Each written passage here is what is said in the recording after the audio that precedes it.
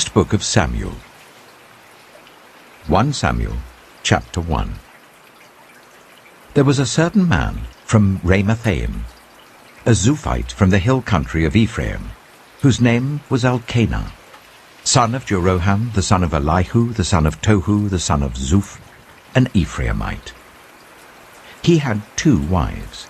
One was called Hannah, and the other Peninnah. Peninnah had children, but Hannah had none. Year after year, this man went up from his town to worship and sacrifice to the Lord Almighty at Shiloh, where Hophni and Phinehas, the 2 sons of Eli, were priests of the Lord. Whenever the day came for Elkanah to sacrifice, he would give portions of the meat to his wife Peninnah and to all her sons and daughters. But to Hannah he gave a double portion, because he loved her, and the Lord had closed her womb. Because the Lord had closed Hannah's womb, her rival kept provoking her in order to irritate her. This went on year after year. Whenever Hannah went up to the house of the Lord, her rival provoked her till she wept and would not eat. Her husband, Elkanah, would say to her, "Hannah, why are you weeping? Why don't you eat? Why are you downhearted? Don't I mean more to you than 10 sons?" Once, when they had finished eating and drinking in Shiloh, Hannah stood up. Now Eli, the priest, was sitting on his chair by the doorpost of the Lord's house. In her deep anguish, Hannah prayed to the Lord, weeping bitterly. And she made a vow, saying, "Lord Almighty, if you will only look on your servant's misery and remember me, and not forget your servant, but give her a son, then I will give him to the Lord for all the days of his life, and no razor will ever be used on his head." As she kept on praying to the Lord, Eli observed her mouth. Hannah was praying in her heart, and her lips were moving, but her voice was not heard. Eli thought she was drunk and said to her, "How long are you going to stay drunk? Put away your wine." "Not so, my lord," Hannah replied. "I am a woman who is deeply troubled. I have not been drinking wine or beer. I was pouring out my soul to the Lord. Do not take your servant for a wicked woman. I have been praying here out of my great anguish and grief." Eli answered, "Go in peace, and may the God of Israel grant you what you have asked of him." She said, "May your servant find favor in your eyes." Then she went away and ate something, and her face was no longer downcast. Early the next morning, they arose and worshipped before the Lord, and then went back to their home at Ramah. Elkanah made love to his wife Hannah, and the Lord remembered her. So in the course of time, Hannah became pregnant and gave birth to a son. She named him Samuel, saying, "Because I asked the Lord for him." When her husband Elkanah went up with all his family to offer the annual sacrifice to the Lord and to fulfill his vow, Hannah did not go. She said to her husband, "After the boy is weaned, I will take him and present him before the Lord, and he will live there always." "Do what seems best to you," her husband Elkanah told her. "Stay here until you have weaned him. Only may the Lord make good his word." So the woman stayed at home and nursed her son until she had weaned him. After he was weaned, she took the boy with her, young as he was, along with a 3-year-old bull, an ephah of flour, and a skin of wine, and brought him to the house of the Lord at Shiloh. When the bull had been sacrificed, they brought the boy to Eli, and she said to him, "Pardon me, my lord. As surely as you live, I am the woman who stood here beside you praying to the Lord. I prayed for this child, and the Lord has granted me what I asked of him. So now I give him to the Lord. For his whole life he shall be given over to the Lord." And he worshipped the Lord there. 1 Samuel chapter 2. Then Hannah prayed and said, "My heart rejoices in the Lord. In the Lord my horn is lifted high. My mouth boasts over my enemies, for I delight in your deliverance. There is no one holy like the Lord. There is no one besides you. There is no rock like our God. Do not keep talking so proudly, or let your mouth speak such arrogance. For the Lord is a God who knows, and by him deeds are weighed. The bows of the warriors are broken, but those who stumbled are armed with strength. Those who are full hire themselves out for food, but those who are hungry no more. She who was barren has borne 7 children, but she who has had many sons pines away. The Lord brings death and makes alive. He brings down to the grave and raises up. The Lord sends poverty and wealth. He humbles and he exalts. He raises the poor from the dust and lifts the needy from the ash heap. He seats them with princes and makes them inherit a throne of honor. For the foundations of the earth are the Lord's. On them he has set the world. He will guard the feet of his faithful servants, but the wicked will be silenced in the place of darkness. It is not by strength that one prevails. Those who oppose the Lord will be broken. The Most High will thunder from heaven. The Lord will judge the ends of the earth. He will give strength to his king and exalt the horn of his anointed. Then Elkanah went home to Ramah, but the boy ministered before the Lord under Eli the priest. Eli's sons were scoundrels. They had no regard for the Lord.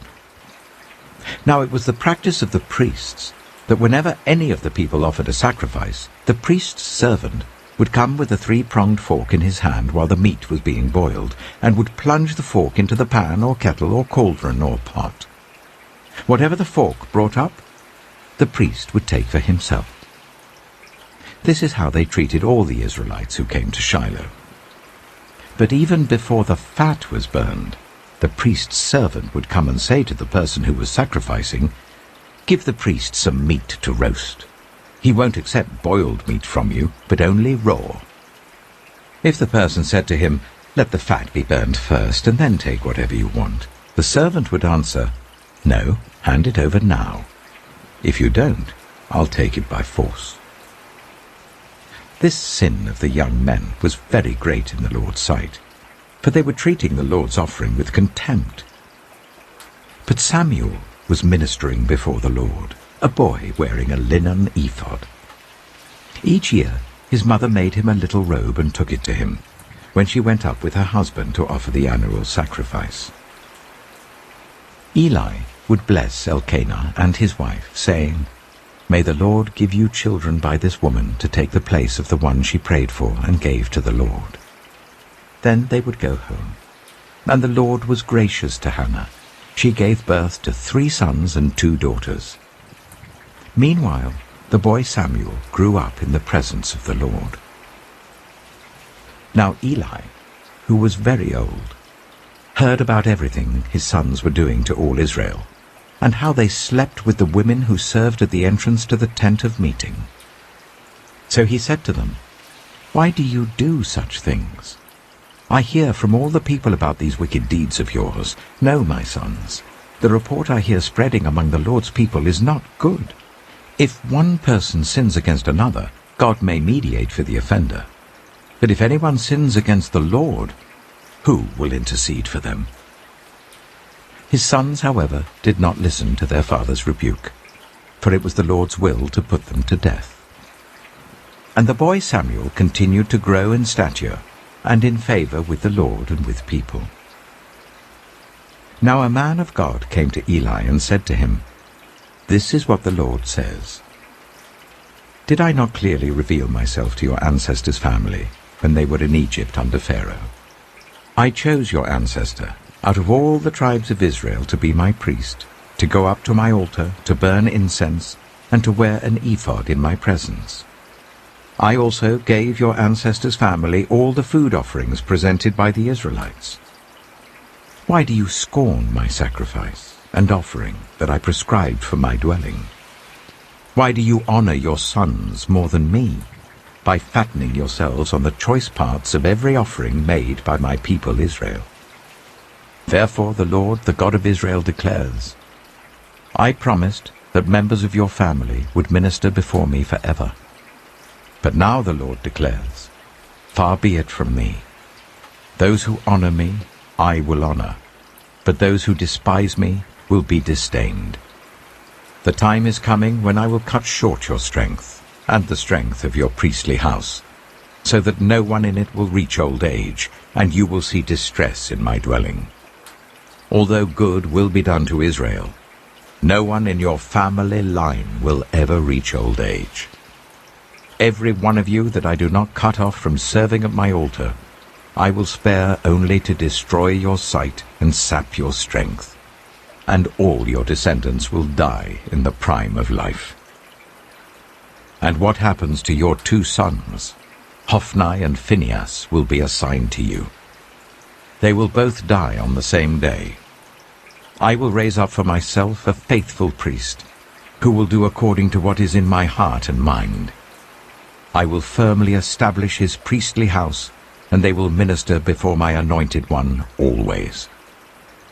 Then everyone left in your family line will come and bow down before him for a piece of silver and a loaf of bread, and plead, appoint me to some priestly office, so that I can have food to eat. 1 Samuel chapter 3. The boy Samuel ministered before the Lord under Eli. In those days the word of the Lord was rare. There were not many visions. One night, Eli, whose eyes were becoming so weak that he could barely see, was lying down in his usual place.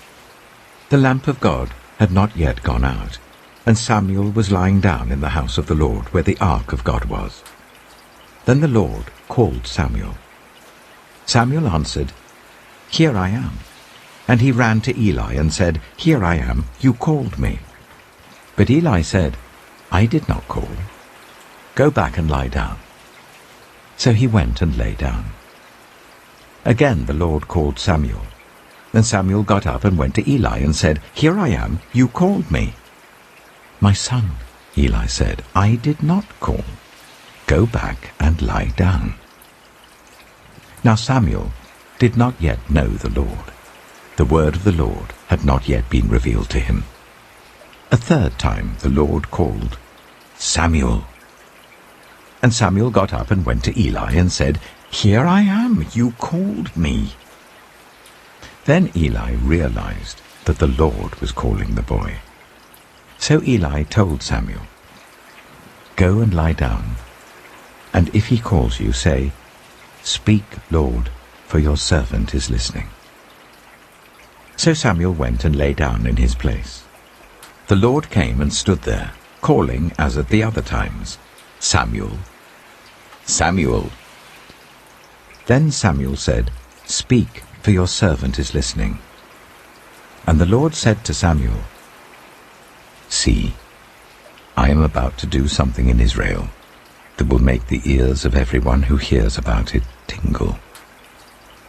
At that time I will carry out against Eli everything I spoke against his family, from beginning to end. For I told him that I would judge his family forever, because of the sin he knew about. His sons uttered blasphemies against God, and he failed to restrain them. Therefore I swore to the house of Eli, the guilt of Eli's house will never be atoned for by sacrifice or offering. Samuel lay down until morning, and then opened the doors of the house of the Lord. He was afraid to tell Eli the vision, but Eli called him and said, Samuel, my son. Samuel answered, Here I am. What was it he said to you? Eli asked.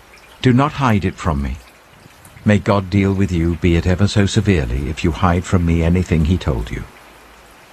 So Samuel told him everything, hiding nothing from him. Then Eli said, He is the Lord. Let him do what is good in his eyes. The Lord was with Samuel as he grew up, and he let none of Samuel's words fall to the ground. And all Israel from Dan to Beersheba recognized that Samuel was attested as a prophet of the Lord. The Lord continued to appear at Shiloh, and there he revealed himself to Samuel through his word.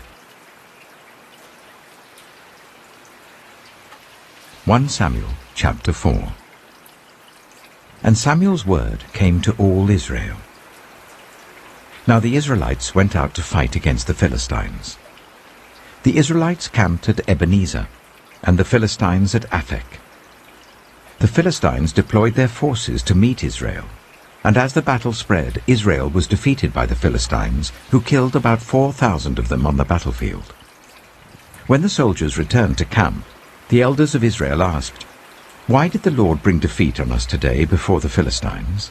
Let us bring the ark of the Lord's covenant from Shiloh, so that he may go with us and save us from the hand of our enemies." So the people sent men to Shiloh, and they brought back the ark of the covenant of the Lord Almighty, who is enthroned between the cherubim. And Eli's 2 sons, Hophni and Phinehas, were there with the ark of the covenant of God.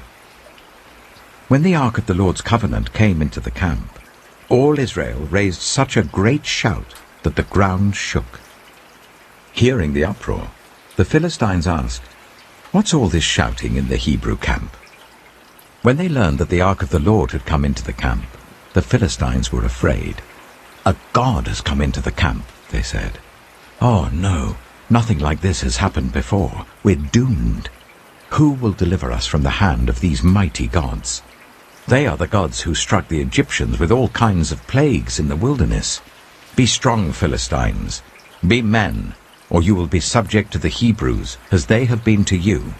Be men and fight."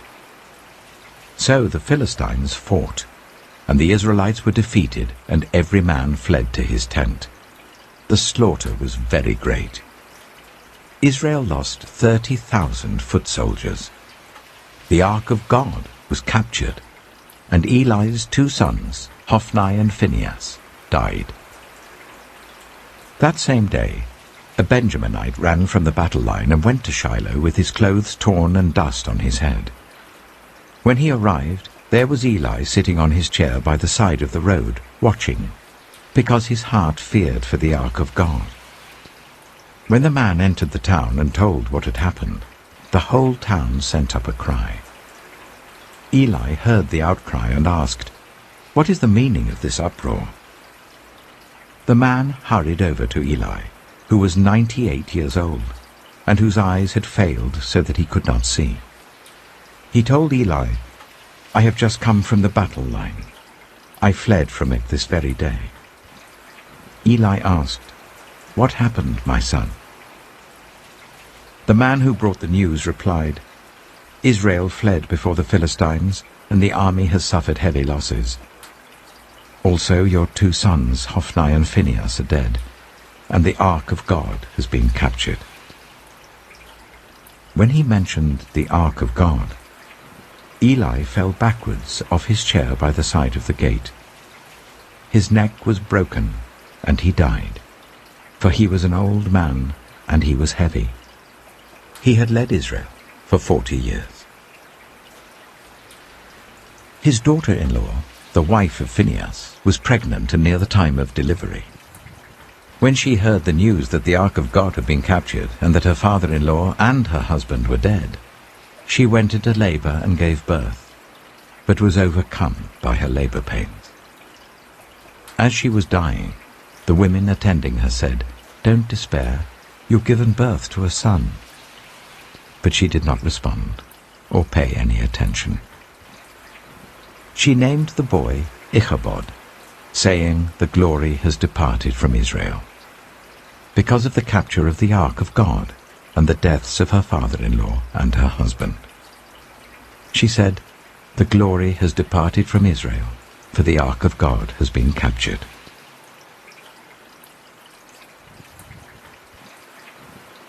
One Samuel chapter 5. After the Philistines had captured the ark of God, they took it from Ebenezer to Ashdod. Then they carried the ark into Dagon's temple, and set it beside Dagon. When the people of Ashdod rose early the next day, there was Dagon, fallen on his face on the ground before the ark of the Lord. They took Dagon and put him back in his place. But the following morning when they rose, there was Dagon, fallen on his face on the ground before the ark of the Lord. His head and hands had been broken off and were lying on the threshold. Only his body remained. That is why to this day neither the priests of Dagon nor any others who enter Dagon's temple at Ashdod step on the threshold. The Lord's hand was heavy on the people of Ashdod and its vicinity. He brought devastation on them and afflicted them with tumors. When the people of Ashdod saw what was happening, they said, "The ark of the God of Israel must not stay here with us, because his hand is heavy on us and on Dagon our God." So they called together all the rulers of the Philistines and asked them, "What shall we do with the ark of the God of Israel?" They answered, "Let the ark of the God of Israel be moved to Gath." So they moved the ark of the God of Israel. But after they had moved it, the Lord's hand was against that city, throwing it into a great panic. He afflicted the people of the city, both young and old, with an outbreak of tumors. So they sent the ark of God to Ekron. As the ark of God was entering Ekron, the people of Ekron cried out, "They have brought the ark of the God of Israel round to us to kill us and our people."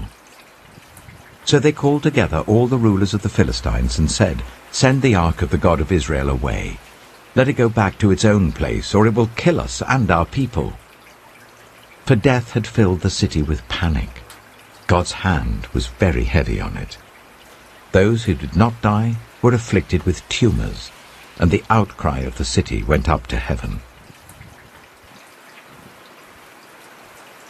1 Samuel chapter 6.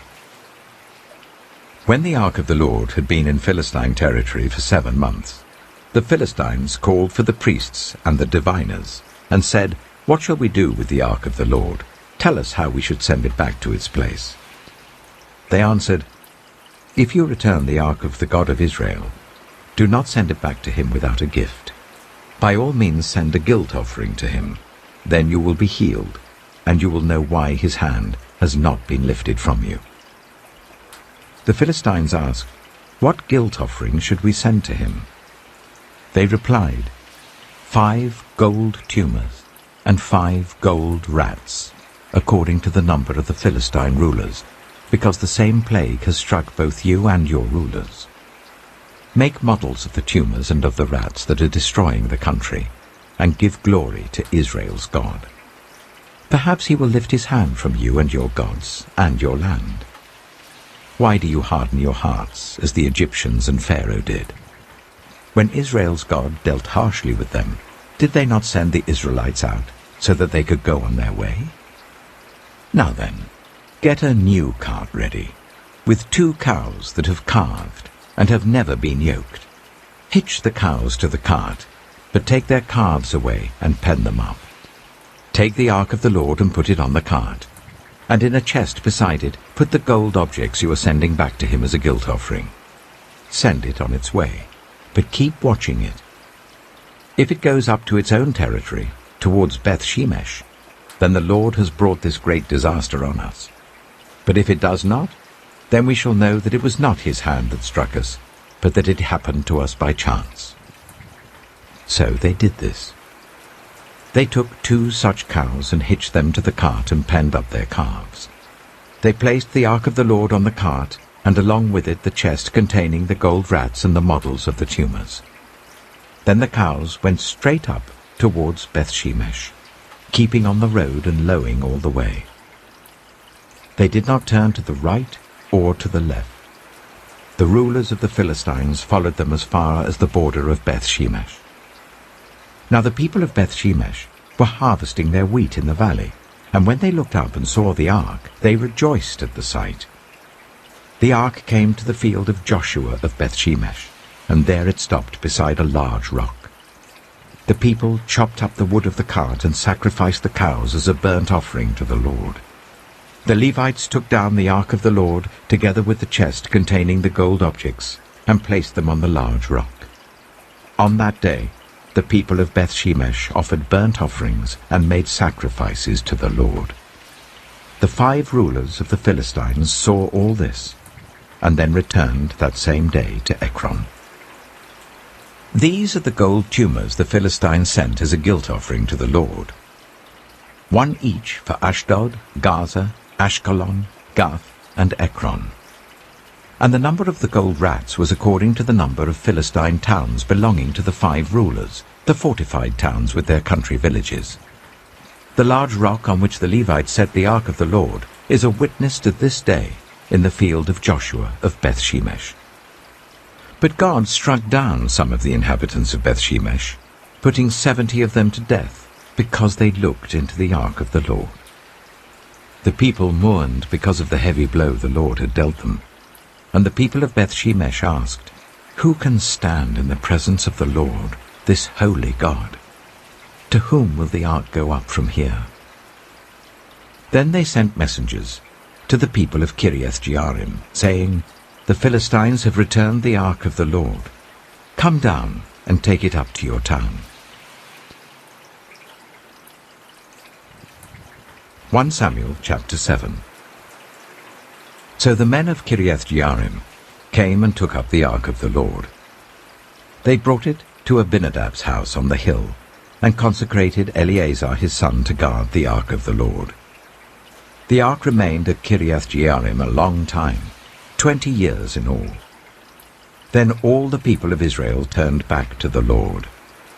So Samuel said to all the Israelites, "If you are returning to the Lord with all your hearts, then rid yourselves of the foreign gods and the Ashtoreths, and commit yourselves to the Lord and serve him only, and he will deliver you out of the hand of the Philistines." So the Israelites put away their Baals and Ashtoreths, and served the Lord only. Then Samuel said, "Assemble all Israel at Mizpah, and I will intercede with the Lord for you." When they had assembled at Mizpah, they drew water and poured it out before the Lord. On that day they fasted, and there they confessed, "We have sinned against the Lord." Now Samuel was serving as leader of Israel at Mizpah. When the Philistines heard that Israel had assembled at Mizpah, the rulers of the Philistines came up to attack them. When the Israelites heard of it, they were afraid because of the Philistines. They said to Samuel, "Do not stop crying out to the Lord our God for us, that he may rescue us from the hand of the Philistines." Then Samuel took a suckling lamb and sacrificed it as a whole burnt offering to the Lord. He cried out to the Lord on Israel's behalf, and the Lord answered him. While Samuel was sacrificing the burnt offering, the Philistines drew near to engage Israel in battle. But that day the Lord thundered with loud thunder against the Philistines, and threw them into such a panic that they were routed before the Israelites. The men of Israel rushed out of Mizpah and pursued the Philistines, slaughtering them along the way to a point below Beth-kar. Then Samuel took a stone and set it up between Mizpah and Shen. He named it Ebenezer, saying, "Thus far the Lord has helped us." So the Philistines were subdued, and they stopped invading Israel's territory. Throughout Samuel's lifetime, the hand of the Lord was against the Philistines. The towns from Ekron to Gath that the Philistines had captured from Israel were restored to Israel, and Israel delivered the neighboring territory from the hands of the Philistines, and there was peace between Israel and the Amorites. Samuel continued as Israel's leader all the days of his life. From year to year, he went on a circuit from Bethel to Gilgal to Mizpah, judging Israel in all those places. But he always went back to Ramah, where his home was, and there he also held court for Israel. And he built an altar there to the Lord.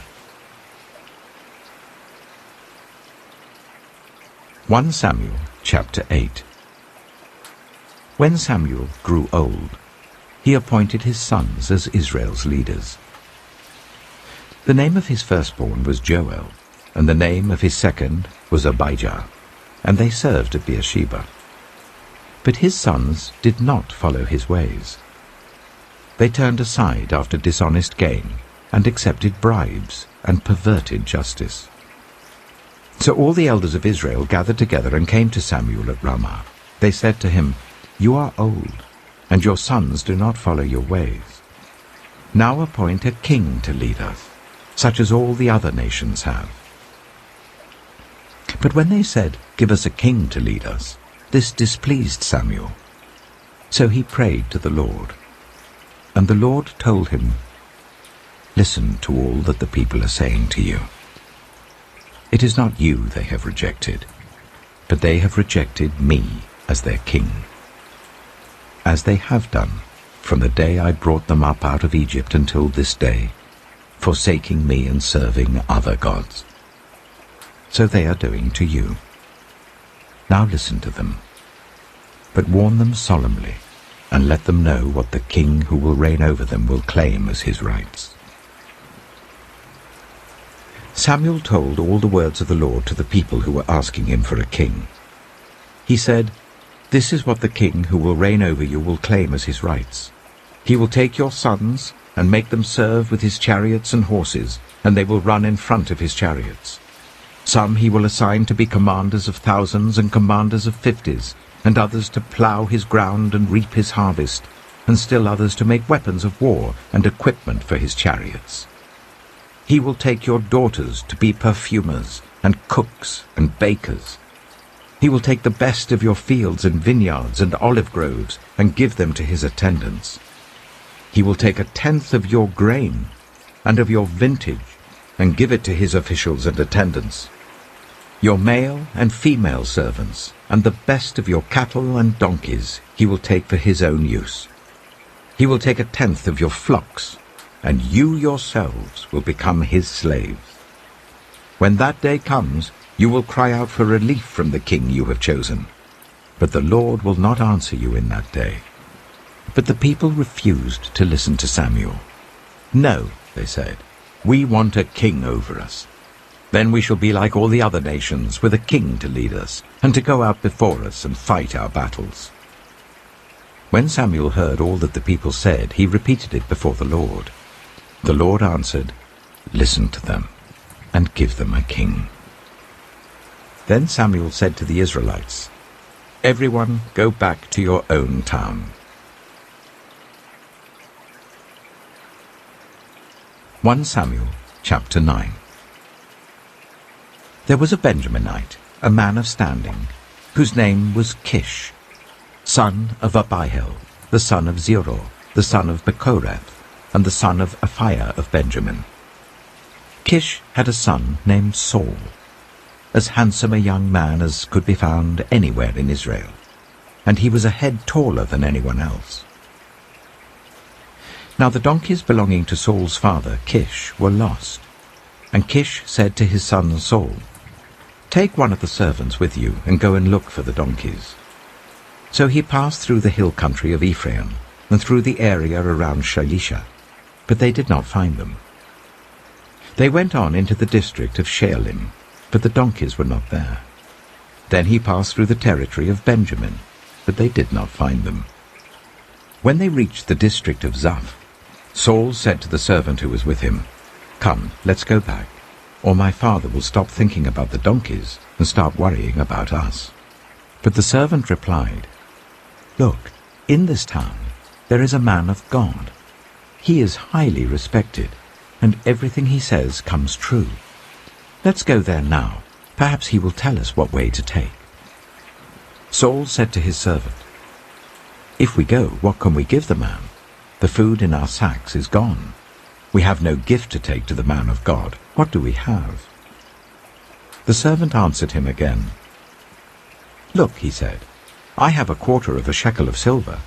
I will give it to the man of God, so that he will tell us what way to take." Formerly in Israel, if someone went to inquire of God, they would say, "Come, let us go to the seer," because the prophet of today used to be called a seer. "Good," Saul said to his servant. "Come, let's go." So they set out for the town where the man of God was. As they were going up the hill to the town, they met some young women coming out to draw water, and they asked them, "Is the seer here?" "He is," they answered. "He's ahead of you. Hurry now, he has just come to our town today, for the people have a sacrifice at the high place. As soon as you enter the town, you will find him before he goes up to the high place to eat. The people will not begin eating until he comes, because he must bless the sacrifice. Afterwards, those who are invited will eat. Go up now. You should find him about this time."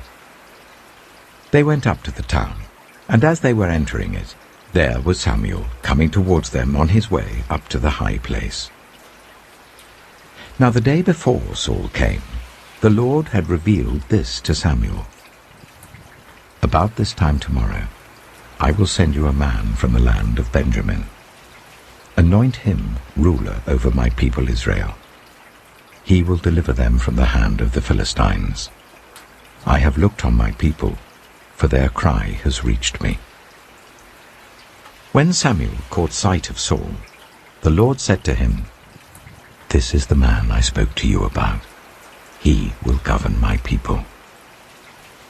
Saul approached Samuel in the gateway and asked, "Would you please tell me where the seer's house is?" "I am the seer," Samuel replied. "Go up ahead of me to the high place, for today you are to eat with me, and in the morning I will send you on your way and will tell you all that is in your heart. As for the donkeys you lost 3 days ago, do not worry about them. They have been found. And to whom is all the desire of Israel turned, if not to you and your whole family line?" Saul answered, "But am I not a Benjaminite, from the smallest tribe of Israel? And is not my clan the least of all the clans of the tribe of Benjamin? Why do you say such a thing to me?" Then Samuel brought Saul and his servant into the hall, and seated them at the head of those who were invited, about 30 in number. Samuel said to the cook, "Bring the piece of meat I gave you, the one I told you to lay aside." So the cook took up the thigh with what was on it, and set it in front of Saul. Samuel said, "Here is what has been kept for you. Eat, because it was set aside for you for this occasion, from the time I said, 'I have invited guests.'" And Saul dined with Samuel that day. After they came down from the high place to the town, Samuel talked with Saul on the roof of his house. They rose about daybreak, and Samuel called to Saul on the roof, "Get ready, and I will send you on your way." When Saul got ready, he and Samuel went outside together. As they were going down to the edge of the town, Samuel said to Saul, "Tell the servant to go on ahead of us." And the servant did so. "But you stay here for a while, so that I may give you a message from God." 1 Samuel chapter 10. Then Samuel took a flask of olive oil, and poured it on Saul's head, and kissed him, saying, "Has not the Lord anointed you ruler over his inheritance? When you leave me today, you will meet 2 men near Rachel's tomb at Zelzah, on the border of Benjamin. They will say to you, 'The donkeys you set out to look for have been found,' and now your father has stopped thinking about them and is worried about you. He is asking, 'What shall I do about my son?' Then you will go on from there until you reach the great tree of Tabor. 3 men going up to worship God at Bethel will meet you there. One will be carrying 3 young goats, another 3 loaves of bread, and another a skin of wine. They will greet you and offer you 2 loaves of bread, which you will accept from them. After that, you will go to Gibeah of God, where there is a Philistine outpost. As you approach the town, you will meet a procession of prophets coming down from the high place, with lyres, tambourines, pipes, and harps being played before them, and they will be prophesying.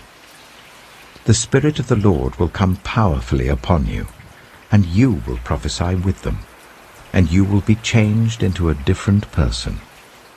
Once these signs are fulfilled, do whatever your hand finds to do, for God is with you. Go down ahead of me to Gilgal. I will surely come down to you to sacrifice burnt offerings and fellowship offerings. But you must wait 7 days until I come to you and tell you what you are to do." As Saul turned to leave Samuel, God changed Saul's heart, and all these signs were fulfilled that day. When he and his servant arrived at Gibeah, a procession of prophets met him. The Spirit of God came powerfully upon him, and he joined in their prophesying. When all those who had formerly known him saw him prophesying with the prophets, they asked each other, "What is this that has happened to the son of Kish? Is Saul also among the prophets?" A man who lived there answered, "And who is their father?" So it became a saying, "Is Saul also among the prophets?" After Saul stopped prophesying, he went to the high place. Now Saul's uncle asked him and his servant, "Where have you been?" "Looking for the donkeys," he said. "But when we saw they were not to be found, we went to Samuel." Saul's uncle said, "Tell me what Samuel said to you." Saul replied, "He assured us that the donkeys had been found." But he did not tell his uncle what Samuel had said about the kingship. Samuel summoned the people of Israel to the Lord at Mizpah, and said to them, "This is what the Lord, the God of Israel, says. I brought Israel up out of Egypt, and I delivered you from the power of Egypt and all the kingdoms that oppressed you. But you have now rejected your God, who saves you out of all your disasters and calamities. And you have said, 'No, appoint a king over us.' So now present yourselves before the Lord by your tribes and clans." When Samuel had made all Israel come forward by tribes, the tribe of Benjamin was taken by lot. Then he brought forward the tribe of Benjamin clan by clan, and Matri's clan was taken. Finally, Saul, son of Kish, was taken. But when they looked for him, he was not to be found. So they inquired further of the Lord, "Has the man come here yet?" And the Lord said, "Yes, he has hidden himself among the supplies." They ran and brought him out, and as he stood among the people, he was a head taller than any of the others. Samuel said to all the people, "Do you see the man the Lord has chosen? There is no one like him among all the people." Then the people shouted, "Long live the king!" Samuel explained to the people the rights and duties of kingship. He wrote them down on a scroll and deposited it before the Lord. Then Samuel dismissed the people to go to their own homes. Saul also went to his home in Gibeah, accompanied by valiant men whose hearts God had touched. But some scoundrels said, "How can this fellow save us?" They despised him and brought him no gifts, but Saul kept silent. 1 Samuel chapter 11. Nahash the Ammonite went up and besieged Jabesh-Gilead. And all the men of Jabesh said to him, "Make a treaty with us, and we will be subject to you." But Nahash the Ammonite replied, "I will make a treaty with you only on the condition that I gouge out the right eye of every one of you, and so bring disgrace on all Israel." The elders of Jabesh said to him, "Give us 7 days so that we can send messengers throughout Israel. If no one comes to rescue us, we will surrender to you." When the messengers came to Gibeah of Saul and reported these terms to the people, they all wept aloud. Just then Saul was returning from the fields behind his oxen, and he asked, "What is wrong with everyone? Why are they weeping?" Then they repeated to him what the men of Jabesh had said. When Saul heard their words, the Spirit of God came powerfully upon him, and he burned with anger. He took a pair of oxen, cut them into pieces, and sent the pieces by messengers throughout Israel, proclaiming, "This is what will be done to the oxen of anyone who does not follow Saul and Samuel." Then the terror of the Lord fell on the people, and they came out together as one. When Saul mustered them at Bezek, the men of Israel numbered 300,000, and those of Judah 30,000. They told the messengers who had come, Say to the men of Jabesh Gilead, by the time the sun is hot tomorrow, you will be rescued. When the messengers went and reported this to the men of Jabesh, they were elated. They said to the Ammonites, tomorrow we will surrender to you, and you can do to us whatever you like. The next day, Saul separated his men into 3 divisions. During the last watch of the night, they broke into the camp of the Ammonites and slaughtered them until the heat of the day. Those who survived were scattered, so that no 2 of them were left together. The people then said to Samuel, who was it that asked, shall Saul reign over us? Turn these men over to us, so that we may put them to death. But Saul said, no one will be put to death today, for this day the Lord has rescued Israel. Then Samuel said to the people, come, let us go to Gilgal, and there renew the kingship. So all the people went to Gilgal, and made Saul king in the presence of the Lord. There they sacrificed fellowship offerings before the Lord, and Saul and all the Israelites held a great celebration. 1 Samuel chapter 12. Samuel said to all Israel, I have listened to everything you said to me, and have set a king over you. Now you have a king as your leader. As for me, I am old and grey, and my sons are here with you. I have been your leader from my youth until this day. Here I stand. Testify against me in the presence of the Lord and his anointed. Whose ox have I taken?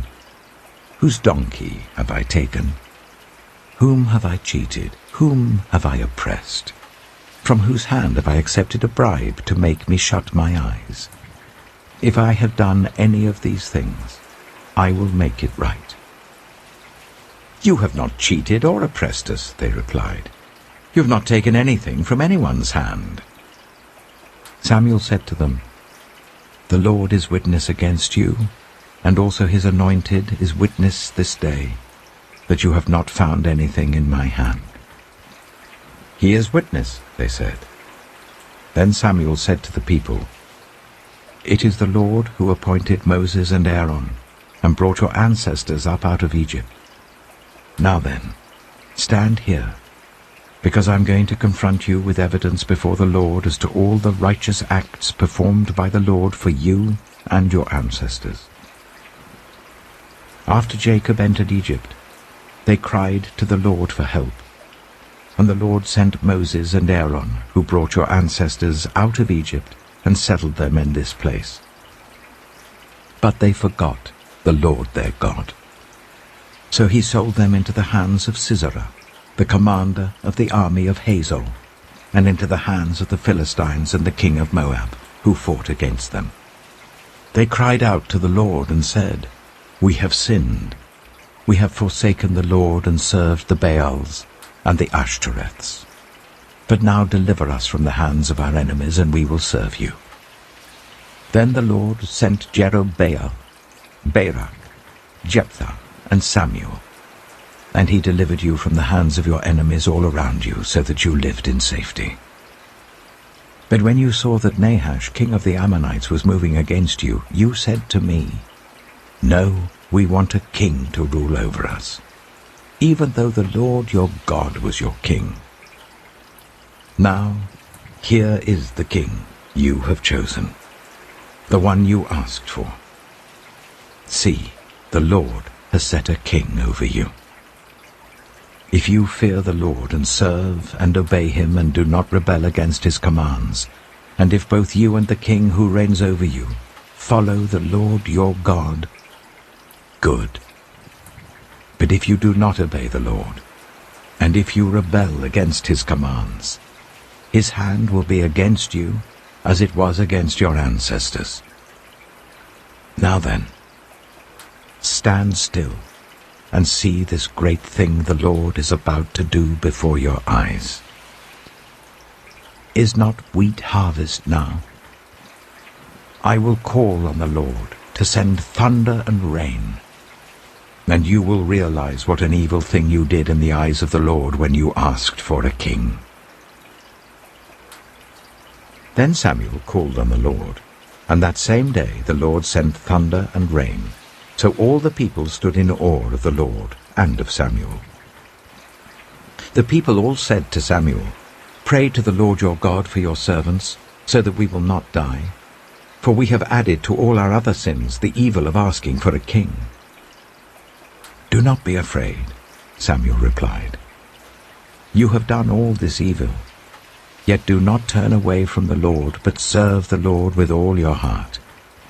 Do not turn away after useless idols.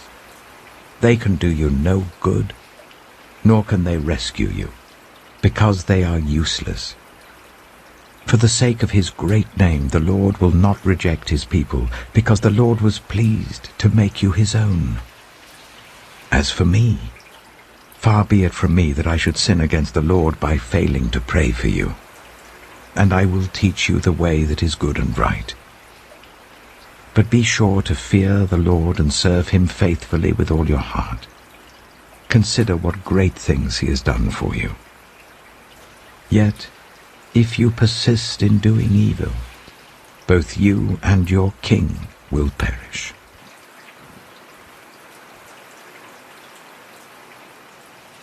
1 Samuel chapter 13.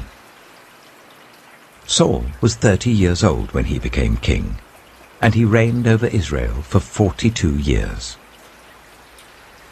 Saul chose 3,000 men from Israel. 2,000 were with him at Michmash in the hill country of Bethel, and 1,000 were with Jonathan at Gibeah in Benjamin. The rest of the men he sent back to their homes. Jonathan attacked the Philistine outpost at Geba, and the Philistines heard about it.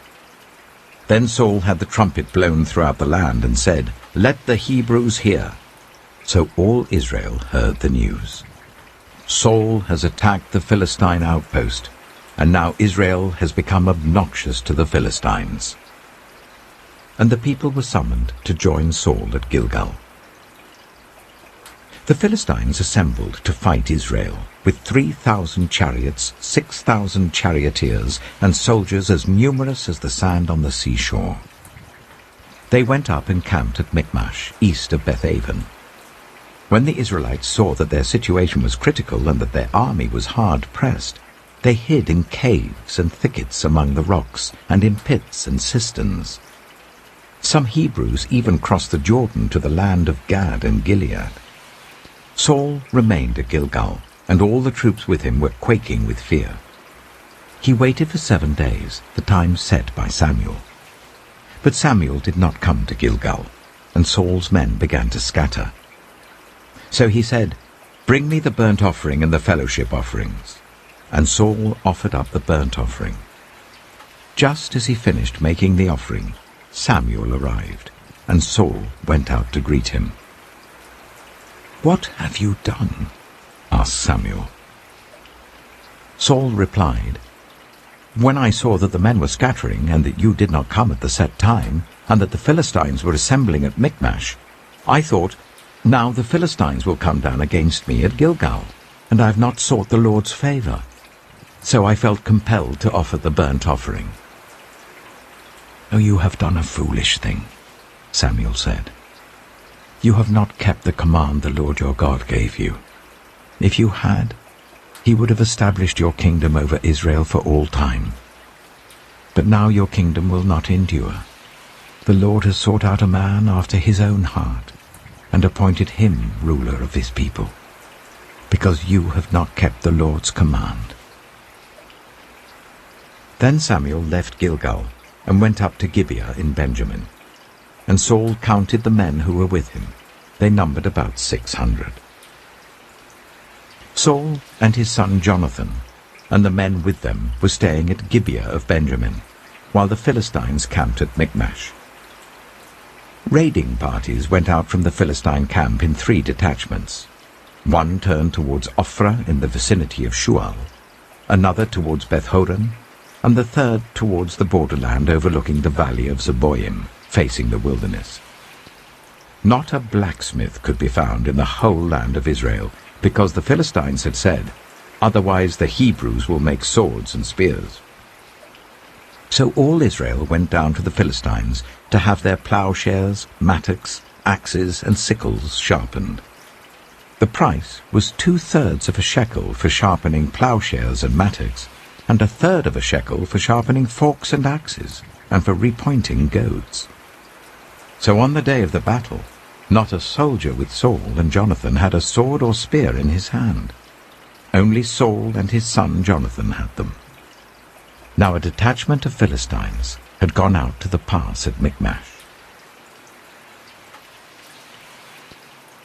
1 Samuel chapter 14. One day, Jonathan, son of Saul, said to his young armor-bearer, "Come, let's go over to the Philistine outpost on the other side." But he did not tell his father. Saul was staying on the outskirts of Gibeah, under a pomegranate tree in Migron. With him were about 600 men, among whom was Ahijah, who was wearing an ephod. He was a son of Ichabod's brother, Ahitub, son of Phinehas, the son of Eli, the Lord's priest in Shiloh. No one was aware that Jonathan had left. On each side of the pass that Jonathan intended to cross to reach the Philistine outpost was a cliff. One was called Bozez, and the other Seneh. One cliff stood to the north towards Michmash, the other to the south towards Geba. Jonathan said to his young armor-bearer, "Come, let's go over to the outpost of those uncircumcised men. Perhaps the Lord will act on our behalf. Nothing can hinder the Lord from saving, whether by many or by few." "Do all that you have in mind," his armor-bearer said. "Go ahead. I am with you, heart and soul." Jonathan said, "Come on then. We will cross over towards them and let them see us. If they say to us, 'Wait there until we come to you,' we will stay where we are and not go up to them.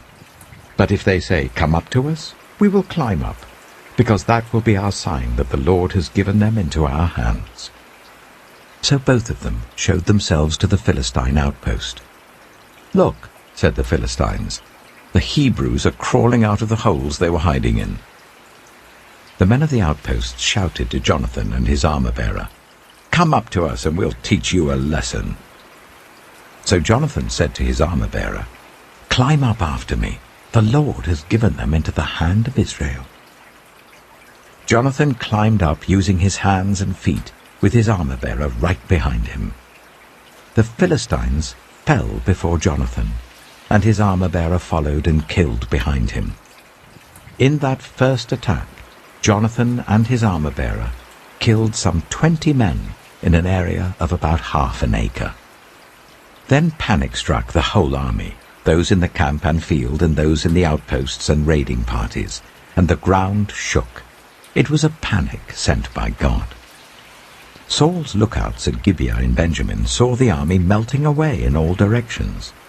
Then Saul said to the men who were with him, "Muster the forces and see who has left us." When they did, it was Jonathan and his armor-bearer who were not there. Saul said to Ahijah, "Bring the ark of God." At that time it was with the Israelites.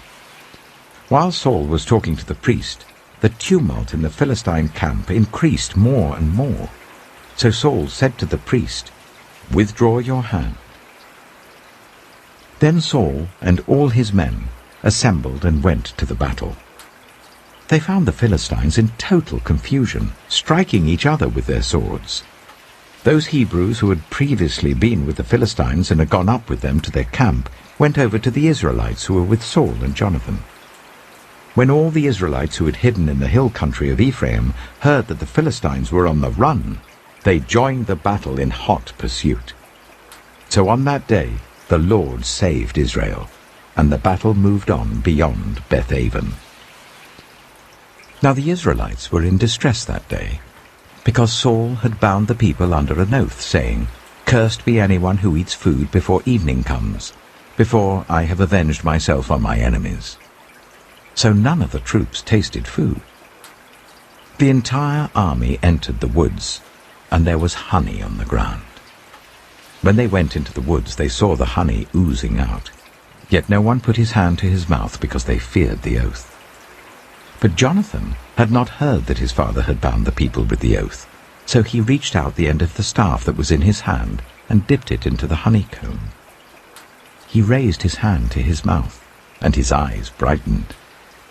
Then one of the soldiers told him, "Your father bound the army under a strict oath, saying, 'Cursed be anyone who eats food today.'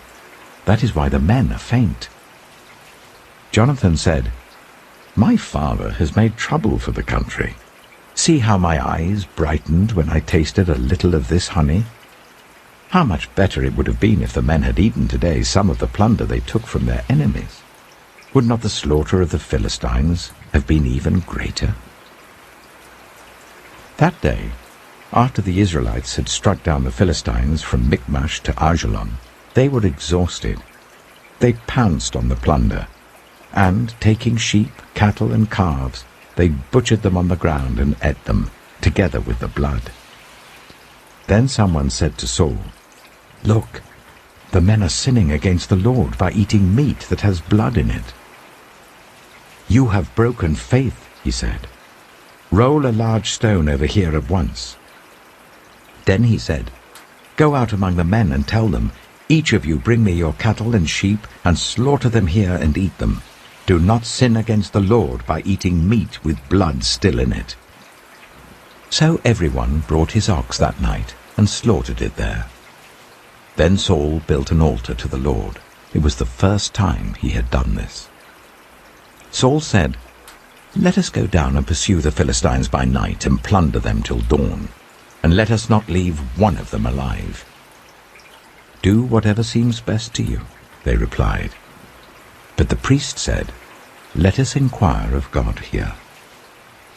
So Saul asked God, "Shall I go down and pursue the Philistines? Will you give them into Israel's hand?" But God did not answer him that day. Saul therefore said, "Come here, all you who are leaders of the army, and let us find out what sin has been committed today. As surely as the Lord who rescues Israel lives, even if the guilt lies with my son Jonathan, he must die." But not one of them said a word. Saul then said to all the Israelites, "You stand over there. I and Jonathan my son will stand over here." "Do what seems best to you," they replied. Then Saul prayed to the Lord, the God of Israel, "Why have you not answered your servant today? If the fault is in me or my son Jonathan, respond with Urim. But if the men of Israel are at fault, respond with Thummim." Jonathan and Saul were taken by lot, and the men were cleared. Saul said, "Cast the lot between me and Jonathan my son." And Jonathan was taken. Then Saul said to Jonathan, "Tell me what you have done." So Jonathan told him, "I tasted a little honey with the end of my staff, and now I must die?" Saul said, "May God deal with me, be it ever so severely, if you do not die, Jonathan." But the men said to Saul, "Should Jonathan die? He who has brought about this great deliverance in Israel? Never. As surely as the Lord lives, not a hair of his head shall fall to the ground, for he did this today with God's help." So the men rescued Jonathan, and he was not put to death. Then Saul stopped pursuing the Philistines, and they withdrew to their own land. After Saul had assumed rule over Israel, he fought against their enemies on every side: Moab, the Ammonites, Edom, the kings of Zobah, and the Philistines. Wherever he turned, he inflicted punishment on them. He fought valiantly and defeated the Amalekites, delivering Israel from the hands of those who had plundered them.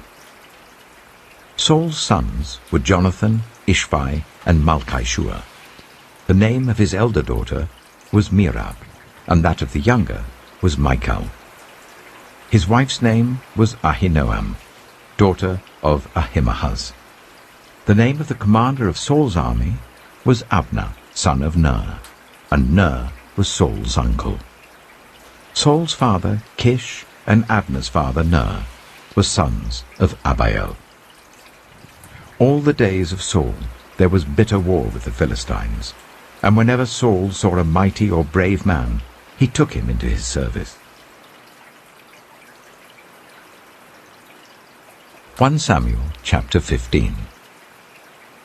Samuel said to Saul, I am the one the Lord sent to anoint you king over his people Israel. So listen now to the message from the Lord. This is what the Lord Almighty says. I will punish the Amalekites for what they did to Israel when they waylaid them as they came up from Egypt.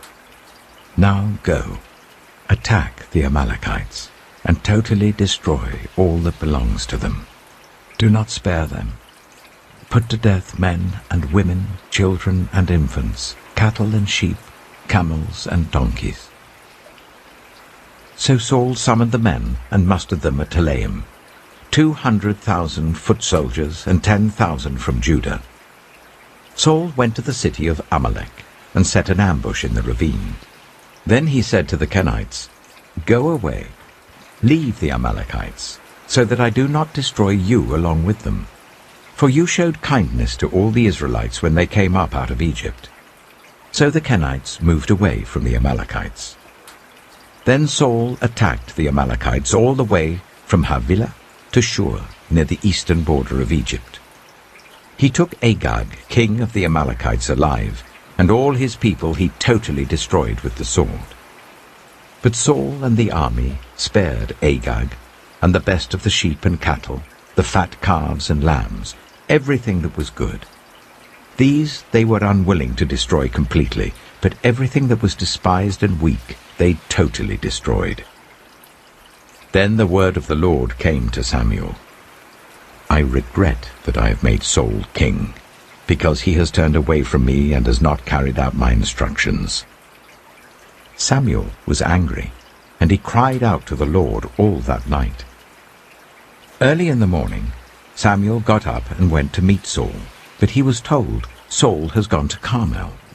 There he has set up a monument in his own honor, and has turned and gone on down to Gilgal. When Samuel reached him, Saul said, The Lord bless you. I have carried out the Lord's instructions. But Samuel said, What then is this bleating of sheep in my ears? What is this lowing of cattle that I hear? Saul answered, The soldiers brought them from the Amalekites. They spared the best of the sheep and cattle to sacrifice to the Lord your God, but we totally destroyed the rest. Enough, Samuel said to Saul. Let me tell you what the Lord said to me last night. Tell me, Saul replied. Samuel said, Although you were once small in your own eyes, did you not become the head of the tribes of Israel? The Lord anointed you king over Israel, and he sent you on a mission, saying, Go and completely destroy those wicked people, the Amalekites. Wage war against them until you have wiped them out. Why did you not obey the Lord? Why did you pounce on the plunder and do evil in the eyes of the Lord? But I did obey the Lord, Saul said. I went on the mission the Lord assigned me. I completely destroyed the Amalekites and brought back Agag, their king. The soldiers took sheep and cattle from the plunder, the best of what was devoted to God, in order to sacrifice them to the Lord your God at Gilgal. But Samuel replied, Does the Lord delight in burnt offerings and sacrifices as much as in obeying the Lord? To obey is better than sacrifice, and to heed is better than the fat of rams. For rebellion is like the sin of divination, and arrogance like the evil of idolatry. Because you have rejected the word of the Lord, he has rejected you as king. Then Saul said to Samuel, I have sinned. I violated the Lord's command and your instructions. I was afraid of the men, and so I gave in to them. Now I beg you, forgive my sin and come back with me, so that I may worship the Lord. But Samuel said to him, I will not go back with you. You have rejected the word of the Lord, and the Lord has rejected you as king over Israel." As Samuel turned to leave, Saul caught hold of the hem of his robe, and it tore. Samuel said to him, "The Lord has torn the kingdom of Israel from you today, and has given it to one of your neighbors, to one better than you. He who is the glory of Israel does not lie or change his mind, for he is not a human being that he should change his mind." Saul replied, "I have sinned, but please honor me before the elders of my people and before Israel. Come back with me so that I may worship the Lord your God."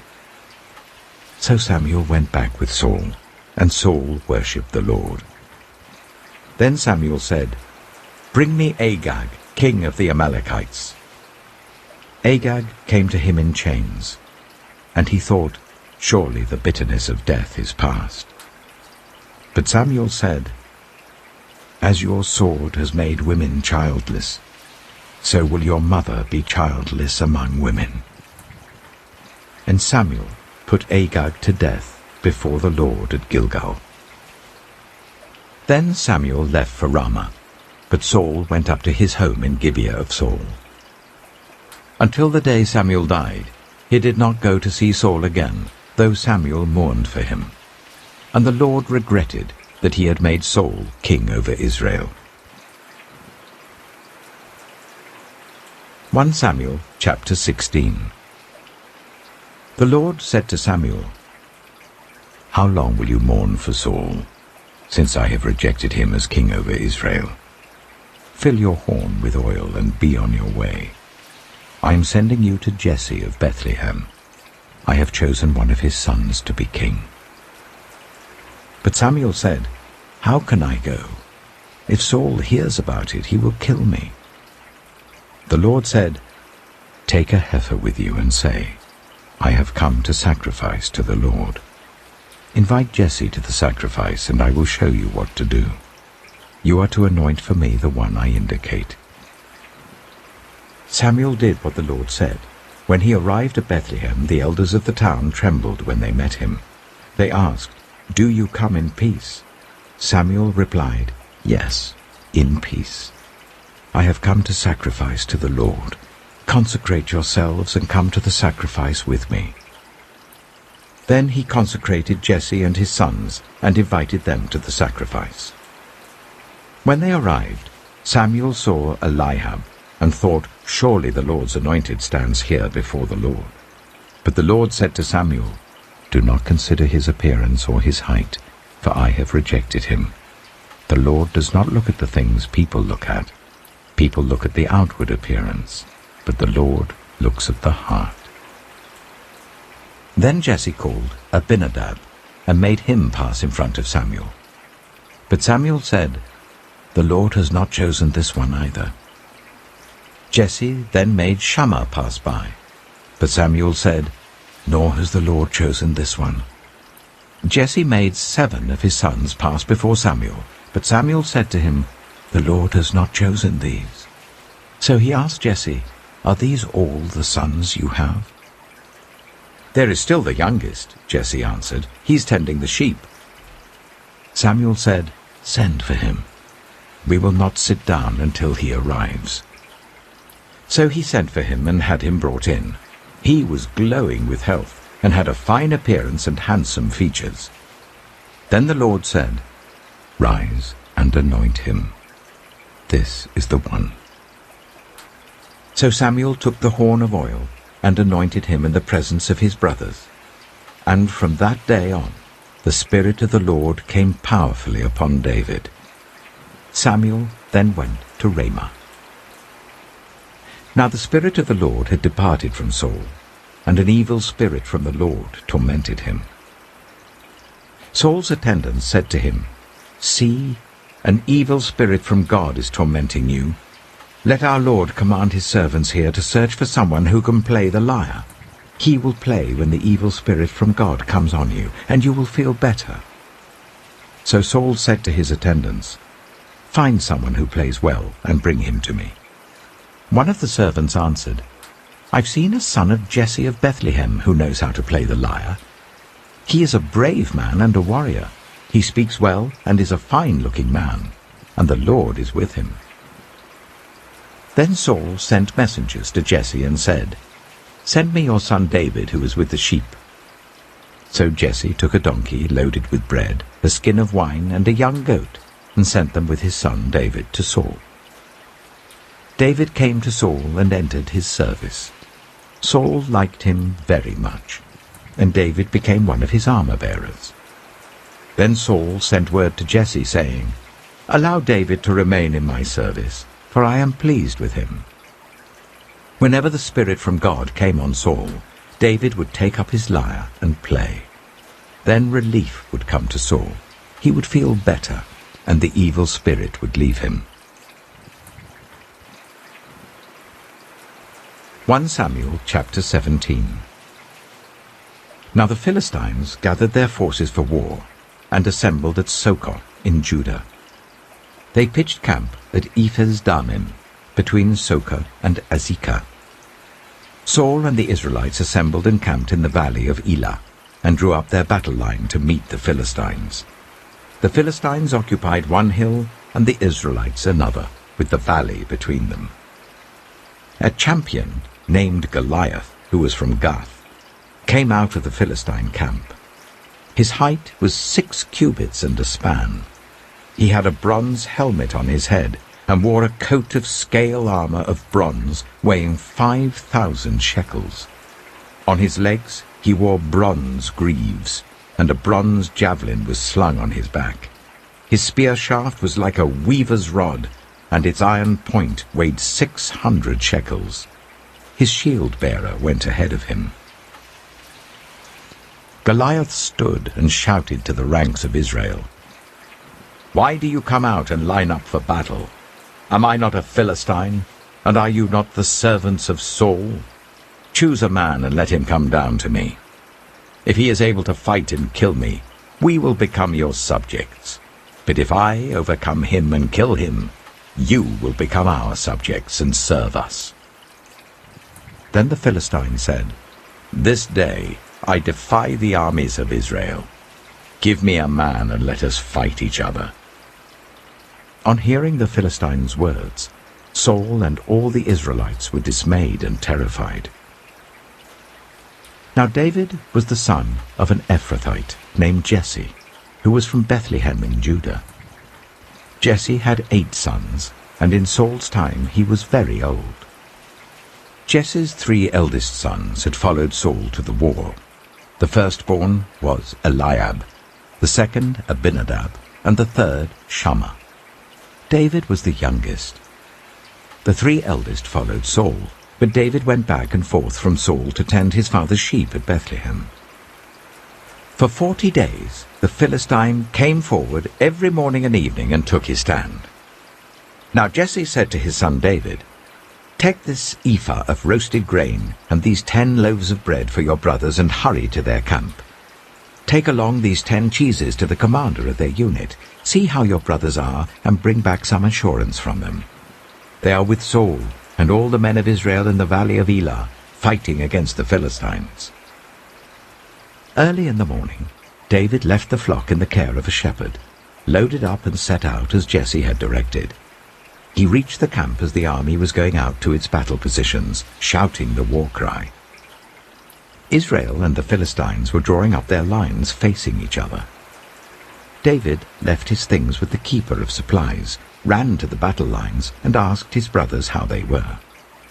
As he was talking with them, Goliath, the Philistine champion from Gath, stepped out from his lines and shouted his usual defiance, and David heard it. Whenever the Israelites saw the man, they all fled from him in great fear. Now the Israelites had been saying, "Do you see how this man keeps coming out? He comes out to defy Israel. The king will give great wealth to the man who kills him. He will also give him his daughter in marriage, and will exempt his family from taxes in Israel." David asked the men standing near him, "What will be done for the man who kills this Philistine and removes this disgrace from Israel?" "Who is this uncircumcised Philistine that he should defy the armies of the living God?" They repeated to him what they had been saying, and told him, "This is what will be done for the man who kills him." When Eliab, David's eldest brother, heard him speaking with the men, he burned with anger at him and asked, "Why have you come down here? And with whom did you leave those few sheep in the wilderness? I know how conceited you are, and how wicked your heart is. You came down only to watch the battle." "Now what have I done?" said David. "Can't I even speak?" He then turned away to someone else and brought up the same matter, and the men answered him as before. What David said was overheard and reported to Saul, and Saul sent for him. David said to Saul, "Let no one lose heart on account of this Philistine. Your servant will go and fight him." Saul replied, "You are not able to go out against this Philistine and fight him. You're only a young man, and he has been a warrior from his youth." But David said to Saul, "Your servant has been keeping his father's sheep.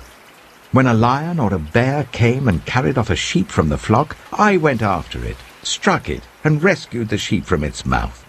When it turned on me, I seized it by its hair, struck it, and killed it. Your servant has killed both the lion and the bear. This uncircumcised Philistine will be like one of them, because he has defied the armies of the living God. The Lord who rescued me from the paw of the lion and the paw of the bear will rescue me from the hand of this Philistine." Saul said to David, "Go, and the Lord be with you." Then Saul dressed David in his own tunic. He put a coat of armor on him and a bronze helmet on his head.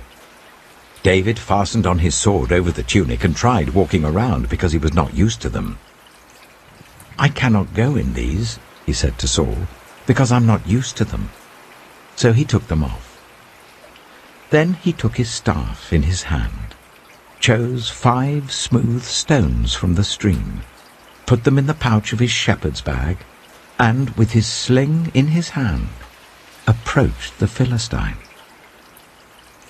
Meanwhile, the Philistine, with his shield-bearer in front of him, kept coming closer to David. He looked David over and saw that he was little more than a boy, glowing with health and handsome, and he despised him. He said to David, "Am I a dog that you come at me with sticks?" And the Philistine cursed David by his gods. "Come here," he said, "and I'll give your flesh to the birds and the wild animals." David said to the Philistine, "You come against me with sword and spear and javelin, but I come against you in the name of the Lord Almighty, the God of the armies of Israel, whom you have defied. This day the Lord will deliver you into my hands, and I'll strike you down and cut off your head. This very day I will give the carcasses of the Philistine army to the birds and the wild animals, and the whole world will know that there is a God in Israel. All those gathered here will know that it is not by sword or spear that the Lord saves, for the battle is the Lord's, and he will give all of you into our hands." As the Philistine moved closer to attack him, David ran quickly towards the battle line to meet him.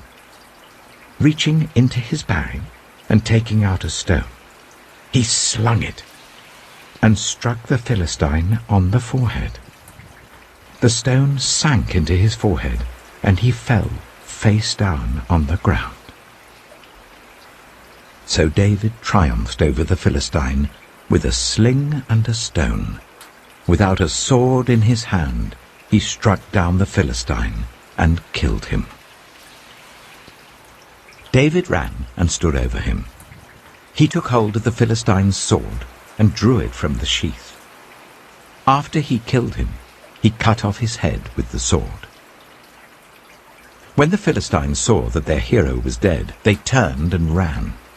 Then the men of Israel and Judah surged forward with a shout and pursued the Philistines to the entrance of Gath and to the gates of Ekron. their dead was strewn along the Shearaim road to Gath and Ekron.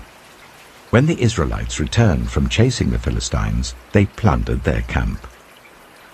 David took the Philistines' head and brought it to Jerusalem. He put the Philistines' weapons in his own tent. As Saul watched David going out to meet the Philistine, he said to Abner, commander of the army, "Abner, whose son is that young man?"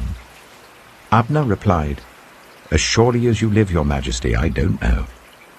The king said, "Find out whose son this young man is." As soon as David returned from killing the Philistine, Abner took him and brought him before Saul, with David still holding the Philistine's head. "Whose son are you, young man?" Saul asked him. David said, "I am the son of your servant Jesse of Bethlehem." 1 Samuel chapter 18. After David had finished talking with Saul, Jonathan became one in spirit with David, and he loved him as himself. From that day, Saul kept David with him and did not let him return home to his family. And Jonathan made a covenant with David because he loved him as himself. Jonathan took off the robe he was wearing and gave it to David, along with his tunic and even his sword, his bow, and his belt. Whatever mission Saul sent him on, David was so successful that Saul gave him a high rank in the army. This pleased all the troops and Saul's officers as well. When the men were returning home after David had killed the Philistine, the women came out from all the towns of Israel to meet King Saul, with singing and dancing, with joyful songs, with tambourines and lyres. As they danced, they sang, "Saul has slain his thousands, and David his tens of thousands." Saul was very angry. This refrain displeased him greatly. "They have credited David with tens of thousands," he thought, "but me with only thousands. What more can he get but the kingdom?" And from that time on, Saul kept a close eye on David. The next day, an evil spirit from God came forcefully on Saul. He was prophesying in his house while David was playing the lyre, as he usually did. Saul had a spear in his hand, and he hurled it, saying to himself, "I'll pin David to the wall." But David eluded him twice. Saul was afraid of David, because the Lord was with David, but had departed from Saul. So he sent David away from him and gave him command over 1,000 men. And David led the troops in their campaigns. In everything he did, he had great success, because the Lord was with him. When Saul saw how successful he was afraid of him. But all Israel and Judah loved David, because he led them in their campaigns. Saul said to David, "Here is my elder daughter, Merab. I will give her to you in marriage. Only serve me bravely and fight the battles of the Lord." For Saul said to himself, "I will not raise a hand against him. Let the Philistines do that." But David said to Saul, "Who am I, and what is my family or my clan in Israel, that I should become the king's son-in-law?" So when the time came for Merab, Saul's daughter, to be given to David, she was given in marriage to Adriel of Meholah. Now Saul's daughter Michal was in love with David, and when they told Saul about it, he was pleased. "I will give her to him," he thought, "so that she may be a snare to him, and so that the hand of the Philistines may be against him." So Saul said to David, "Now you have a second opportunity to become my son-in-law." Then Saul ordered his attendants, "Speak to David privately and say, 'Look, the king likes you, and his attendants all love you. Now become his son-in-law.'" They repeated these words to David, but David said, "Do you think it is a small matter to become the king's son-in-law? I'm only a poor man and little known."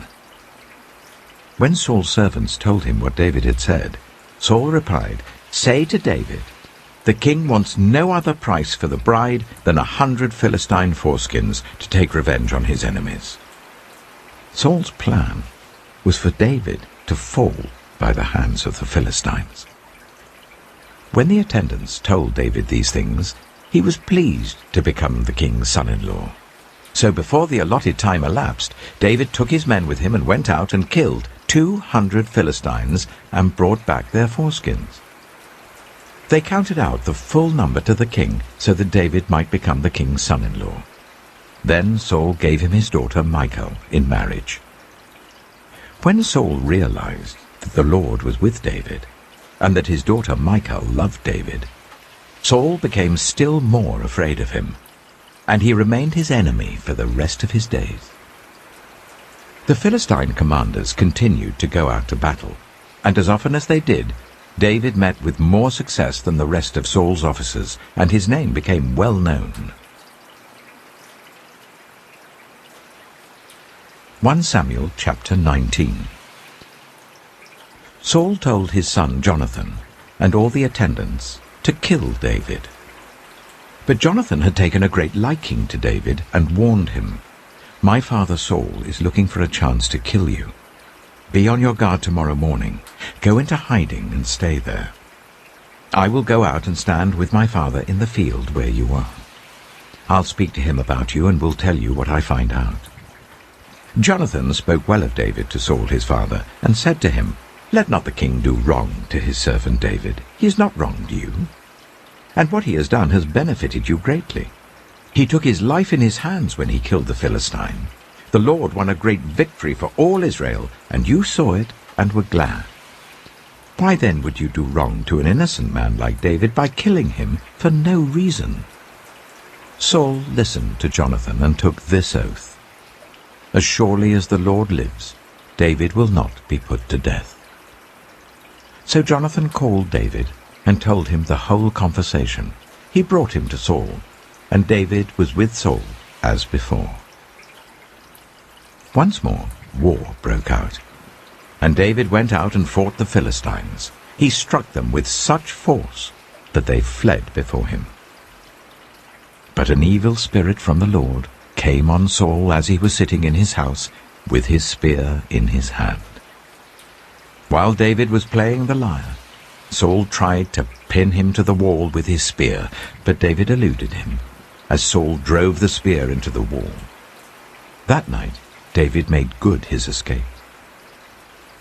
Saul sent men to David's house to watch it and to kill him in the morning. But Michal, David's wife, warned him, "If you don't run for your life tonight, tomorrow you'll be killed." So Michal let David down through a window, and he fled and escaped. Then Michal took an idol and laid it on the bed, covering it with a garment and putting some goat's hair at the head. When Saul sent the men to capture David, Michal said, "He is ill." Then Saul sent the men back to see David and told them, "Bring him up to me in his bed so that I may kill him." But when the men entered, there was the idol in the bed, and at the head was some goat's hair. Saul said to Michal, "Why did you deceive me like this and send my enemy away so that he escaped?" Michal told him, "He said to me, 'Let me get away. Why should I kill you?'" When David had fled and made his escape, he went to Samuel at Ramah and told him all that Saul had done to him. Then he and Samuel went to Naioth and stayed there. Word came to Saul, "David is in Naioth at Ramah." So he sent men to capture him. But when they saw a group of prophets prophesying, with Samuel standing there as their leader, the Spirit of God came on Saul's men, and they also prophesied. Saul was told about it, and he sent more men, and they prophesied too. Saul sent men a third time, and they also prophesied. Finally, he himself left for Ramah, and went to the great cistern at Sikhu. And he asked, "Where are Samuel and David?" "Over in Naioth at Ramah," they said.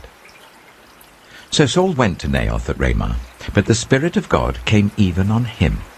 And he walked along prophesying until he came to Naioth. He stripped off his garments, and he too prophesied in Samuel's presence. He lay naked all that day and all that night. That is why people say, Is Saul also among the prophets? 1 Samuel chapter 20. Then David fled from Naioth at Ramah, and went to Jonathan and asked, "What have I done? What is my crime? How have I wronged your father, that he is trying to kill me?" "Never," Jonathan replied. "You're not going to die. Look, my father doesn't do anything, great or small, without letting me know. Why should he hide this from me? It isn't so." But David took an oath and said, "Your father knows very well that I have found favor in your eyes. And he has said to himself, 'Jonathan must not know this, or he will be grieved.' Yet as surely as the Lord lives and as you live, there is only a step between me and death." Jonathan said to David, "Whatever you want me to do, I'll do for you." So David said, "Look, tomorrow is the new moon feast, and I am supposed to dine with the king. But let me go and hide in the field until the evening of the day after tomorrow. If your father misses me at all, tell him, 'David earnestly asked my permission to hurry to Bethlehem, his hometown, because an annual sacrifice is being made there for his whole clan.' If he says, 'Very well,' then your servant is safe. But if he loses his temper, you can be sure that he is determined to harm me. As for you, show kindness to your servant, for you have brought him into a covenant with you before the Lord. If I am guilty, then kill me yourself. Why hand me over to your father?" "Never," Jonathan said. "If I had the least inkling that my father was determined to harm you, wouldn't I tell you?" David asked, "Who will tell me if your father answers you harshly?" "Come," Jonathan said, "let's go out into the field." So they went there together. Then Jonathan said to David, "I swear by the Lord, the God of Israel, that I will surely sound out my father by this time the day after tomorrow. If he is favorably disposed towards you, will I not send you word and let you know? But if my father intends to harm you, may the Lord deal with me, be it ever so severely, if I do not let you know and send you away in peace. May the Lord be with you, as he has been with my father. But show me unfailing kindness, like the Lord's kindness, as long as I live, so that I may not be killed. And do not ever cut off your kindness from my family, not even when the Lord has cut off every one of David's enemies from the face of the earth." So Jonathan made a covenant with the house of David, saying, "May the Lord call David's enemies to account." And Jonathan made David reaffirm his oath out of love for him, because he loved him as he loved himself. Then Jonathan said to David, "Tomorrow is the new moon feast. You will be missed, because your seat will be empty. The day after tomorrow, towards evening, go to the place where you hid when this trouble began, and wait by the stone easel. I will shoot 3 arrows to the side of it, as though I were shooting at a target.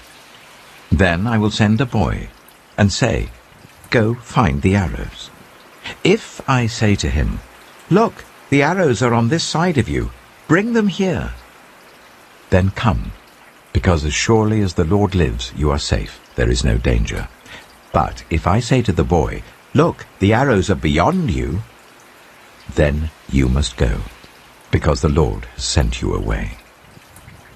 And about the matter you and I discussed, remember, the Lord is witness between you and me forever."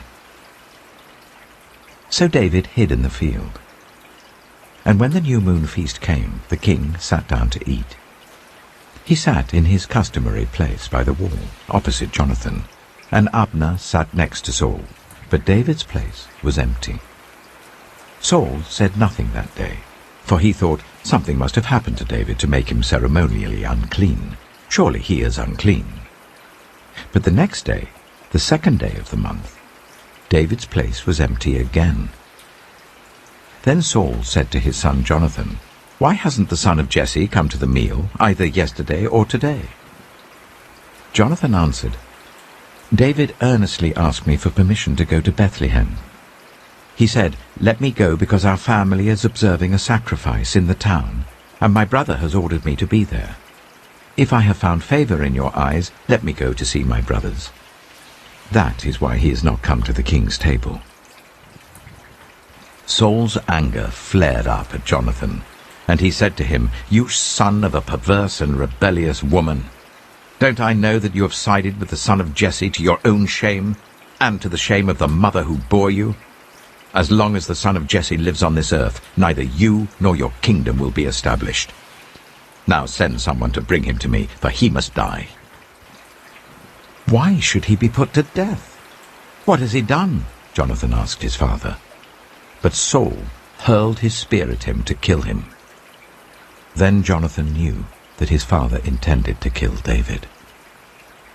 Jonathan got up from the table in fierce anger. On that second day of the feast he did not eat, because he was grieved at his father's shameful treatment of David. In the morning, Jonathan went out to the field for his meeting with David. He had a small boy with him, and he said to the boy, "Run and find the arrows I shoot." As the boy ran, he shot an arrow beyond him. When the boy came to the place where Jonathan's arrow had fallen, Jonathan called out after him, "Isn't the arrow beyond you?" Then he shouted, "Hurry! Go quickly! Don't stop!" The boy picked up the arrow and returned to his master. The boy knew nothing about all this, only Jonathan and David knew. Then Jonathan gave his weapons to the boy and said, "Go, carry them back to town." After the boy had gone, David got up from the south side of the stone and bowed down before Jonathan 3 times, with his face to the ground. Then they kissed each other and wept together. But David wept the most. Jonathan said to David, "Go in peace, for we have sworn friendship with each other in the name of the Lord, saying, 'The Lord is witness between you and me, and between your descendants and my descendants forever.'" Then David left, and Jonathan went back to the town. 1 Samuel chapter 21. David went to Nob, to Ahimelech the priest. Ahimelech trembled when he met him and asked, "Why are you alone? Why is no one with you?" David answered Ahimelech the priest, "The king sent me on a mission and said to me, 'No one is to know anything about the mission I'm sending you on. As for my men, I've told them to meet me at a certain place. Now then, what have you to hand? Give me 5 loaves of bread, or whatever you can find." But the priest answered David, "I don't have any ordinary bread to hand. However, there is some consecrated bread here, provided the men have kept themselves from women." David replied, "Indeed, women have been kept from us, as usual whenever I set out. The men's bodies are holy even on missions that are not holy. How much more so today?" So the priest gave him the consecrated bread, since there was no bread there except the bread of the presence that had been removed from before the Lord and replaced by hot bread on the day it was taken away. Now one of Saul's servants was there that day, detained before the Lord. He was Doeg, the Edomite, Saul's chief shepherd. David asked Ahimelech, "Don't you have a spear or sword here? I haven't brought my sword or any other weapon, because the king's mission was urgent." The priest replied, "The sword of Goliath the Philistine, whom you killed in the valley of Elah, is here. It is wrapped in a cloth behind the ephod. If you want it, take it. There is no sword here but that one." David said, "There is none like it. Give it to me." That day David fled from Saul and went to Achish, king of Gath. But the servants of Achish said to him, "Isn't this David, the king of the land? Isn't he the one they sing about in their dances? Saul has slain his thousands, and David his tens of thousands." David took these words to heart, and was very much afraid of Achish, king of Gath. So he feigned insanity in their presence, and while he was in their hands he acted like a madman, making marks on the doors of the gate and letting saliva run down his beard. Achish said to his servants, "Look at the man, he's insane. Why bring him to me? Am I so short of madmen that you have to bring this fellow here to carry on like this in front of me? Must this man come into my house?" 1 Samuel chapter 22. David left Gath and escaped to the cave of Adullam. When his brothers and his father's household heard about it, they went down to him there. All those who were in distress or in debt or discontented gathered round him, and he became their commander. About 400 men were with him. From there David went to Mizpah in Moab, and said to the king of Moab, "Would you let my father and mother come and stay with you until I learn what God will do for me?" So he left them with the king of Moab, and they stayed with him as long as David was in the stronghold. But the prophet Gad said to David, "Do not stay in the stronghold. Go into the land of Judah." So David left and went to the forest of Hereth. Now Saul heard that David and his men had been discovered, and Saul was seated, spear in hand, under the tamarisk tree on the hill at Gibeah, with all his officials standing at his side. He said to them, "Listen, men of Benjamin. Will the son of Jesse give all of you fields and vineyards? Will he make all of you commanders of thousands and commanders of hundreds? Is that why you've all conspired against me? No one tells me when my son makes a covenant with the son of Jesse. None of you is concerned about me, or tells me that my son has incited my servant to lie in wait for me, as he does today." But Doeg the Edomite, who was standing with Saul's officials, said, "I saw the son of Jesse come to Ahimelech, son of Ahitub at Nob. Ahimelech inquired of the Lord for him. He also gave him provisions and the sword of Goliath the Philistine." Then the king sent for the priest Ahimelech, son of Ahitub, and all the men of his family, who were the priests at Nob, and they all came to the king. Saul said, "Listen now, son of Ahitub." "Yes, my lord," he answered. Saul said to him, "Why have you conspired against me, you and the son of Jesse, giving him bread and a sword, and inquiring of God for him, so that he has rebelled against me and lies in wait for me, as he does today?" Ahimelech answered the king, "Who of all your servants is as loyal as David, the king's son-in-law, captain of your bodyguard, and highly respected in your household? Was that day the first time I inquired of God for him? Of course not. Let not the king accuse your servant or any of his father's family, for your servant knows nothing at all about this whole affair." But the king said, "You shall surely die, Ahimelech, you and your whole family." Then the king ordered the guards at his side, "Turn and kill the priests of the Lord, because they too have sided with David. They knew he was fleeing, yet they did not tell me."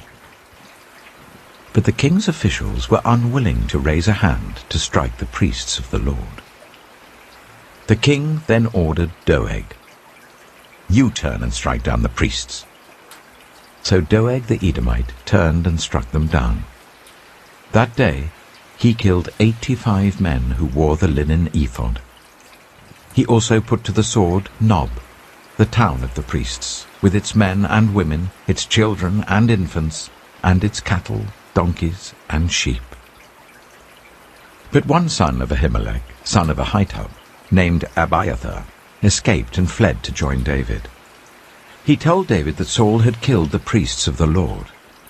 Then David said to Abiathar, "That day, when Doeg the Edomite was there, I knew he would be sure to tell Saul. I am responsible for the death of your whole family. Stay with me, don't be afraid. The man who wants to kill you is trying to kill me too. You will be safe with me." 1 Samuel chapter 23. When David was told, "Look, the Philistines are fighting against Keilah and are looting the threshing floors," he inquired of the Lord, saying, "Shall I go and attack these Philistines?" The Lord answered him, "Go, attack the Philistines, and save Keilah." But David's men said to him, "Here in Judah we are afraid. How much more then if we go to Keilah against the Philistine forces?" Once again David inquired of the Lord, and the Lord answered him, "Go down to Keilah, for I am going to give the Philistines into your hand." So David and his men went to Keilah, fought the Philistines and carried off their livestock. He inflicted heavy losses on the Philistines and saved the people of Keilah. Now Abiathar, son of Ahimelech, had brought the ephod down with him when he fled to David at Keilah. Saul was told that David had gone to Keilah, and he said, "God has delivered him into my hands, for David has imprisoned himself by entering a town with gates and bars." And Saul called up all his forces for battle, to go down to Keilah to besiege David with his men. When David learned that Saul was plotting against him, he said to Abiathar the priest, "Bring the ephod." David said, "Lord God of Israel, your servant has heard definitely that Saul plans to come to Keilah and destroy the town on account of me. Will the citizens of Keilah surrender me to him? Will Saul come down as your servant has heard? Lord God of Israel, tell your servant." And the Lord said, "He will." Again David asked, "Will the citizens of Keilah surrender me and my men to Saul?" And the Lord said, "They will." So David and his men, about 600 in number, left Keilah and kept moving from place to place. When Saul was told that David had escaped from Keilah, he did not go there. David stayed in the wilderness strongholds and in the hills of the desert of Ziph. Day after day Saul searched for him, but God did not give David into his hands. While David was at Horesh in the desert of Ziph, he learned that Saul had come out to take his life, and Saul's son Jonathan went to David at Horesh and helped him to find strength in God. "Don't be afraid," he said. "My father Saul will not lay a hand on you. You shall be king over Israel, and I will be second to you. Even my father Saul knows this." The two of them made a covenant before the Lord. Then Jonathan went home, but David remained at Horesh. The Ziphites went up to Saul at Gibeah and said, "Is not David hiding among us in the strongholds at Horesh, on the hill of Keilah, south of Jeshimon? Now, your majesty, come down whenever it pleases you to do so, and we will be responsible for giving him into your hands." Saul replied, "The Lord bless you for your concern for me. Go and get more information. Find out where David usually goes and who has seen him there. They tell me he's very crafty. Find out about all the hiding places he uses and come back to me with definite information. Then I will go with you. If he is in the area, I will track him down among all the clans of Judah." So they set out and went to Ziph, ahead of Saul. Now David and his men were in the desert of Maon, in the Arabah south of Jeshimon. Saul and his men began to search, and when David was told about it, he went down to the rock and stayed in the desert of Maon. When Saul heard this, he went into the desert of Maon in pursuit of David. Saul was going along one side of the mountain, and David and his men were on the other side, hurrying to get away from Saul. As Saul and his forces were closing in on David and his men to capture them, a messenger came to Saul, saying, "Come quickly, the Philistines are raiding the land." Then Saul broke off his pursuit of David and went to meet the Philistines. That is why they call this place Selah Hamalakoth. And David went up from there and lived in the strongholds of En-gedi. 1 Samuel chapter 24. After Saul returned from pursuing the Philistines, he was told, "David is in the desert of En-gedi." So Saul took 3,000 able young men from all Israel and set out to look for David and his men near the crags of the wild goats. He came to the sheepfolds along the way. A cave was there, and Saul went in to relieve himself. David and his men were far back in the cave. The men said, "This is the day the Lord spoke of when he said to you, I will give your enemy into your hands for you to deal with as you wish." Then David crept up unnoticed and cut off a corner of Saul's robe. Afterwards, David was conscience-stricken for having cut off a corner of his robe. He said to his men, "The Lord forbid that I should do such a thing to my master, the Lord's anointed, or lay my hand on him. For he is the anointed of the Lord." With these words David sharply rebuked his men, and did not allow them to attack Saul. And Saul left the cave and went his way. Then David went out of the cave and called out to Saul, "My lord the king." When Saul looked behind him, David bowed down and prostrated himself with his face to the ground. He said to Saul, "Why do you listen when men say, 'David is bent on harming you'? This day you have seen with your own eyes how the Lord gave you into my hands in the cave. Some urged me to kill you, but I spared you. I said, 'I will not lay my hand on my Lord, because he is the Lord's anointed.' See, my father, look at this piece of your robe in my hand. I cut off the corner of your robe, but did not kill you. See that there is nothing in my hand to indicate that I am guilty of wrongdoing or rebellion. I have not wronged you, but you are hunting me down to take my life. May the Lord judge between you and me, and may the Lord avenge the wrongs you have done to me, but my hand will not touch you. As the old saying goes, 'From evildoers come evil deeds,' so my hand will not touch you. Against whom has the king of Israel come out? Who are you pursuing? A dead dog? A flea? May the Lord be our judge and decide between us. May he consider my cause and uphold it. May he vindicate me by delivering me from your hand." When David finished saying this, Saul asked, "Is that your voice, David my son?" And he wept aloud. "You are more righteous than I," he said. "You have treated me well, but I have treated you badly.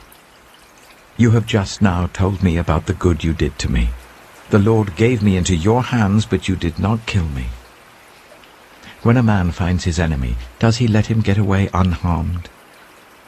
May the Lord reward you well for the way you've treated me today. I know that you will surely be king, and that the kingdom of Israel will be established in your hands. Now swear to me by the Lord that you will not kill off my descendants, or wipe out my name from my father's family." So David gave his oath to Saul. Then Saul returned home, but David and his men went up to the stronghold. 1 Samuel chapter 25. Now Samuel died, and all Israel assembled and mourned for him, and they buried him at his home in Ramah. Then David moved down into the desert of Paran. A certain man in Maon, who had property there at Carmel, was very wealthy. He had 1,000 goats and 3,000 sheep, which he was shearing in Carmel. His name was Nabal, and his wife's name was Abigail. She was an intelligent and beautiful woman, but her husband was surly and mean in his dealings. He was a Calebite. While David was in the wilderness, he heard that Nabal was shearing sheep. So he sent 10 young men and said to them, "Go up to Nabal at Carmel and greet him in my name. Say to him, 'Long life to you, good health to you and your household, and good health to all that is yours. Now I hear that it is sheep shearing time. When your shepherds were with us, we did not ill-treat them, and the whole time they were at Carmel, nothing of theirs was missing. Ask your own servants, and they will tell you. Therefore be favorable towards my men, since we come at a festive time. Please give your servants and your son David whatever you can find for them." When David's men arrived, they gave Nabal this message in David's name. Then they waited. Nabal answered David's servant, "Who is this David? Who is this son of Jesse?" Many servants are breaking away from their masters these days. Why should I take my bread and water and the meat I've slaughtered for my shearers and give it to men coming from who knows where?" David's men turned round and went back. When they arrived, they reported every word. David said to his men, "Each of you strap on your sword." So they did, and David strapped his on as well. About 400 men went up with David, while 200 stayed with the supplies. One of the servants told Abigail, Nabal's wife, "David sent messengers from the wilderness to give our master his greetings, but he hurled insults at them. Yet these men were very good to us. They did not ill-treat us, and the whole time we were out in the fields near them, nothing was missing. Night and day, they were a wall around us the whole time we were herding our sheep near them. Now think it over and see what you can do, because disaster is hanging over our master and his whole household. He is such a wicked man that no one can talk to him." Abigail acted quickly. She took 200 loaves of bread, 2 skins of wine, 5 dressed sheep, 5 seahs of roasted grain, 100 cakes of raisins, and 200 cakes of pressed figs, and loaded them on donkeys. Then she told her servants, "Go on ahead, I'll follow you." But she did not tell her husband Nabal. As she came riding on her donkey into a mountain ravine, there were David and his men descending towards her, and she met them. David had just said, "It's been useless, all my watching over this fellow's property in the wilderness, so that nothing of his was missing. He has paid me back evil for good. May God deal with David, be it ever so severely, if by morning I leave alive one male of all who belong to him." When Abigail saw David, she quickly got off her donkey and bowed down before David with her face to the ground. She fell at his feet and said, "Pardon your servant, my lord, and let me speak to you. Hear what your servant has to say. Please pay no attention, my lord, to that wicked man Nabal. He is just like his name. His name means fool, and folly goes with him. As for me, your servant, I did not see the men my lord sent. And now, my lord, as surely as the Lord your God lives and as you live, since the Lord has kept you from bloodshed and from avenging yourself with your own hands, may your enemies and all who are intent on harming my lord be like Nabal. And let this gift which your servant has brought to my lord be given to the men who follow you. Please forgive your servant's presumption. The Lord your God will certainly make a lasting dynasty for my lord, because you fight the Lord's battles, and no wrongdoing will be found in you as long as you live. Even though someone is pursuing you to take your life, the life of my lord will be bound securely in the bundle of the living by the Lord your God, but the lives of your enemies he will hurl away as from the pocket of a sling. When the Lord has fulfilled for my lord every good thing he promised concerning him, and has appointed him ruler over Israel, my lord will not have on his conscience the staggering burden of needless bloodshed, or of having avenged himself. And when the Lord your God has brought my lord success, remember your servant." David said to Abigail, "Praise be to the Lord, the God of Israel, who has sent you today to meet me. May you be blessed for your good judgment, and for keeping me from bloodshed this day, and from avenging myself with my own hands. Otherwise, as surely as the Lord, the God of Israel, lives, who has kept me from harming you, if you had not come quickly to meet me, not one male belonging to Nabal would have been left alive by daybreak." Then David accepted from her hand what she had brought to him and said, "Go home in peace. I have heard your words and granted your request." When Abigail went to Nabal, he was in the house holding a banquet like that of a king. He was in high spirits and very drunk. So she told him nothing at all until daybreak. Then, in the morning, when Nabal was sober, his wife told him all these things, and his heart failed him, and he became like a stone. About 10 days later, the Lord struck Nabal, and he died. When David heard that Nabal was dead, he said, "Praise be to the Lord, who has upheld my cause against Nabal for treating me with contempt. He has kept his servant from doing wrong, and has brought Nabal's wrongdoing down on his own head." Then David sent word to Abigail, asking her to become his wife. His servants went to Carmel and said to Abigail, "David has sent us to you to take you to become his wife." She bowed down with her face to the ground and said, "I am your servant, and am ready to serve you and wash the feet of my Lord's servants." Abigail quickly got on a donkey, and attended by her 5 female servants, went with David's messengers and became his wife. David had also married Ahinoam of Jezreel, and they were both his wives. But Saul had given his daughter Michal, David's wife, to Paltiel, son of Laish, who was from Galim. 1 Samuel chapter 26. The Ziphites went to Saul at Gibeah, and said, "Is not David hiding on the hill of Hachilah, which faces Jeshimon?" So Saul went down to the desert of Ziph with his 3,000 select Israelite troops to search there for David. Saul made his camp beside the road on the hill of Hachilah facing Jeshimon, but David stayed in the wilderness. When he saw that Saul had followed him there, he sent out scouts and learned that Saul had definitely arrived. Then David set out and went to the place where Saul had camped. He saw where Saul and Abner, son of Ner, the commander of the army, had lain down. Saul was lying inside the camp, with the army camped around him. David then asked Ahimelech the Hittite and Abishai, son of Zeruiah, Joab's brother, "Who will go down into the camp with me to Saul?" "I'll go with you," said Abishai. So David and Abishai went to the army by night, and there was Saul, lying asleep inside the camp with his spear stuck in the ground near his head. Abner and the soldiers were lying round him. Abishai said to David, "Today God has given your enemy into your hands.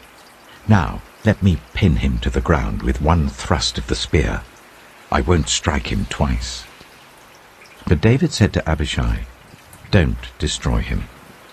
Who can lay a hand on the Lord's anointed and be guiltless?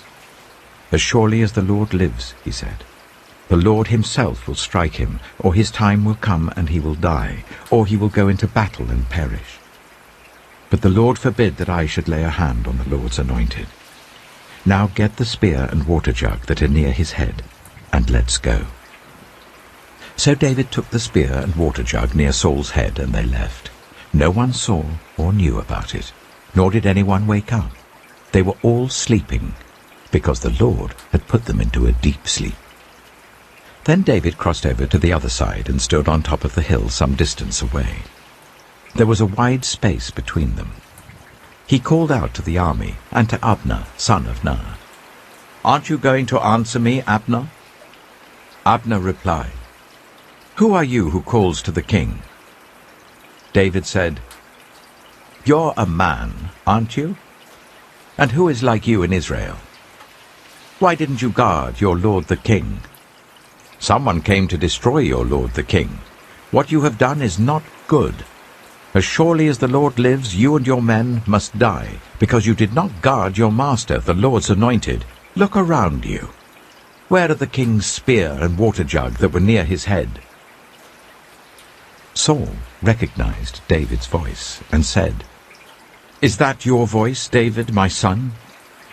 David replied, "Yes, it is, my lord the king." And he added, "Why is my lord pursuing his servant? What have I done, and what wrong am I guilty of? Now let my lord the king listen to his servant's words. If the Lord has incited you against me, then may he accept an offering. If, however, people have done it, may they be cursed before the Lord. They have driven me today from my share in the Lord's inheritance, and have said, 'Go serve other gods.' Now do not let my blood fall to the ground far from the presence of the Lord. The king of Israel has come out to look for a flea, as one hunts a partridge in the mountains."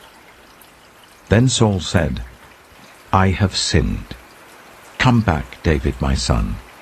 Because you considered my life precious today, I will not try to harm you again. Surely I have acted like a fool, and have been terribly wrong."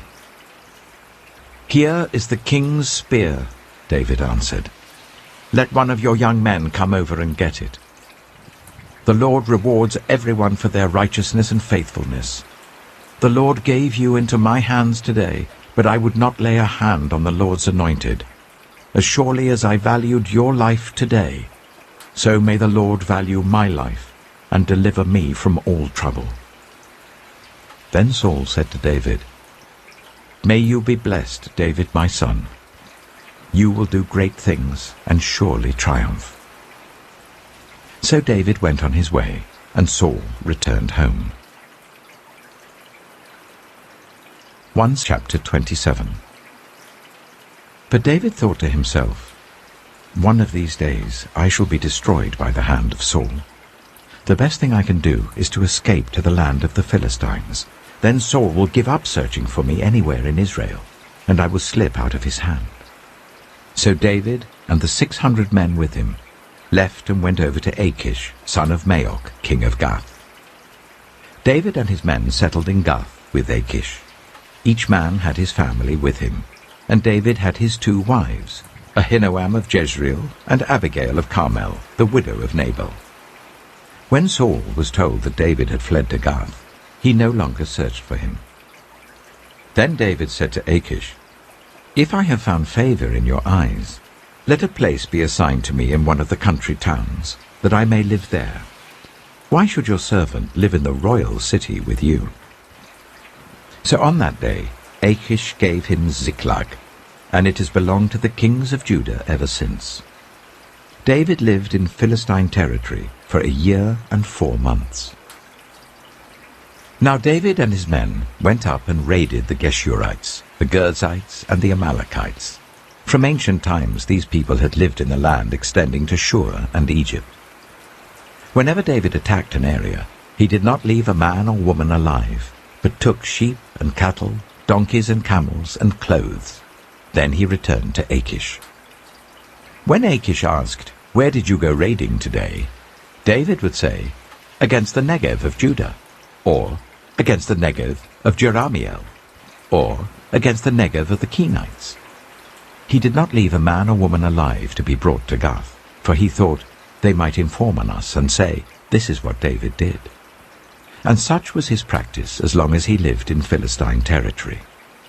Achish trusted David and said to himself, "He has become so obnoxious to his people, the Israelites, that he will be my servant for life." 1 Samuel chapter 28. In those days the Philistines gathered their forces to fight against Israel. Achish said to David, "You must understand that you and your men will accompany me in the army." David said, "Then you will see for yourself what your servant can do." Achish replied, "Very well. I will make you my bodyguard for life." Now Samuel was dead, and all Israel had mourned for him and buried him in his own town of Ramah. Saul had expelled the mediums and spiritists from the land. The Philistines assembled and came up and set up camp at Shunem, while Saul gathered all Israel and set up camp at Gilboa. When Saul saw the Philistine army, he was afraid. Terror filled his heart. He inquired of the Lord, but the Lord did not answer him by dreams or Urim or prophets. Saul then said to his attendants, "Find me a woman who is a medium, so that I may go and inquire of her." "There is one in Endor," they said. So Saul disguised himself, putting on other clothes, and at night he and 2 men went to the woman. "Consult a spirit for me," he said, "and bring up for me the one I name." But the woman said to him, "Surely you know what Saul has done. He has cut off the mediums and spiritists from the land. Why have you set a trap for my life to bring about my death?" Saul swore to her by the Lord, "As surely as the Lord lives, you will not be punished for this." Then the woman asked, "Whom shall I bring up for you?" "Bring up Samuel," he said. When the woman saw Samuel, she cried out at the top of her voice and said to Saul, "Why have you deceived me? You are Saul." The king said to her, "Don't be afraid. What do you see?" The woman said, "I see a ghostly figure coming up out of the earth." "What does he look like?" he asked. "An old man wearing a robe is coming up," she said. Then Saul knew it was Samuel, and he bowed down and prostrated himself with his face to the ground. Samuel said to Saul, "Why have you disturbed me by bringing me up?" "I am in great distress," Saul said. "The Philistines are fighting against me, and God has departed from me. He no longer answers me either by prophets or by dreams. So I have called on you to tell me what to do." Samuel said, "Why do you consult me, now that the Lord has departed from you and become your enemy? The Lord has done what he predicted through me. The Lord has torn the kingdom out of your hands and given it to one of your neighbors, to David. Because you did not obey the Lord or carry out his fierce wrath against the Amalekites, the Lord has done this to you today. The Lord will deliver both Israel and you into the hands of the Philistines, and tomorrow you and your sons will be with me. The Lord will also give the army of Israel into the hands of the Philistines." Immediately Saul fell full length on the ground, filled with fear because of Samuel's words. His strength was gone, for he had eaten nothing all that day and all that night. When the woman came to Saul and saw that he was greatly shaken, she said, "Look, your servant has obeyed you. I took my life in my hands and did what you told me to do. Now please listen to your servant and let me give you some food, so that you may eat and have the strength to go on your way." He refused and said, "I will not eat." But his men joined with the woman in urging him, and he listened to them. He got up from the ground and sat on the couch. The woman had a fattened calf at the house, which she slaughtered at once. She took some flour, kneaded it, and baked bread without yeast. Then she set it before Saul and his men, and they ate. That same night they got up and left.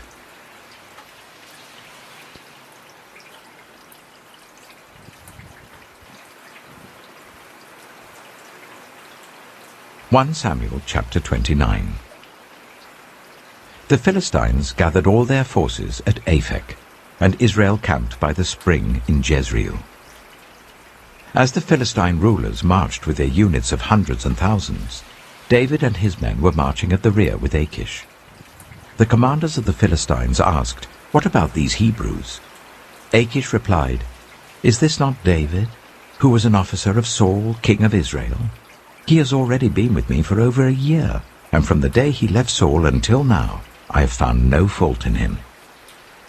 But the Philistine commanders were angry with Achish and said, "Send the man back, that he may return to the place you assigned him. He must not go with us into battle, or he will turn against us during the fighting. How better could he regain his master's favor than by taking the heads of our own men? Isn't this the David they sang about in their dances? Saul has slain his thousands, and David his tens of thousands." So Achish called David and said to him, "As surely as the Lord lives, you have been reliable, and I would be pleased for you to serve with me in the army. From the day you came to me until today, I have found no fault in you, but the rulers don't approve of you. Now turn back and go in peace. Do nothing to displease the Philistine rulers." "But what have I done?" asked David. "What have you found against your servant from the day I came to you until now? Why can't I go and fight against the enemies of my lord the king?" Achish answered, "I know that you have been as pleasing in my eyes as an angel of God. Nevertheless the Philistine commanders have said, 'He must not go up with us into battle.' Now get up early, along with your master's servants who have come with you, and leave in the morning as soon as it is light." So David and his men got up early in the morning to go back to the land of the Philistines. and the Philistines went up to Jezreel. 1 Samuel chapter 30. David and his men reached Ziklag on the third day. Now the Amalekites had raided the Negev and Ziklag. They had attacked Ziklag and burned it, and had taken captive the women and everyone else in it, both young and old. They killed none of them, but carried them off as they went on their way. When David and his men reached Ziklag, they found it destroyed by fire, and their wives and sons and daughters taken captive. So David and his men wept aloud until they had no strength left to weep. David's 2 wives had been captured, Ahinoam of Jezreel and Abigail, the widow of Nabal of Carmel. David was greatly distressed because the men were talking of stoning him. Each one was bitter in spirit because of his sons and daughters. But David found strength in the Lord his God. Then David said to Abiathar the priest, the son of Ahimelech, "Bring me the ephod." Abiathar brought it to him, and David inquired of the Lord, "Shall I pursue this raiding party? Will I overtake them?" "Pursue them," he answered. "You will certainly overtake them and succeed in the rescue." David and 600 men with him came to the Bezor valley, where some stayed behind. 200 of them were too exhausted to cross the valley, but David and the other 400 continued the pursuit. They found an Egyptian in a field and brought him to David. They gave him water to drink and food to eat, part of a cake of pressed figs and 2 cakes of raisins. He ate and was revived, for he had not eaten any food or drunk any water for 3 days and 3 nights. David asked him, "Who do you belong to? Where do you come from?" He said, "I am an Egyptian, the slave of an Amalekite. My master abandoned me when I became ill 3 days ago. We raided the Negev of the Kirathites, some territory belonging to Judah, and the Negev of Caleb, and we burned Ziklag." David asked him, "Can you lead me down to this raiding party?" He said, "Swear to me before God that you will not kill me or hand me over to my master, and I will take you down to them." He led David down, and there they were, scattered over the countryside, eating, drinking, and reveling because of the great amount of plunder they had taken from the land of the Philistines and from Judah. David fought them from dusk until the evening of the next day, and none of them got away, except 400 young men who rode off on camels and fled. David recovered everything the Amalekites had taken, including his 2 wives. Nothing was missing. Young or old, boy or girl, plunder or anything else they had taken, David brought everything back. He took all the flocks and herds, and his men drove them ahead of the other livestock, saying, "This is David's plunder." Then David came to the 200 men who had been too exhausted to follow him, and who were left behind at the Bezor valley. They came out to meet David and the men with him. As David and his men approached, he asked them how they were. But all the evil men and troublemakers among David's followers said, "Because they did not go out with us, we will not share with them the plunder we recovered. However, each man may take his wife and children and go." David replied, "No, my brothers, you must not do that with what the Lord has given us. He has protected us and delivered into our hands the raiding party that came against us. Who will listen to what you say? The share of the man who stayed with the supplies is to be the same as that of him who went down to the battle. All shall share alike." David made this a statute and ordinance for Israel from that day to this. When David reached Ziklag, he sent some of the plunder to the elders of Judah who were his friends, saying, "Here is a gift for you from the plunder of the Lord's enemies." David sent it to those who were in Bethel, Ramoth Negeb, and Yattah, to those in Aroah, Sifmoth, and Eshtemoa, and Rachel, to those in the towns of the Jerahmeelites and the Kenites, to those in Hormah, Bor-Ashan, Athak, and Hebron, and to those in all the other places where he and his men had roamed.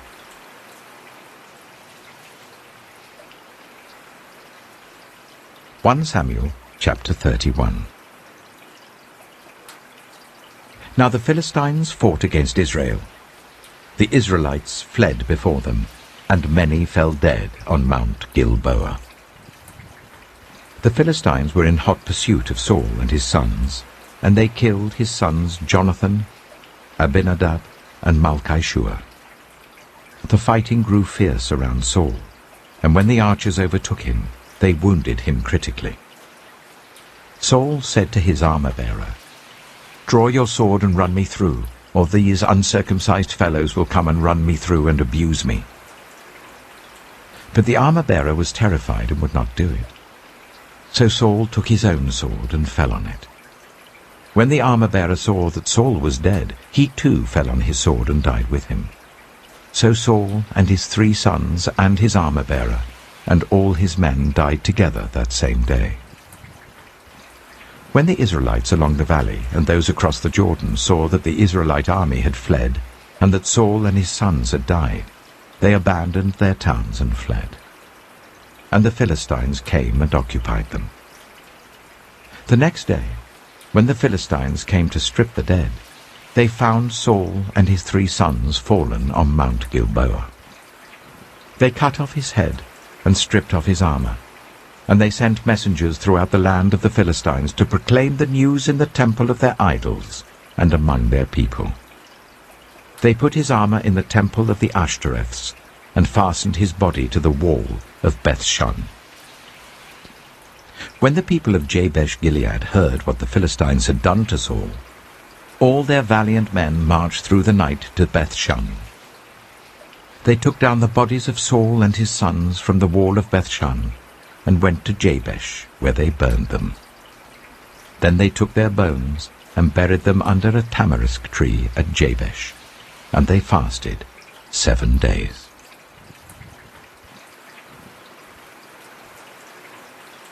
Samuel. 2 Samuel chapter 1. After the death of Saul, David returned from striking down the Amalekites and stayed in Ziklag 2 days. On the 3rd day, a man arrived from Saul's camp with his clothes torn and dust on his head. When he came to David, he fell to the ground to pay him honor. "Where have you come from?" David asked him. He answered, "I have escaped from the Israelite camp." "What happened?" David asked. "Tell me." "The men fled from the battle," he replied. "Many of them fell and died. And Saul and his son Jonathan are dead." Then David said to the young man who brought him the report, "How do you know that Saul and his son Jonathan are dead?" "I happened to be on Mount Gilboa," the young man said, "and there was Saul leaning on his spear with the chariots and their drivers in hot pursuit. When he turned round and saw me, he called out to me, and I said, 'What can I do?' He asked me, 'Who are you?' 'An Amalekite,' I answered. Then he said to me, 'Stand here by me and kill me. I'm in the throes of death, but I'm still alive.' So I stood beside him and killed him, because I knew that after he had fallen he could not survive. And I took the crown that was on his head and the band on his arm, and have brought them here to my lord." Then David and all the men with him took hold of their clothes and tore them.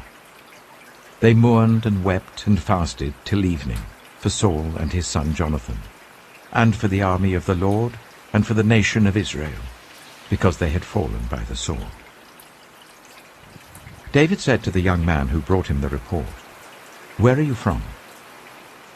"I am the son of a foreigner, an Amalekite," he answered. David asked him, "Why weren't you afraid to lift your hand to destroy the Lord's anointed?" Then David called one of his men and said, "Go, strike him down." So he struck him down, and he died.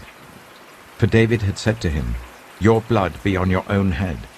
Your own mouth testified against you when you said, 'I killed the Lord's anointed.'" David took up this lament concerning Saul and his son Jonathan, and he ordered that the people of Judah be taught this lament of the bow. It is written in the book of Jasher. "A gazelle lies slain on your heights, Israel. how the mighty have fallen. Tell it not in Gath. Proclaim it not in the streets of Ashkelon, lest the daughters of the Philistines be glad, lest the daughters of the uncircumcised rejoice. Mountains of Gilboa, may you have neither dew nor rain. May no showers fall on your terraced fields. For there the shield of the mighty was despised, the shield of Saul, no longer rubbed with oil. From the blood of the slain, from the flesh of the mighty, the bow of Jonathan did not turn back. The sword of Saul did not return unsatisfied. Saul and Jonathan, in life they were loved and admired, and in death they were not parted. They were swifter than eagles, they were stronger than lions. Daughters of Israel, weep for Saul, who clothed you in scarlet and finery, who adorned your garments with ornaments of gold. How the mighty have fallen in battle! Jonathan lies slain on your heights. I grieve for you, Jonathan, my brother. You were very dear to me. Your love for me was wonderful, more wonderful than that of women. How the mighty have fallen! The weapons of war have perished. 2 Samuel chapter 2. In the course of time, David inquired of the Lord. "Shall I go up to one of the towns of Judah?" he asked. The Lord said, "Go up." David asked, "Where shall I go?" "To Hebron," the Lord answered.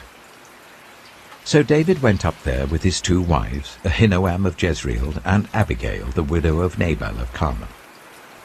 David also took the men who were with him, each with his family, and they settled in Hebron and its towns. Then the men of Judah came to Hebron, and there they anointed David king over the tribe of Judah. When David was told that it was the men from Jabesh-Gilead who had buried Saul, he sent messengers to them to say to them, "The Lord bless you for showing this kindness to Saul your master by burying him. May the Lord now show you kindness and faithfulness, and I too will show you the same favor because you have done this. Now then, be strong and brave, for Saul your master is dead, and the people of Judah have anointed me king over them." Meanwhile, Abner, son of Ner, the commander of Saul's army, had taken Ishbosheth, son of Saul, and brought him over to Mahanaim. He made him king over Gilead, Ashuri, and Jezreel, and also over Ephraim, Benjamin, and all Israel.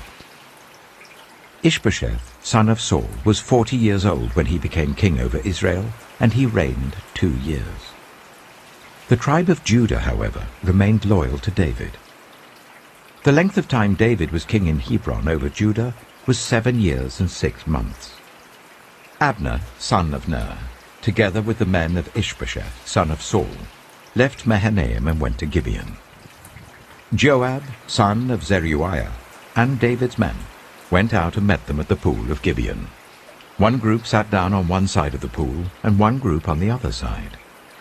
Then Abner said to Joab, "Let's have some of the young men get up and fight hand to hand in front of us." "All right, let them do it," Joab said. So they stood up and were counted, 12 men for Benjamin and Ishbosheth, son of Saul, and 12 for David. Then each man grabbed his opponent by the head and thrust his dagger into his opponent's side, and they fell down together. So that place in Gibeon was called Helkath Hazurim. The battle that day was very fierce, and Abner and the Israelites were defeated by David's men. The 3 sons of Zeruiah were there, Joab, Abishai, and Asahel. Now Asahel was as fleet-footed as a wild gazelle. He chased Abner, turning neither to the right nor to the left as he pursued him. Abner looked behind him and asked, "Is that you, Asahel?" "It is," he answered. Then Abner said to him, "Turn aside to the right or to the left. Take on one of the young men and strip him of his weapons." But Asahel would not stop chasing him. Again Abner warned Asahel, "Stop chasing me. Why should I strike you down? How could I look your brother Joab in the face?" But Asahel refused to give up the pursuit. So Abner thrust the butt of his spear into Azachel's stomach, and the spear came out through his back. He fell there and died on the spot. And every man stopped when he came to the place where Asahel had fallen and died. But Joab and Abishai pursued Abner, and as the sun was setting they came to the hill of Ammah, near Giah, on the way to the wasteland of Gibeon. Then the men of Benjamin rallied behind Abner. They formed themselves into a group and took their stand on top of a hill. Abner called out to Joab, "Must the sword devour forever? Don't you realize that this will end in bitterness? How long before you order your men to stop pursuing their fellow Israelites?" Joab answered, "As surely as God lives, if you had not spoken, the men would have continued pursuing them until morning." So Joab blew the trumpet, and all the troops came to a halt. They no longer pursued Israel, nor did they fight any more. All that night Abner and his men marched through the Arabah. They crossed the Jordan, continued through the morning hours, and came to Mahanaim. Then Joab stopped pursuing Abner and assembled the whole army. Besides Asahel, 19 of David's men were found missing. But David's men had killed 360 Benjaminites who were with Abner. They took Asahel and buried him in his father's tomb at Bethlehem. Then Joab and his men marched all night and arrived at Hebron by daybreak. 2 Samuel chapter 3. The war between the house of Saul and the house of David lasted a long time. David grew stronger and stronger, while the house of Saul grew weaker and weaker. Sons were born to David in Hebron. His firstborn was Amnon, the son of Ahinoam of Jezreel. His second, Chileab, the son of Abigail, the widow of Nabal of Carmel. The third, Absalom, the son of Maacah, daughter of Talmai, king of Geshur. The fourth, Adonijah, the son of Haggith. The fifth, Shephatiah, the son of Abital. And the sixth, Ithream, the son of David's wife Eglah. These were born to David in Hebron. During the war between the house of Saul and the house of David, Abner had been strengthening his own position in the house of Saul. Now Saul had had a concubine named Rizpah, daughter of Aiah, and Ishbosheth said to Abner, "Why did you sleep with my father's concubine?" Abner was very angry because of what Ishbosheth had said. So he answered, "Am I a dog's head on Judah's side? This very day I am loyal to the house of your father Saul and to his family and friends. I haven't handed you over to David. Yet now you accuse me of an offense involving this woman. May God deal with Abner, be it ever so severely, if I do not do for David what the Lord promised him on oath, and transfer the kingdom from the house of Saul, and establish David's throne over Israel and Judah, from Dan to Beersheba."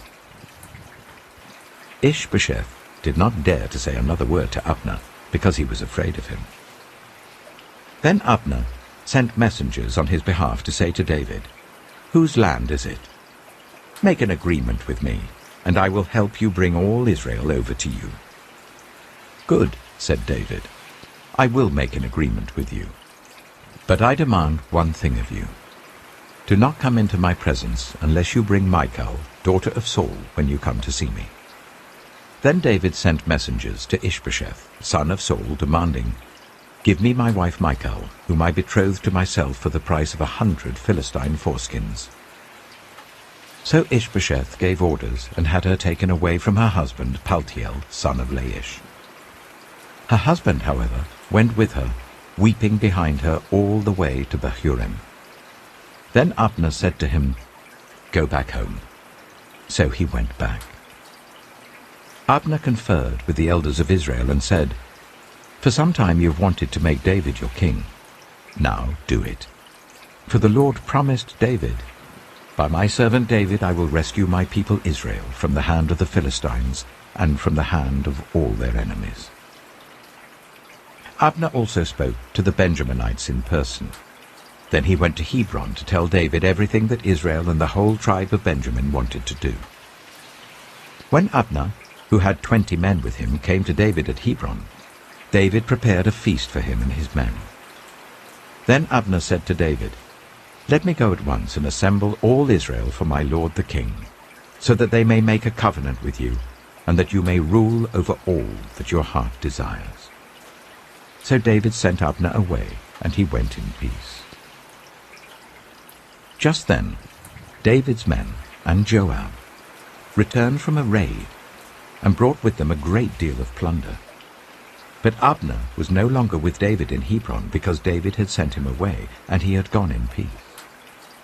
When Joab and all the soldiers with him arrived, he was told that Abner, son of Ner, had come to the king, and that the king had sent him away, and that he had gone in peace. So Joab went to the king and said, "What have you done? Look, Abner came to you. Why did you let him go? Now he is gone. You know Abner, son of Ner. He came to deceive you and observe your movements and find out everything you're doing." Joab then left David and sent messengers after Abner, and they brought him back from the cistern at Sibah. But David did not know it. Now when Abner returned to Hebron, Joab took him aside into an inner chamber, as if to speak with him privately. And there, to avenge the blood of his brother Asahel, Joab stabbed him in the stomach, and he died. Later, when David heard about this, he said, "I and my kingdom are forever innocent before the Lord concerning the blood of Abner, son of Ner. May his blood fall on the head of Joab and on his whole family. May Joab's family never be without someone who has a running sore or leprosy, or who leans on a crutch, or who falls by the sword, or who lacks food." Joab and his brother Abishai murdered Abner because he had killed their brother Asahel in the battle of Gibeon. Then David said to Joab and all the people with him, "Tear your clothes and put on sackcloth and walk in mourning in front of Abner." King David himself walked behind the bier. They buried Abner in Hebron, and the king wept aloud at Abner's tomb. All the people wept also. The king sang this lament for Abner. "Should Abner have died as the lawless die? Your hands were not bound, your feet were not fettered. You fell as one falls before the wicked." And all the people wept over him again. Then they all came and urged David to eat something while it was still day. But David took an oath, saying, "May God deal with me, be it ever so severely, if I taste bread or anything else before the sun sets."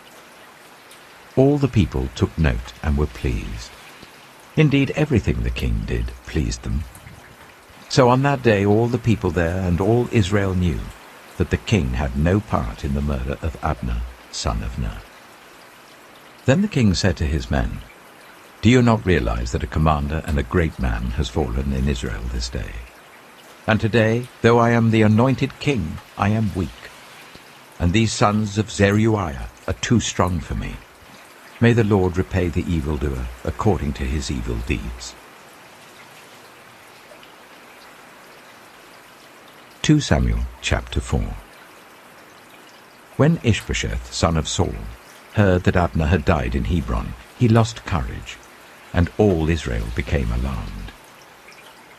Now Saul's son had 2 men who were leaders of raiding bands. One was named Baanah, and the other Rechab. They were sons of Rimmon the Beerothite, from the tribe of Benjamin. Beeroth is considered part of Benjamin because the people of Beeroth fled to Gittaim and have resided there as foreigners to this day. Jonathan, son of Saul, had a son who was lame in both feet. He was 5 years old when the news about Saul and Jonathan came from Jezreel. His nurse picked him up and fled, but as she hurried to leave, he fell and became disabled. His name was Mephibosheth. Now Rechab and Baanah, the sons of Rimmon the Beerothite, set out for the house of Ishbosheth, and they arrived there in the heat of the day while he was taking his noonday rest. They went into the inner part of the house as if to get some wheat, and they stabbed him in the stomach. Then Rechab and his brother Baanah slipped away. They had gone into the house while he was lying on the bed in his bedroom. After they stabbed and killed him, they cut off his head. Taking it with them, they traveled all night by way of the Arabah. They brought the head of Ishbosheth to David at Hebron and said to the king, "Here is the head of Ishbosheth, son of Saul, your enemy, who tried to kill you. This day the Lord has avenged my lord the king against Saul and his offspring." David answered Rechab and his brother Baanah, the sons of Rimmon the Beerothite, "As surely as the Lord lives, who has delivered me out of every trouble, when someone told me Saul is dead, and thought he was bringing good news, I seized him and put him to death in Ziklag. That was the reward I gave him for his news. How much more, when wicked men have killed an innocent man in his own house and on his own bed? Should I not now demand his blood from your hand and rid the earth of you?" So David gave an order to his men, and they killed them. They cut off their hands and feet and hung the bodies by the pool in Hebron. But they took the head of Ishbosheth and buried it in Abner's tomb at Hebron. 2 Samuel chapter 5. All the tribes of Israel came to David at Hebron and said, "We are your own flesh and blood. In the past, while Saul was king over us, you were the one who led Israel on their military campaigns. And the Lord said to you, 'You shall shepherd my people Israel, and you shall become their ruler.'" When all the elders of Israel had come to King David at Hebron, the king made a covenant with them at Hebron before the Lord, and they anointed David king over Israel. David was 30 years old when he became king, and he reigned for 40 years. In Hebron he reigned over Judah for 7 years and 6 months, and in Jerusalem he reigned over all Israel and Judah for 33 years. The king and his men marched to Jerusalem to attack the Jebusites who lived there. The Jebusites said to David, "You will not get in here. Even the blind and the lame can ward you off." They thought, "David cannot get in here." Nevertheless, David captured the fortress of Zion, which is the city of David. On that day, David had said, "Anyone who conquers the Jebusites will have to use the water shaft to reach those lame and blind, who are David's enemies. That is why they say, 'The blind and lame will not enter the palace.'" David then took up residence in the fortress and called it the City of David. He built up the area around it, from the terraces inwards, and he became more and more powerful, because the Lord God Almighty was with him.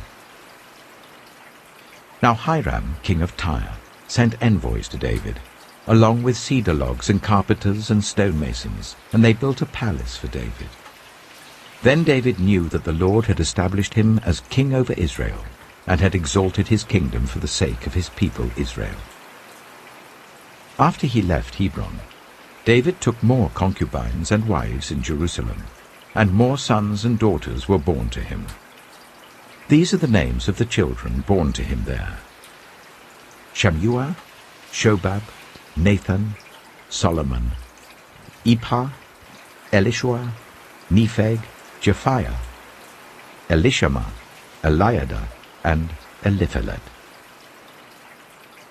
When the Philistines heard that David had been anointed king over Israel, they went up in full force to search for him. But David heard about it and went down to the stronghold. Now the Philistines had come and spread out in the valley of Rephaim. So David inquired of the Lord, "Shall I go and attack the Philistines? Will you deliver them into my hands?" The Lord answered him, "Go, for I will surely deliver the Philistines into your hands." So David went to Baal-perazim, and there he defeated them. He said, "As the waters break out, the Lord has broken out against my enemies before me." So that place was called Baal-perazim. The Philistines abandoned their idols there, and David and his men carried them off. Once more the Philistines came up, and spread out in the valley of Rephaim. So David inquired of the Lord, and he answered, "Do not go straight on, but circle round behind them and attack them in front of the poplar trees. As soon as you hear the sound of marching in the tops of the poplar trees, move quickly, because that will mean the Lord has gone out in front of you, to strike the Philistine army. So David did as the Lord commanded him, and he struck down the Philistines all the way from Gibeon to Gezer. 2 Samuel chapter 6. David again brought together all the able young men of Israel, 30,000. He and all his men went to Baalah in Judah to bring up from there the ark of God, which is called by the name of the Lord Almighty, who is enthroned between the cherubim on the ark. They set the ark of God on a new cart, and brought it from the house of Abinadab, which was on the hill.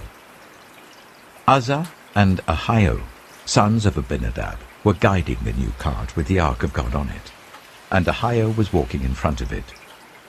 David and all Israel were celebrating with all their might before the Lord, with castanets, harps, lyres, tambourines, rattles, and cymbals. When they came to the threshing floor of Nakon, Uzzah reached out and took hold of the ark of God because the oxen stumbled. The Lord's anger burned against Uzzah because of his irreverent act. Therefore God struck him down, and he died there beside the ark of God. Then David was angry because the Lord's wrath had broken out against Uzzah, and to this day that place is called Perez Uzzah. David was afraid of the Lord that day, and said, "How can the ark of the Lord ever come to me?" He was not willing to take the ark of the Lord to be with him in the city of David. Instead, he took it to the house of Obed-Edom, the Gittite.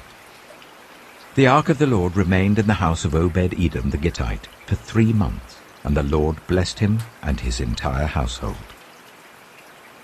Now King David was told, "The Lord has blessed the household of Obed-Edom and everything he has because of the ark of God." So David went to bring up the ark of God from the house of Obed-Edom to the city of David with rejoicing. When those who were carrying the ark of the Lord had taken 6 steps, he sacrificed a bull and a fattened calf.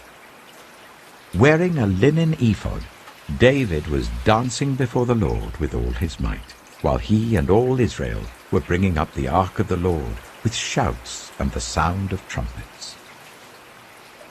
As the ark of the Lord was entering the city of David, Michal, daughter of Saul, watched from a window, and when she saw King David leaping and dancing before the Lord, she despised him in her heart. They brought the ark of the Lord and set it in its place inside the tent that David had pitched for it, and David sacrificed burnt offerings and fellowship offerings before the Lord. After he had finished sacrificing the burnt offerings and fellowship offerings, he blessed the people in the name of the Lord Almighty. Then he gave a loaf of bread, a cake of dates, and a cake of raisins to each person in the whole crowd of Israelites, both men and women, and all the people went to their homes. When David returned home to bless his household, Michal, daughter of Saul, came out to meet him and said, "How the king of Israel has distinguished himself today, going around half naked in full view of the slave girls of his servants, as any vulgar fellow would." David said to Michal, "It was before the Lord, who chose me rather than your father or anyone from his house when he appointed me ruler over the Lord's people Israel. I will celebrate before the Lord. I will become even more undignified than this. I will be humiliated in my own eyes. But by these slave girls you spoke of, I will be held in honor." And Michal, daughter of Saul, had no children to the day of her death. 2 Samuel chapter 7. After the king was settled in his palace, and the Lord had given him rest from all his enemies around him, he said to Nathan the prophet, "Here I am, living in a house of cedar, while the ark of God remains in a tent." Nathan replied to the king, "Whatever you have in mind, go ahead and do it, for the Lord is with you." But that night the word of the Lord came to Nathan, saying, "Go and tell my servant David, this is what the Lord says. Are you the one to build me a house to dwell in? I have not dwelt in a house from the day I brought the Israelites up out of Egypt to this day. I have been moving from place to place with a tent as my dwelling. Wherever I have moved with all the Israelites, did I ever say to any of their rulers, whom I commanded to shepherd my people Israel, why have you not built me a house of cedar? Now then, tell my servant David, this is what the Lord Almighty says. I took you from the pasture, from tending the flock, and appointed you ruler over my people Israel. I have been with you wherever you have gone, and I have cut off all your enemies from before you. Now I will make your name great, like the names of the greatest men on earth. And I will provide a place for my people Israel, and will plant them so that they can have a home of their own, and no longer be disturbed. Wicked people shall not oppress them any more, as they did at the beginning, and have done ever since the time I appointed leaders over my people Israel. I will also give you rest from all your enemies.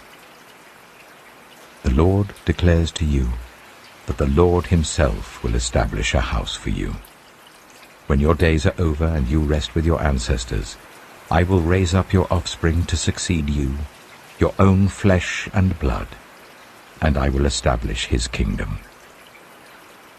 He is the one who will build a house for my name, and I will establish the throne of his kingdom forever. I will be his father, and he shall be my son. When he does wrong, I will punish him with a rod wielded by men, with floggings inflicted by human hands. But my love will never be taken away from him, as I took it away from Saul, whom I removed from before you. Your house and your kingdom shall endure forever before me.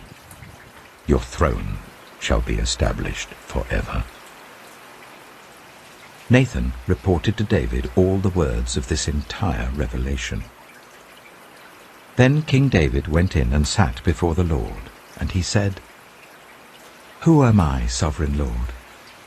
And what is my family, that you have brought me this far? And as if this were not enough in your sight, sovereign Lord, you have also spoken about the future of the house of your servant, and this decree, sovereign Lord, is for a mere human. What more can David say to you? For you know your servant, sovereign Lord. For the sake of your word and according to your will, you have done this great thing and made it known to your servant. How great you are, sovereign Lord! There is no one like you, and there is no God but you, as we have heard with our own ears. And who is like your people Israel, the one nation on earth that God went out to redeem as a people for himself, and to make a name for himself, and to perform great and awesome wonders by driving out nations and their gods from before your people, whom you redeemed from Egypt? You have established your people Israel as your very own forever, and you, Lord, have become their God. And now, Lord God, keep forever the promise you have made concerning your servant and his house. Do as you promised, so that your name will be great forever. Then people will say, The Lord Almighty is God over Israel, and the house of your servant David will be established in your sight. Lord Almighty, God of Israel, you have revealed this to your servant, saying, I will build a house for you. So your servant has found courage to pray this prayer to you. Sovereign Lord, you are God. Your covenant is trustworthy, and you have promised these good things to your servant. Now be pleased to bless the house of your servant, that it may continue forever in your sight. For you, sovereign Lord, have spoken, and with your blessing the house of your servant will be blessed forever. 2 Samuel chapter 8. In the course of time, David defeated the Philistines and subdued them. And he took Metheg-Ammah from the control of the Philistines. David also defeated the Moabites. He made them lie down on the ground and measured them off with a length of cord. Every 2 lengths of them were put to death, and the 3rd length was allowed to live. So the Moabites became subject to David and brought him tribute. Moreover, David defeated Hadadezer, son of Rehob, king of Zobah, when he went to restore his monument at the river Euphrates. David captured 1,000 of his chariots, 7,000 charioteers, and 20,000 foot soldiers. He hamstrung all but 100 of the chariot horses. When the Arameans of Damascus came to help Hadadezer, king of Zobah, David struck down 22,000 of them. He put garrisons in the Aramean kingdom of Damascus, and the Arameans became subject to him and brought tribute. The Lord gave David victory wherever he went. David took the gold shields that belonged to the officers of Hadadezer and brought them to Jerusalem. From Tebah and Berothai, towns that belonged to Hadadezer, King David took a great quantity of bronze. When Tou, king of Hamath, heard that David had defeated the entire army of Hadadezer, he sent his son Joram to King David to greet him and congratulate him on his victory in battle over Hadadezer, who had been at war with Tou. Joram brought with him articles of silver, of gold, and of bronze. King David dedicated these articles to the Lord, as he had done with the silver and gold from all the nations he had subdued: Edom and Moab, the Ammonites and the Philistines, and Amalek. He also dedicated the plunder taken from Hadadezer, son of Rehob, king of Zobah. And David became famous after he returned from striking down 18,000 Edomites in the Valley of Salt. He put garrisons throughout Edom, and all the Edomites became subject to David. The Lord gave David victory wherever he went. David reigned over all Israel, doing what was just and right for all his people. Joab, son of Zeruiah, was over the army. Jehoshaphat, son of Ahilud, was recorder. Zadok, son of Ahitub, and Ahimelech, son of Abiathar, were priests. Sariah was secretary. Benaiah, son of Jehoiada, was over the Kerethites and Pelethites, and David's sons were priests. 2 Samuel chapter 9. David asked, "Is there anyone still left of the house of Saul, to whom I can show kindness for Jonathan's sake?" Now there was a servant of Saul's household named Ziba. They summoned him to appear before David, and the king said to him, "Are you Ziba?" "At your service," he replied. The king asked, "Is there no one still alive from the house of Saul, to whom I can show God's kindness?" Ziba answered the king, "There is still a son of Jonathan. He is lame in both feet." "Where is he?" the king asked. Ziba answered, "He is at the house of Machir, son of Amiel, in Lo-Debar." So King David had him brought from Lo-Debar, from the house of Machir, son of Amiel. When Mephibosheth, son of Jonathan, the son of Saul, came to David, he bowed down to pay him honor. David said, "Mephibosheth." "At your service," he replied. "Don't be afraid," David said to him, "for I will surely show you kindness for the sake of your father Jonathan. I will restore to you all the land that belonged to your grandfather Saul, and you will always eat at my table." Mephibosheth bowed down and said, "What is your servant, that you should notice a dead dog like me?" Then the king summoned Ziba, Saul's steward, and said to him, "I have given your master's grandson everything that belonged to Saul and his family.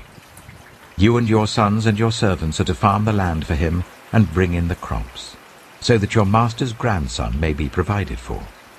And Mephibosheth, grandson of your master, will always eat at my table." Now Ziba had 15 sons and 20 servants. Then Ziba said to the king, Your servant will do whatever my lord the king commands his servant to do." So Mephibosheth ate at David's table like one of the king's sons. Mephibosheth had a young son named Micah, and all the members of Ziba's household were servants of Mephibosheth. And Mephibosheth lived in Jerusalem because he always ate at the king's table. He was lame in both feet. 2 Samuel chapter 10. In the course of time, the king of the Ammonites died, and his son Hanun succeeded him as king. David thought, "I will show kindness to Hanun, son of Nahash, just as his father showed kindness to me." So David sent a delegation to express his sympathy to Hanun concerning his father. When David's men came to the land of the Ammonite commanders said to Hanun their lord, "Do you think David is honoring your father by sending envoys to you to express sympathy? Hasn't David sent them to you only to explore the city and spy it out and overthrow it?" So Hanun seized David's envoys, shaved off half of each man's beard, cut off their garments at the buttocks, and sent them away. When David was told about this, he sent messengers to meet the men, for they were greatly humiliated. The king said, "Stay at Jericho till your beards have grown, and then come back." When the Ammonites realized that they had become obnoxious to David, they hired 20,000 Aramean foot soldiers from Beth-rehob and Zobah, as well as the king of Maacah with 1,000 men, and also 12,000 men from Tob.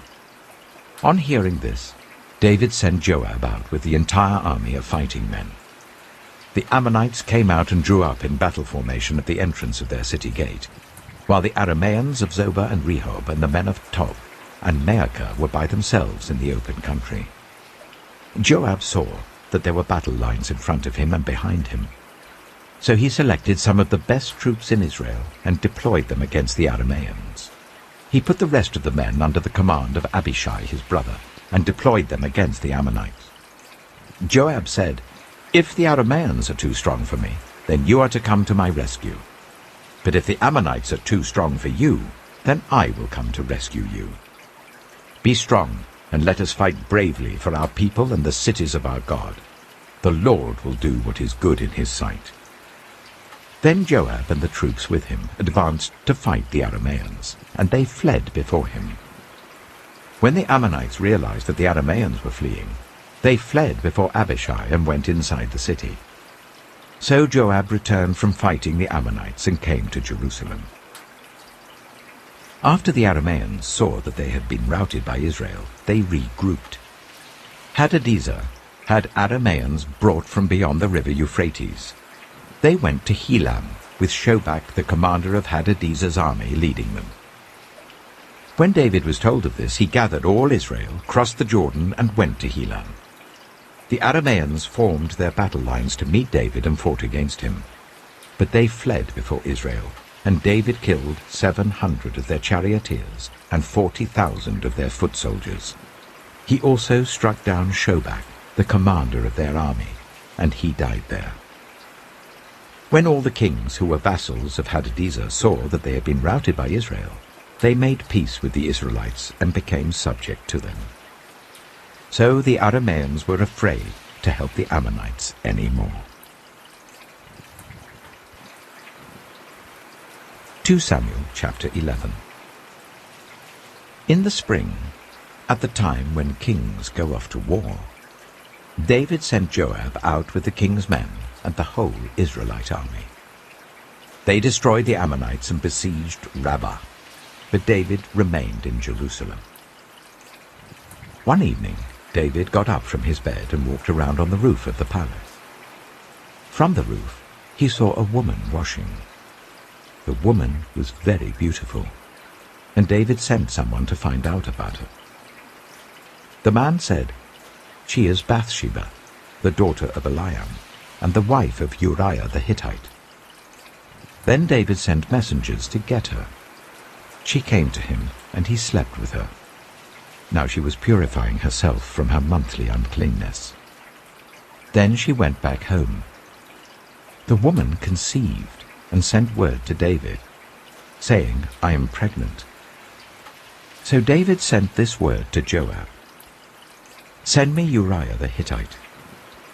And Joab sent him to David. When Uriah came to him, David asked him how Joab was, how the soldiers were, and how the war was going. Then David said to Uriah, "Go down to your house and wash your feet." So Uriah left the palace, and a gift from the king was sent after him. But Uriah slept at the entrance to the palace with all his master's servants, and did not go down to his house. David was told Uriah did not go home. So he asked Uriah, "Haven't you just come from a military campaign? Why didn't you go home?" Uriah said to David, "The ark and Israel and Judah are staying in tents, and my commander Joab and my lord's men are camped in the open country. How could I go to my house to eat and drink and make love to my wife? As surely as you live, I will not do such a thing." Then David said to him, "Stay here one more day, and tomorrow I will send you back." So Uriah remained in Jerusalem that day and the next. At David's invitation, he ate and drank with him, and David made him drunk. But in the evening Uriah went out to sleep on his mat among his master's servants. He did not go home. In the morning David wrote a letter to Joab and sent it with Uriah. In it he wrote, "Put Uriah out in front, where the fighting is fiercest. Then withdraw from him, so that he will be struck down and die." So while Joab had the city under siege, he put Uriah at a place where he knew the strongest defenders were. When the men of the city came out and fought against Joab, some of the men in David's army fell. Moreover, Uriah the Hittite died. Joab sent David a full account of the battle. He instructed the messenger, "When you have finished giving the king this account of the battle, the king's anger may flare up, and he may ask you, 'Why did you get so close to the city to fight? Didn't you know they would shoot arrows from the wall? Who killed Abimelech, son of Jerubesheth? Didn't a woman drop an upper millstone on him from the wall so that he died in Thebez? Why did you get so close to the wall?' If he asks you this, then say to him, 'Moreover, your servant Uriah the Hittite is dead.'" The messenger set out, and when he arrived he told David everything Joab had sent him to say. The messenger said to David, "The men overpowered us and came out against us in the open, but we drove them back to the entrance of the city gate. Then the archers shot arrows at your servants from the wall, and some of the king's men died. Moreover, your servant Uriah the Hittite is dead." David told the messenger, "Say this to Joab. Don't let this upset you. The sword devours one as well as another. Press the attack against the city and destroy it."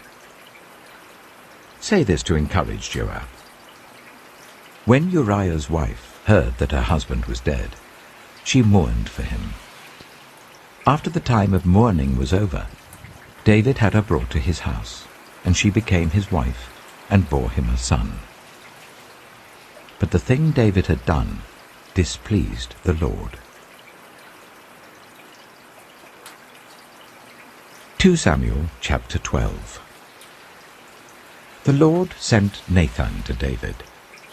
When he came to him, he said, "There were 2 men in a certain town, one rich and the other poor. The rich man had a very large number of sheep and cattle, but the poor man had nothing except one little ewe lamb that he had bought. He raised it, and it grew up with him and his children. It shared his food, drank from his cup, and even slept in his arms. It was like a daughter to him. Now a traveler came to the rich man, but the rich man refrained from taking one of his own sheep or cattle to prepare a meal for the traveler who had come to him. Instead, he took the ewe lamb that belonged to the poor man and prepared it for the one who had come to him.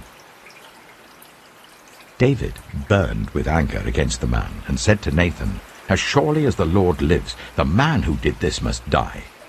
He must pay for that lamb 4 times over because he did such a thing and had no pity." Then Nathan said to David, You are the man. This is what the Lord, the God of Israel, says. I anointed you king over Israel, and I delivered you from the hand of Saul. I gave your master's house to you, and your master's wives into your arms. I gave you all Israel and Judah. And if all this had been too little, I would have given you even more. Why did you despise the word of the Lord by doing what is evil in his eyes? You struck down Uriah the Hittite with the sword and took his wife to be your own. You killed him with the sword of the Ammonites. Now, therefore, the sword shall never depart from your house, because you despised me and took the wife of Uriah the Hittite to be your own. This is what the Lord says. Out of your own household I'm going to bring calamity on you. Before your very eyes I will take your wives and give them to one who is close to you, and he will sleep with your wives in broad daylight. You did it in secret, but I will do this thing in broad daylight before all Israel. Then David said to Nathan, I have sinned against the Lord. Nathan replied, The Lord has taken away your sin. You're not going to die. But because by doing this you have shown utter contempt for the Lord, the son born to you will die. After Nathan had gone home, the Lord struck the child that Uriah's wife had borne to David, and he became ill. David pleaded with God for the child. He fasted and spent the nights lying in sackcloth on the ground. The elders of his household stood beside him to get him up from the ground, but he refused, and he would not eat any food with them. On the seventh day, the child died. David's attendants were afraid to tell him that the child was dead, for they thought, while the child was still living, he wouldn't listen to us when we spoke to him. How can we now tell him the child is dead? He may do something desperate. David noticed that his attendants were whispering among themselves, and he realized that the child was dead. Is the child dead? He asked. Yes, they replied. He is dead. Then David got up from the ground. After he had washed, put on lotions and changed his clothes, he went into the house of the Lord and worshipped. Then he went to his own house, and at his request they served him food, and he ate. His attendants asked him, Why are you acting in this way? While the child was alive, you fasted and wept, but now that the child is dead, you get up and eat. He answered, While the child was alive, I fasted and wept. I thought, who knows? The Lord may be gracious to me and let the child live. But now that he is dead, why should I go on fasting? Can I bring him back again? I will go to him, but he will not return to me. Then David comforted his wife Bathsheba, and he went to her and made love to her. She gave birth to a son, and they named him Solomon. The Lord loved him, and because the Lord loved him, he sent word through Nathan the prophet to name him Jedidiah. Meanwhile, Joab fought against Rabbah of the Ammonites and captured the royal citadel. Joab then sent messengers to David, saying, I have fought against Rabbah and taken its water supply. Now muster the rest of the troops and besiege the city and capture it. Otherwise I shall take the city, and it will be named after me. So David mustered the entire army and went to Rabbah, and attacked and captured it. David took the crown from their king's head, and it was placed on his own head. It weighed 1 talent of gold, and it was set with precious stones. David took a great quantity of plunder from the city, and brought out the people who were there, consigning them to labor with saws and with iron picks and axes, and he made them work at brickmaking. David did this to all the Ammonite towns. Then he and his entire army returned to Jerusalem. 2 Samuel chapter 13. In the course of time, Amnon, son of David, fell in love with Tamar, the beautiful sister of Absalom, son of David. Amnon became so obsessed with his sister Tamar that he made himself ill. She was a virgin, and it seemed impossible for him to do anything to her. Now Amnon had an adviser named Jonadab, son of Shimeah, David's brother. Jonadab was a very shrewd man. He asked Amnon, "Why do you, the king's son, look so haggard morning after morning? Won't you tell me?" Amnon said to him, "I'm in love with Tamar, my brother Absalom's sister." "Go to bed and pretend to be ill," Jonadab said. "When your father comes to see you, say to him, 'I would like my sister Tamar to come and give me something to eat. Let her prepare the food in my sight, so that I may watch her and then eat it from her hand.'" So Amnon lay down and pretended to be ill. When the king came to see him, Amnon said to him, "I would like my sister Tamar to come and make some special bread in my sight, so that I may eat from her hand." David sent word to Tamar at the palace, "Go to the house of your brother Amnon and prepare some food for him." So Tamar went to the house of her brother Amnon, who was lying down. She took some dough, kneaded it, made the bread in his sight, and baked it. Then she took the pan and served him the bread, but he refused to eat. "Send everyone out of here," Amnon said. So everyone left him. Then Amnon said to Tamar, "Bring the food here into my bedroom, so that I may eat it from your hand." And Tamar took the bread she had prepared and brought it to her brother Amnon in his bedroom. But when she took it to him to eat, he grabbed her and said, "Come to bed with me, my sister." "No, my brother," she said to him, "don't force me. Such a thing should not be done in Israel. Don't do this wicked thing. What about me? Where could I get rid of my disgrace? And what about you? You would be like one of the wicked fools in Israel. Please speak to the king. He will not keep me from being married to you." But he refused to listen to her, and since he was stronger than she, he raped her. Then Amnon hated her with intense hatred. In fact, he hated her more than he had loved her. Amnon said to her, "Get up and get out." "No," she said to him. "Sending me away would be a greater wrong than what you have already done to me." But he refused to listen to her. He called his personal servant and said, "Get this woman out of my sight and bolt the door after her." So his servant put her out and bolted the door after her. She was wearing an ornate robe, for this was the kind of garment the virgin daughters of the king wore. Tamar put ashes on her head and tore the ornate robe she was wearing. She put her hands on her head and went away, weeping aloud as she went. Her brother Absalom said to her, "Has that Amnon, your brother, been with you?" "Be quiet for now, my sister. He is your brother. Don't take this thing to heart." And Tamar lived in her brother Absalom's house, a desolate woman. When King David heard all this, he was furious.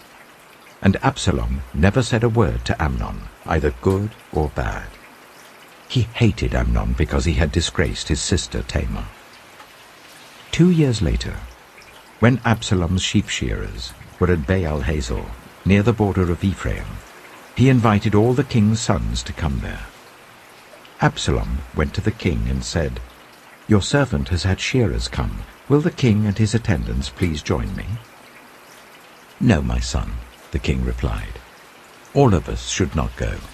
We would only be a burden to you." Although Absalom urged him, he still refused to go but gave him his blessing.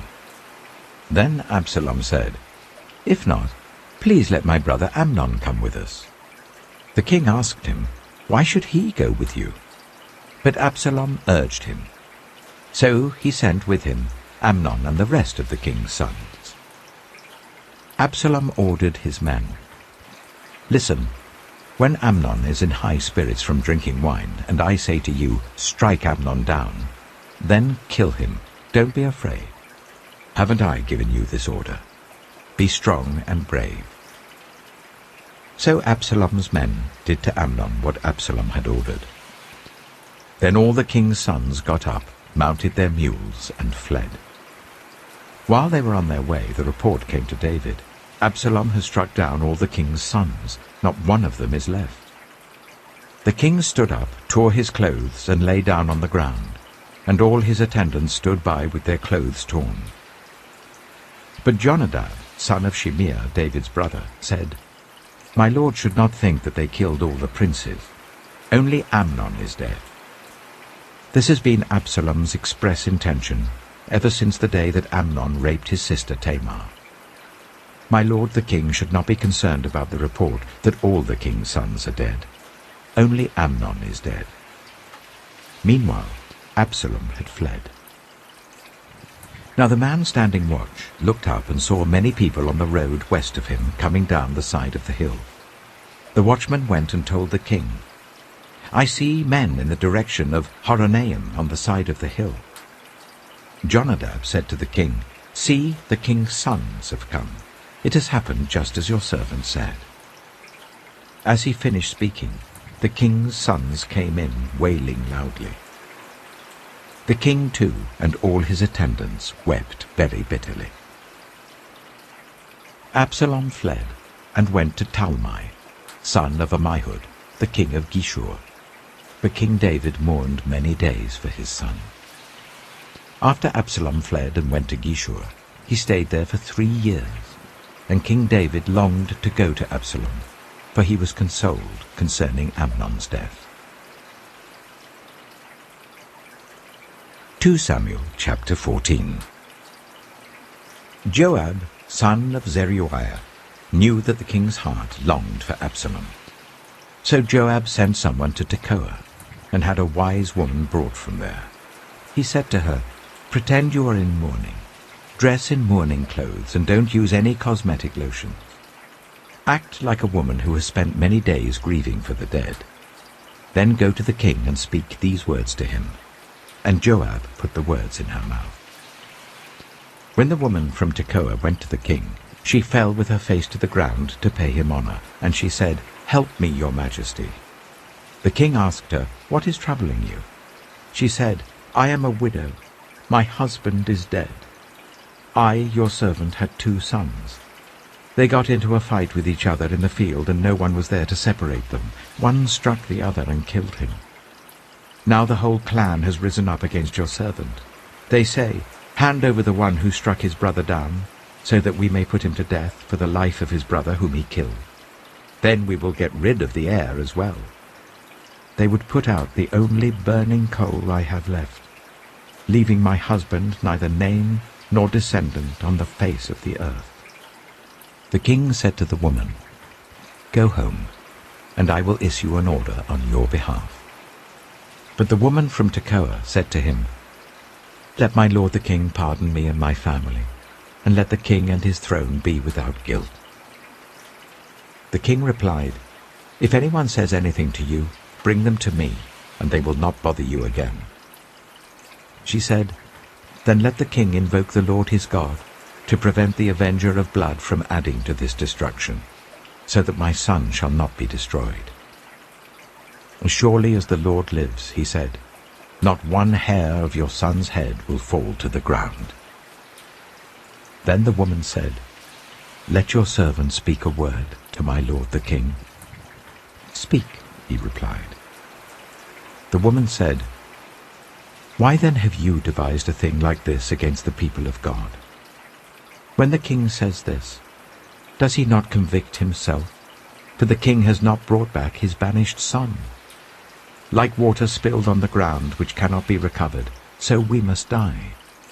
But that is not what God desires. Rather he devises ways so that a banished person does not remain banished from him. And now I have come to say this to my lord the king, because the people have made me afraid. Your servant thought, 'I will speak to the king. Perhaps he will grant his servant's request. Perhaps the king will agree to deliver his servant from the hand of the man who is trying to cut off both me and my son from God's inheritance.' And now your servant says, 'May the word of my lord the king secure my inheritance, for my lord the king is like an angel of God in discerning good and evil. May the Lord your God be with you.'" Then the king said to the woman, Don't keep from me the answer to what I am going to ask you." "Let my lord the king speak," the woman said. The king asked, "Isn't the hand of Joab with you in all this?" The woman answered, "As surely as you live, my lord the king, no one can turn to the right or to the left from anything my lord the king says. Yes, it was your servant Joab who instructed me to do this, and who put all these words into the mouth of your servant. Your servant Joab did this to change the present situation. My lord has wisdom like that of an angel of God. He knows everything that happens in the land." The king said to Joab, "Very well, I will do it. Go, bring back the young man Absalom." Joab fell with his face to the ground to pay him honor, and he blessed the king. Joab said, "Today your servant knows that he has found favor, because the king has granted his servant's request." Then Joab went to Geshur and brought Absalom back to Jerusalem. But the king said, "He must go to his own house. He must not see my face." So Absalom went to his own house and did not see the face of the king. In all Israel there was not a man so highly praised for his handsome appearance as Absalom. From the top of his head to the sole of his foot there was no blemish in him.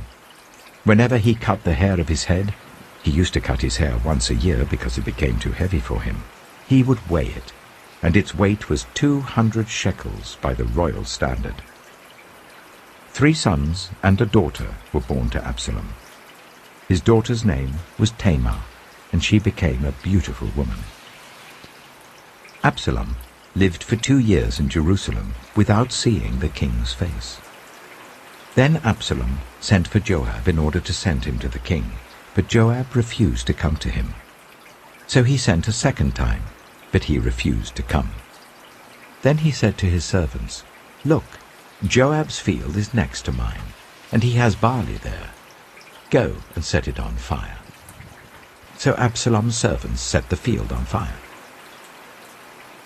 Then Joab did go to Absalom's house, and he said to him, "Why have your servants set my field on fire?"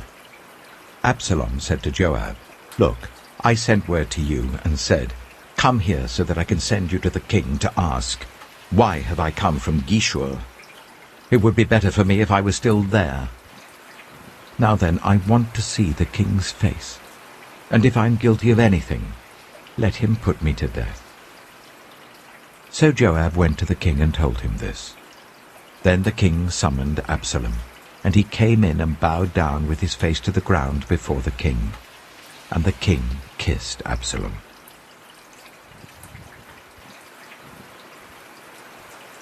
2 Samuel chapter 15. In the course of time, Absalom provided himself with a chariot and horses, and with 50 men to run ahead of him. He would get up early and stand by the side of the road leading to the city gate. Whenever anyone came with a complaint to be placed before the king for a decision, Absalom would call out to him, "What town are you from?" He would answer, "Your servant is from one of the tribes of Israel." Then Absalom would say to him, "Look, your claims are valid and proper, but there is no representative of the king to hear you." And Absalom would add, "If only I were appointed judge in the land, then everyone who has a complaint or case could come to me, and I would see that they receive justice."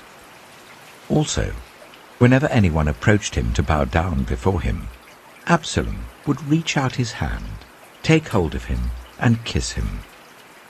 Absalom behaved in this way towards all the Israelites who came to the king asking for justice, and so he stole the hearts of the people of Israel. At the end of 4 years, Absalom said to the king, "Let me go to Hebron and fulfill a vow I made to the Lord. While your servant was living in Geshur in Aram, I made this vow. If the Lord takes me back to Jerusalem, I will worship the Lord in Hebron."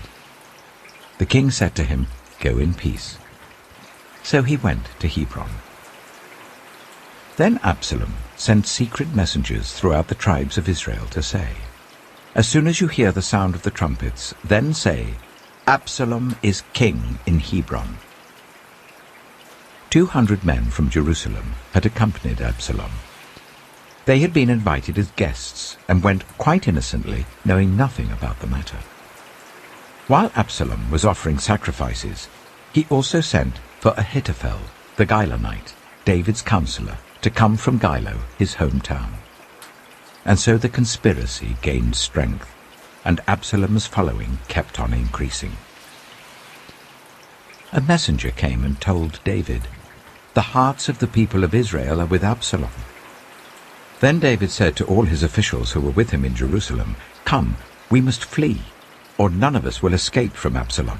We must leave immediately, or he will move quickly to overtake us and bring ruin on us, and put the city to the sword." The king's officials answered him, "Your servants are ready to do whatever our lord the king chooses." The king set out, with his entire household following him. But he left 10 concubines to take care of the palace. So the king set out, with all the people following him, and they halted at the edge of the city. All his men marched past him, along with all the Kerethites and the Pelethites, and all the 600 Gittites who had accompanied him from Gath marched before the king. The king said to Ittai the Gittite, "Why should you come along with us? Go back and stay with King Absalom. You are a foreigner, an exile from your homeland. You came only yesterday. And today shall I make you wander about with us, when I do not know where I am going? Go back and take your people with you. May the Lord show you kindness and faithfulness." But Ittai replied to the king, "As surely as the Lord lives and as my lord the king lives, wherever my lord the king may be, whether it means life or death, there will your servant be." David said to Ittai, "Go ahead, march on." So Ittai the Gittite marched on with all his men and the families that were with him. The whole countryside wept aloud as all the people passed by. The king also crossed the Kidron Valley, and all the people moved on towards the wilderness. Zadok was there too, and all the Levites who were with him were carrying the Ark of the Covenant of God. They set down the Ark of God, and Abiathar offered sacrifices until all the people had finished leaving the city. Then the king said to Zadok, "Take the Ark of God back into the city. If I find favor in the Lord's eyes, he will bring me back and let me see it and his dwelling place again. But if he says, 'I am not pleased with you,' then I am ready. Let him do to me whatever seems good to him." The king also said to Zadok the priest, "Do you understand? Go back to the city with my blessing. Take your son Ahimaaz with you, and also Abiathar's son Jonathan. You and Abiathar return with your 2 sons. I will wait at the fords in the wilderness until word comes from you to inform me." So Zadok and Abiathar took the Ark of God back to Jerusalem and stayed there. But David continued up the Mount of Olives, weeping as he went. His head was covered and he was barefoot. All the people with him covered their heads too and were weeping as they went up. Now David had been told Ahithophel is among the conspirators with Absalom. So David prayed, "Lord, turn Ahithophel's counsel into foolishness." When David arrived at the summit, where people used to worship God, Hushai the Archite was there to meet him, his robe torn and dust on his head. David said to him, "If you go with me, you will be a burden to me. But if you return to the city and say to Absalom, 'Your Majesty, I will be your servant. I was your father's servant in the past, but now I will be your servant,' then you can help me by frustrating Ahithophel's advice. Won't the priests Zadok and Abiathar be there with you? Tell them anything you hear in the king's palace." Their 2 sons, Ahimaaz son of Zadok and Jonathan son of Abiathar, are there with them. Send them to me with anything you hear." So Hushai, David's confidant, arrived at Jerusalem as Absalom was entering the city. 2 Samuel chapter 16. When David had gone a short distance beyond the summit, there was Ziba, the steward of Mephibosheth, waiting to meet him. He had a string of donkeys saddled and loaded with 200 loaves of bread, 100 cakes of raisins, 100 cakes of figs, and a skin of wine. The king asked Ziba, "Why have you brought these?" Ziba answered, "The donkeys are for the king's household to ride on, the bread and fruit are for the men to eat, and the wine is to refresh those who become exhausted in the wilderness." The king then asked, "Where is your master's grandson?" Ziba said to him, "He is staying in Jerusalem because he thinks, 'Today the Israelites will restore to me my grandfather's kingdom.'" Then the king said to Ziba, "All that belonged to Mephibosheth is now yours." "I humbly bow," Ziba said. "May I find favor in your eyes, my lord the king." As King David approached Behurim, a man from the same clan as Saul's family came out from there. His name was Shimei, the son of Gera, and he cursed as he came out. He pelted David and all the king's officials with stones, though all the troops and the special guard were on David's right and left. As he cursed, Shimei said, get out, you murderer, you scoundrel! The Lord has repaid you for all the blood you shed in the household of Saul, in whose place you have reigned. The Lord has given the kingdom into the hands of your son Absalom. You have come to ruin because you are a murderer." Then Abishai, son of Zeruiah, said to the king, "Why should this dead dog curse my lord the king? Let me go over and cut off his head." But the king said, "What does this have to do with you, you sons of Zeruiah? If he is cursing because the Lord said to him, 'Curse David,' who can ask, 'Why do you do this?'" David then said to Abishai and all his officials, "My son, my own flesh and blood, is trying to kill me. How much more then this Benjaminite? Leave him alone, let him curse, for the Lord has told him to. It may be that the Lord will look upon my misery and restore to me his covenant blessing instead of his curse today." So David and his men continued along the road, while Shimei was going along the hillside opposite him, cursing as he went and throwing stones at him and showering him with dirt. The king and all the people with him arrived at their destination exhausted, and there he refreshed himself. Meanwhile, Absalom and all the men of Israel came to Jerusalem, and Ahithophel was with him. Then Hushai the Archite, David's confidant, went to Absalom and said to him, "Long live the king! Long live the king!" Absalom said to Hushai, "So this is the love you show your friend?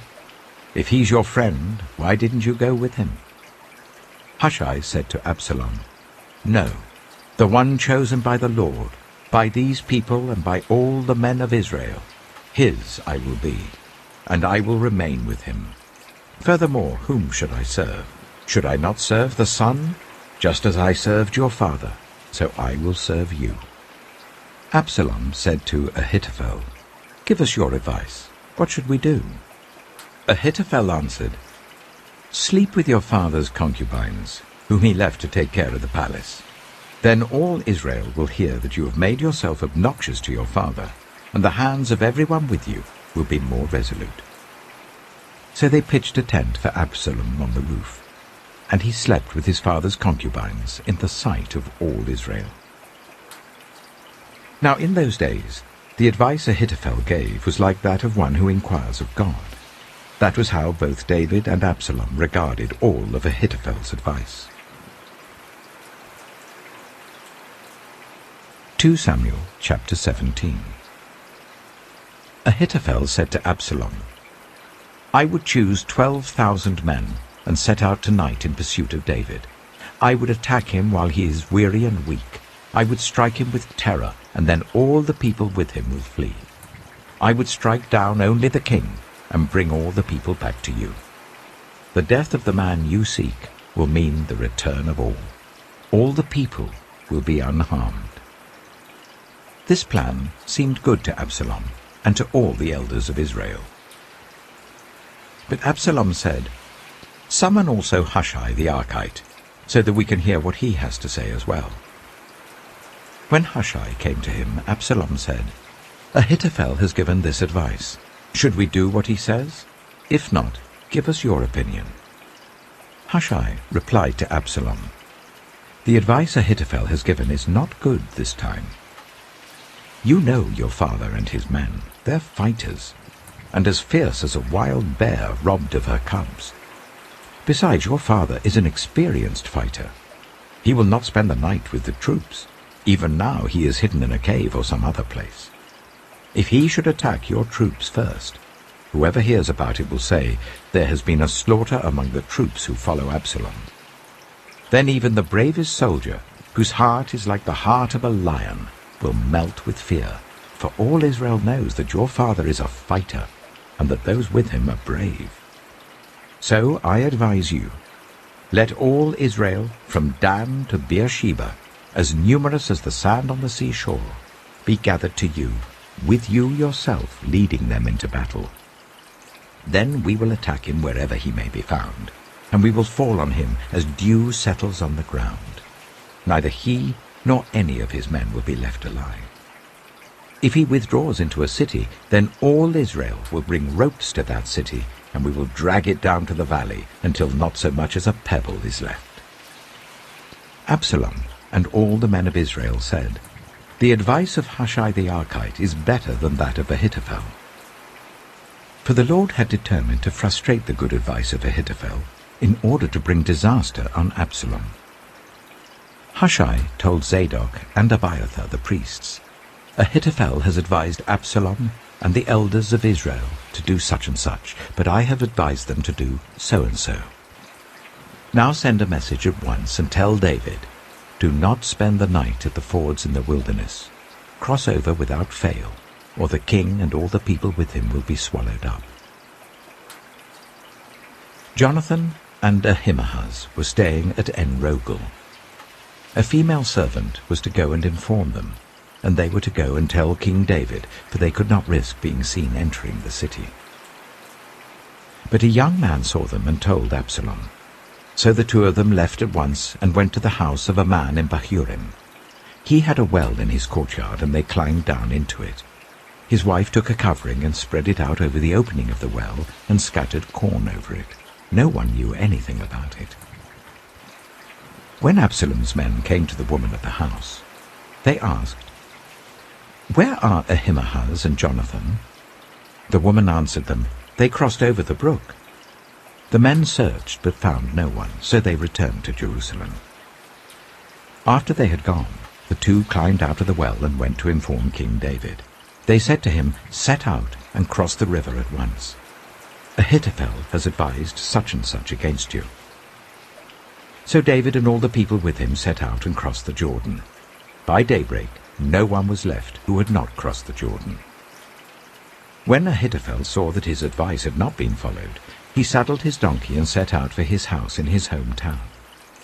He put his house in order and then hanged himself. So he died and was buried in his father's tomb. David went to Mahanaim, and Absalom crossed the Jordan with all the men of Israel. Absalom had appointed Amasa over the army in place of Joab. Amasa was the son of Jether, an Ishmaelite who had married Abigail, the daughter of Nahash, the sister of Zeruiah, the mother of Joab. The Israelites and Absalom camped in the land of Gilead. When David came to Mahanaim, Shobai, son of Nahash from Rabbah of the Ammonites, and Machir, son of Amiel from Lo-debar, and Barzillai the Gilead from Rogelim, brought bedding and bowls and articles of pottery. They also brought wheat and barley, flour and roasted grain, beans and lentils, honey and curds, sheep and cheese from cow's milk, for David and his people to eat. For they said, "The people have become exhausted and hungry and thirsty in the wilderness."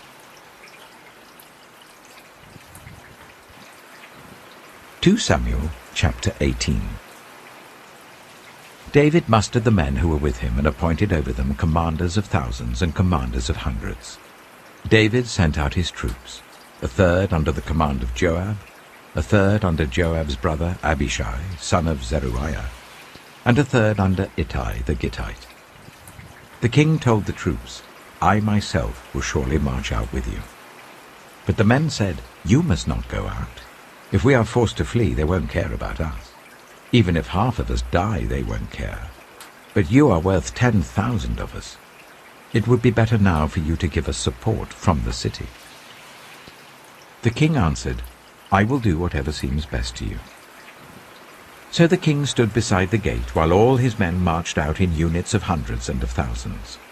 The king commanded Joab, Abishai, and Ittai, "Be gentle with the young man Absalom for my sake."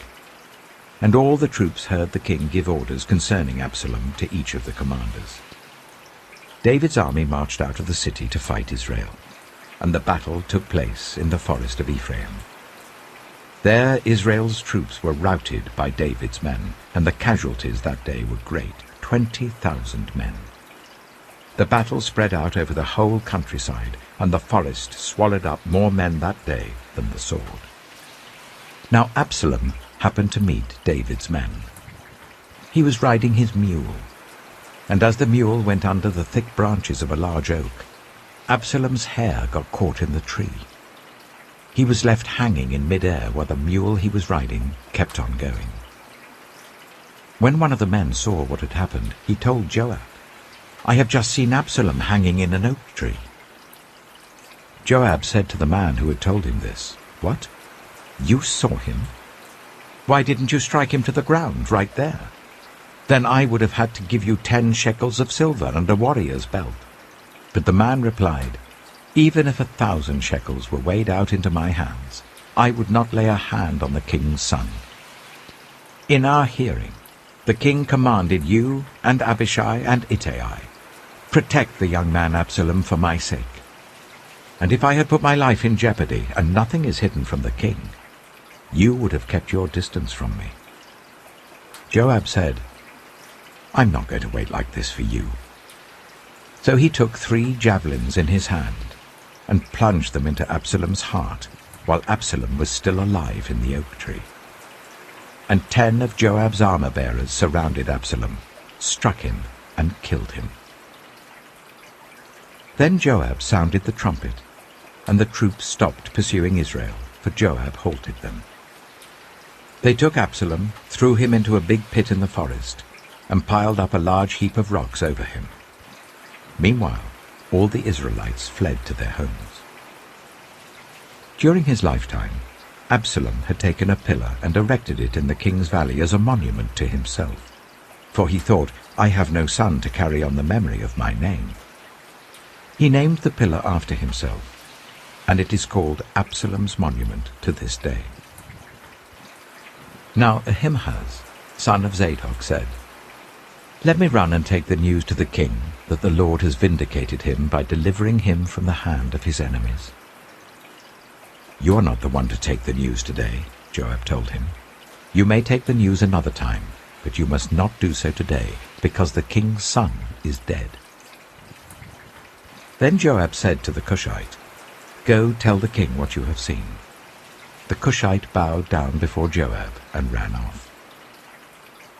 Ahimaaz, son of Zadok, again said to Joab, "Come what may, please let me run behind the Cushite." But Joab replied, "My son, why do you want to go? You don't have any news that will bring you a reward." He said, "Come what may, I want to run." So Joab said, "Run." Then Ahimaaz ran by the way of the plain and outran the Cushite. While David was sitting between the inner and outer gates, the watchman went up to the roof of the gateway by the wall. As he looked out, he saw a man running alone. The watchman called out to the king and reported it. The king said, "If he is alone, he must have good news." And the runner came closer and closer. Then the watchman saw another runner, and he called down to the gatekeeper, "Look, another man running alone." The king said, "He must be bringing good news too." The watchman said, "It seems to me that the first one runs like Ahimaaz, son of Zadok." "He's a good man," the king said. "He comes with good news." Then Ahimaaz called out to the king, "All is well." He bowed down before the king with his face to the ground and said, "Praise be to the Lord your God. He has delivered up those who lifted their hands against my lord the king." The king asked, "Is the young man Absalom safe?" Ahimaaz answered, "I saw great confusion, just as Joab was about to send the king's servant and me, your servant, but I don't know what it was." The king said, "Stand aside and wait here." So he stepped aside and stood there. Then the Cushite arrived and said, "My lord the king, hear the good news. The Lord has vindicated you today by delivering you from the hand of all who rose up against you." The king asked the Cushite, "Is the young man Absalom safe?" The Cushite replied, "May the enemies of my lord the king and all who rise up to harm you be like that young man." The king was shaken.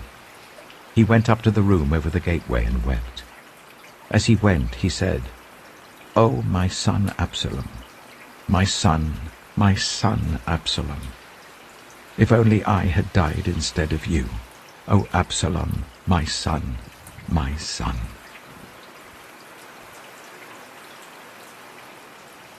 2 Samuel chapter 19. Joab was told, "The king is weeping and mourning for Absalom." And for the whole army, the victory that day was turned into mourning, because on that day the troops heard it said, "The king is grieving for his son." The men stole into the city that day, as men steal in who are ashamed when they flee from battle. The king covered his face and cried out, "Oh, my son Absalom! Oh, Absalom, my son, my son!" Then Joab went into the house to the king and said, "Today you have humiliated all your men who have just saved your life and the lives of your sons and daughters and the lives of your wives and concubines. You love those who hate you and hate those who love you. You have made it clear today that the commanders and their men mean nothing to you. I see that you would be pleased if Absalom were alive today and all of us were dead. Now go out and encourage your men. I swear by the Lord that if you don't go out, not a man will be left with you by nightfall. This will be worse for you than all the calamities that have come on you from your youth till now." So the king got up and took his seat in the gateway. When the men were told the king is sitting in the gateway, they all came before him. Meanwhile, the Israelites had fled to their homes. Throughout the tribes of Israel, all the people were arguing among themselves, saying, "The king delivered us from the hand of our enemies. He is the one who rescued us from the hand of the Philistines. But now he has fled the country to escape from Absalom, and Absalom, whom we anointed to rule over us, has died in battle. So why do you say nothing about bringing the king back?" King David sent this message to Zadok and Abiathar the priests. "Ask the elders of Judah, why should you be the last to bring the king back to his palace, since what is being said throughout Israel has reached the king at his quarters? You are my relatives, my own flesh and blood. So why should you be the last to bring back the king? And say to Amasa, are you not my own flesh and blood? May God deal with me, be it ever so severely, if you are not the commander of my army for life in place of Joab." He won over the hearts of the men of Judah, so that they were all of one mind. They sent word to the king, "Return, you and all your men." Then the king returned and went as far as the Jordan. Now the men of Judah had come to Gilgal to go out and meet the king and bring him across the Jordan. Shimei, son of Gera, the Benjamite from Bahurim, hurried down with the men of Judah to meet King David.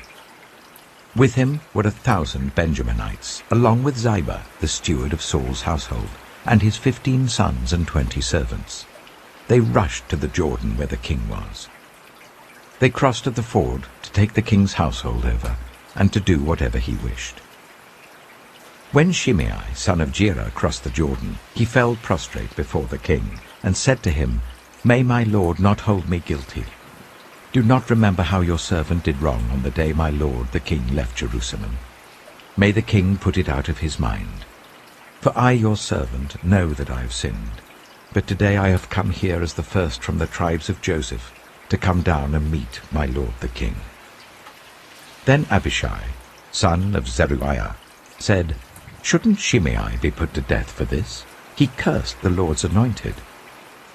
David replied, "What does this have to do with you, you sons of Zeruiah? What right do you have to interfere? Should anyone be put to death in Israel today? Don't I know that today I am king over Israel?" So the king said to Shimei, "You shall not die." And the king promised him on oath. Mephibosheth, Saul's grandson, also went down to meet the king. He had not taken care of his feet or trimmed his moustache or washed his clothes from the day the king left until the day he returned safely. When he came from Jerusalem to meet the king asked him, "Why didn't you go with me, Mephibosheth?" He said, "My lord the king, since I, your servant, am lame, I said, I will have my donkey saddled and will ride on it, so that I can go with the king. But Ziba my servant betrayed me, and he has slandered your servant to my lord the king. My lord the king is like an angel of God, so do whatever you wish. All my grandfather's descendants deserved nothing but death from my lord the king, but you gave your servant a place among those who eat at your table. So what right do I have to make any more appeals to the king?" The king said to him, "Why say more? I order you and Ziba to divide the land." Mephibosheth said to the king, "Let him take everything, now that my lord the king has returned home safely." Barzillai the Gileadite also came down from Rogelim to cross the Jordan with the king and to send him on his way from there. Now Barzillai was very old, 80 years of age. He had provided for the king during his stay in Mahanaim, for he was a very wealthy man. The king said to Barzillai, "Cross over with me and stay with me in Jerusalem, and I will provide for you." But Barzillai answered the king, "How many more years shall I live, that I should go up to Jerusalem with the king? I am now 80 years old. Can I tell the difference between what is enjoyable and what is not? Can your servant taste what he eats and drinks? Can I still hear the voices of male and female singers? Why should your servant be an added burden to my lord the king? Your servant will cross over the Jordan with the king for a short distance, but why should the king reward me in this way? Let your servant return, that I may die in my own town near the tomb of my father and mother. But here is your servant Kimham. Let him cross over with my lord the king. Do for him whatever you wish." The king said, "Kimham shall cross over with me, and I will do for him whatever you wish. And anything you desire from me I will do for you." So all the people crossed the Jordan, and then the king crossed over. The king kissed Barzillai and bade him farewell, and Barzillai returned to his home. When the king crossed over to Gilgal, Kimham crossed with him. All the troops of Judah and half the troops of Israel had taken the king over. Soon all the men of Israel were coming to the king and saying to him, "Why did our brothers, the men of Judah, steal the king away and bring him and his household across the Jordan, together with all his men?" All the men of Judah answered the men of Israel, "We did this because the king is closely related to us. Why are you angry about it? Have we eaten any of the king's provisions? Have we taken anything for ourselves?" Then the men of Israel answered the men of Judah, "We have 10 shares in the king, so we have a greater claim on David than you have. Why then do you treat us with contempt? Weren't we the first to speak of bringing back our king?" But the men of Judah pressed their claims even more forcefully than the men of Israel. 2 Samuel chapter 20. Now a troublemaker named Sheba, son of Bichri, a Benjaminite, happened to be there. He sounded the trumpet and shouted, "We have no share in David, no part in Jesse's son. Every man to his tent, Israel." So all the men of Israel deserted David to follow Sheba, son of Bichri. But the men of Judah stayed by their king all the way from the Jordan to Jerusalem. When David returned to his palace in Jerusalem, he took the 10 concubines he had left to take care of the palace and put them in a house under guard. He provided for them but had no sexual relations with them. They were kept in confinement till the day of their death, living as widows. Then the king said to Amasa, "Summon the men of Judah to come to me within 3 days, and be here yourself." But when Amasa went to summon Judah, he took longer than the time the king had set for him. David said to Abishai, "Now Sheba, son of Bichri, will do us more harm than Absalom did. Take your master's men and pursue him, or he will find fortified cities and escape from us." So Joab's men and the Kerethites and the Pelethites and all the mighty warriors went out under the command of Abishai. They marched out from Jerusalem to pursue Sheba, son of Bichri. While they were at the great rock in Gibeon, Amasa came to meet them. Joab was wearing his military tunic, and strapped over it at his waist was a belt with a dagger in its sheath. As he stepped forward, it dropped out of its sheath. Joab said to Amasa, "How are you, my brother?" Then Joab took Amasa by the beard with his right hand to kiss him. Amasa was not on his guard against the dagger in Joab's hand, and Joab plunged it into his belly, and his intestines spilled out onto the ground. Without being stabbed again, Amasa died. Then Joab and his brother Abishai pursued Sheba, son of Bichri. One of Joab's men stood beside Amasa and said, "Whoever favors Joab, and whoever is for David, let him follow Joab." Amasa lay wallowing in his blood in the middle of the road, and the man saw that all the troops came to a halt there. When he realized that everyone who came up to Amasa stopped, he dragged him from the road into a field and threw a garment over him. After Amasa had been removed from the road, everyone went on with Joab to pursue Sheba, son of Bichri. Sheba passed through all the tribes of Israel to Abel-Beth-Maachah, and through the entire region of the Bichrites, who gathered together and followed him. All the troops with Joab came and besieged Sheba in Abel-Beth-Maachah. They built a siege ramp up to the city, and it stood against the outer fortifications. While they were battering the wall to bring it down, a wise woman called from the city, "Listen, listen! Tell Joab to come here so that I can speak to him." He went towards her, and she asked, "Are you Joab?" "I am," he answered. She said, "Listen to what your servant has to say." "I'm listening," he said. She continued, "Long ago they used to say, 'Get your answer at Abel,' and that settled it. We are the peaceful and faithful in Israel. You are trying to destroy a city that is a mother in Israel. Why do you want to swallow up the Lord's inheritance?" "Far be it from me," Joab replied. "Far be it from me to swallow up or destroy. That is not the case. A man named Sheba, son of Bichri, from the hill country of Ephraim, has lifted up his hand against the king, against David. Hand over this one man, and I'll withdraw from the city." The woman said to Joab, "His head will be thrown to you from the wall." Then the woman went to all the people with her wise advice, and they cut off the head of Sheba, son of Bichri, and threw it to Joab. So he sounded the trumpet, and his men dispersed from the city, each returning to his home. And Joab went back to the king in Jerusalem. Joab was over Israel's entire army. Benaiah, son of Jehoiada, was over the Kerethites and the Pelethites. Adoniram was in charge of forced labor. Jehoshaphat, son of Ahilud, was recorder. Sheva was secretary. Zadok and Abiathar were priests, and Ira the Jairite was David's priest. 2 Samuel chapter 21. During the reign of David, there was a famine for 3 successive years. So David sought the face of the Lord. The Lord said, "It is on account of Saul and his blood-stained house. It is because he put the Gibeonites to death."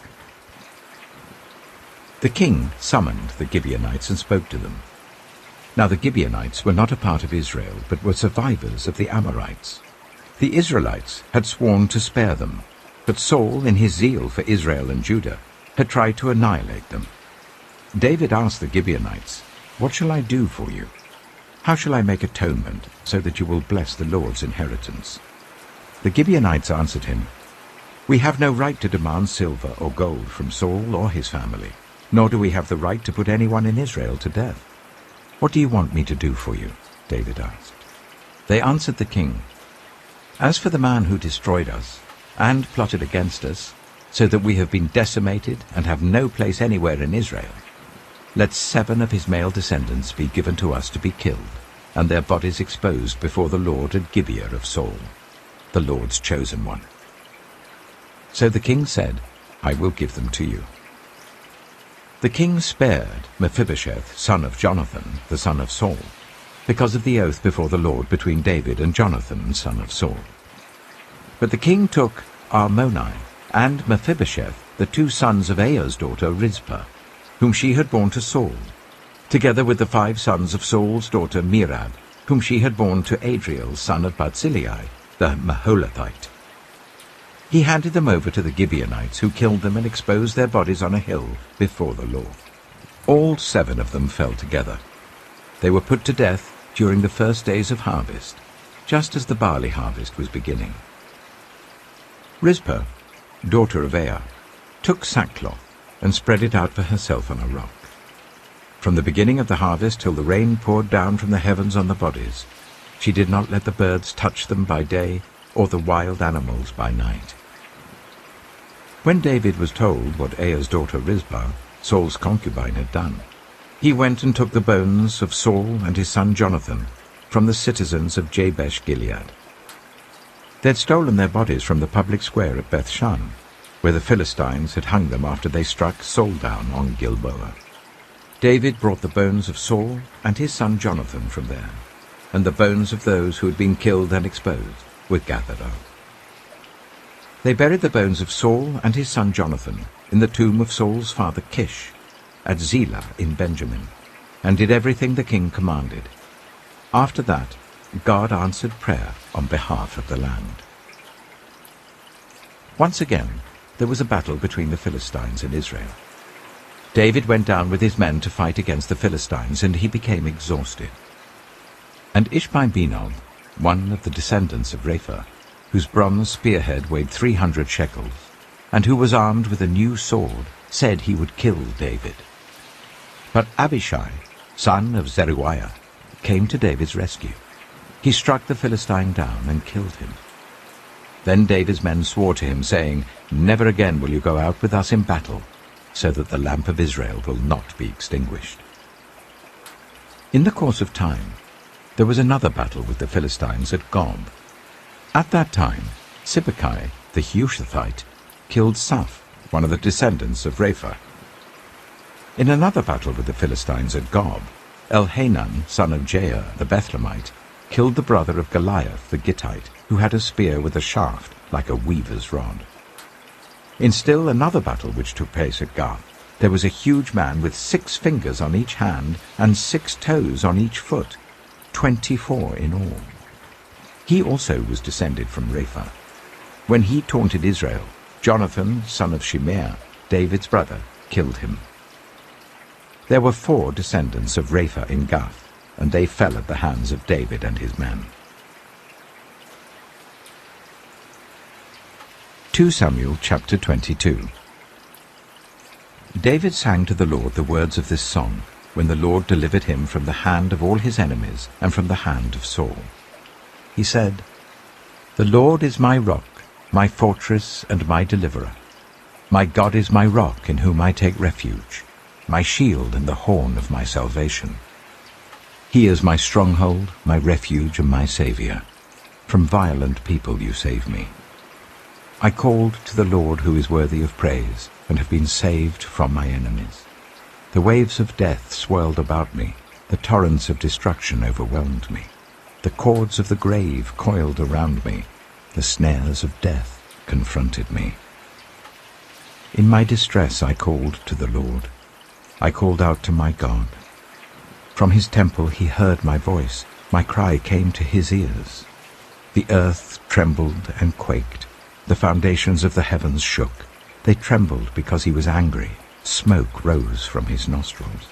Consuming fire came from his mouth. Burning coals blazed out of it. He parted the heavens and came down. Dark clouds were under his feet. He mounted the cherubim and flew. He soared on the wings of the wind. He made darkness his canopy around him, the dark rain clouds of the sky. Out of the brightness of his presence, bolts of lightning blazed forth. The Lord thundered from heaven. The voice of the Most High resounded. He shot his arrows and scattered the enemy. With great bolts of lightning he routed them. The valleys of the sea were exposed, and the foundations of the earth laid bare at the rebuke of the Lord, at the blast of breath from his nostrils. He reached down from on high and took hold of me. He drew me out of deep waters. He rescued me from my powerful enemy, from my foes who were too strong for me. They confronted me in the day of my disaster, but the Lord was my support. He brought me out into a spacious place. He rescued me because he delighted in me. The Lord has dealt with me according to my righteousness. According to the cleanness of my hands he has rewarded me. For I have kept the ways of the Lord. I am not guilty of turning from my God. All his laws are before me. I have not turned away from his decrees. I have been blameless before him, and have kept myself from sin. The Lord has rewarded me according to my righteousness, according to my cleanness in his sight. To the faithful, you show yourself faithful. To the blameless, you show yourself blameless. To the pure, you show yourself pure.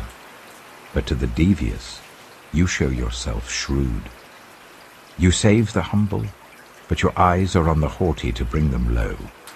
You, Lord, are my lamp. The Lord turns my darkness into light. With your help I can advance against a troop. With my God I can scale a wall.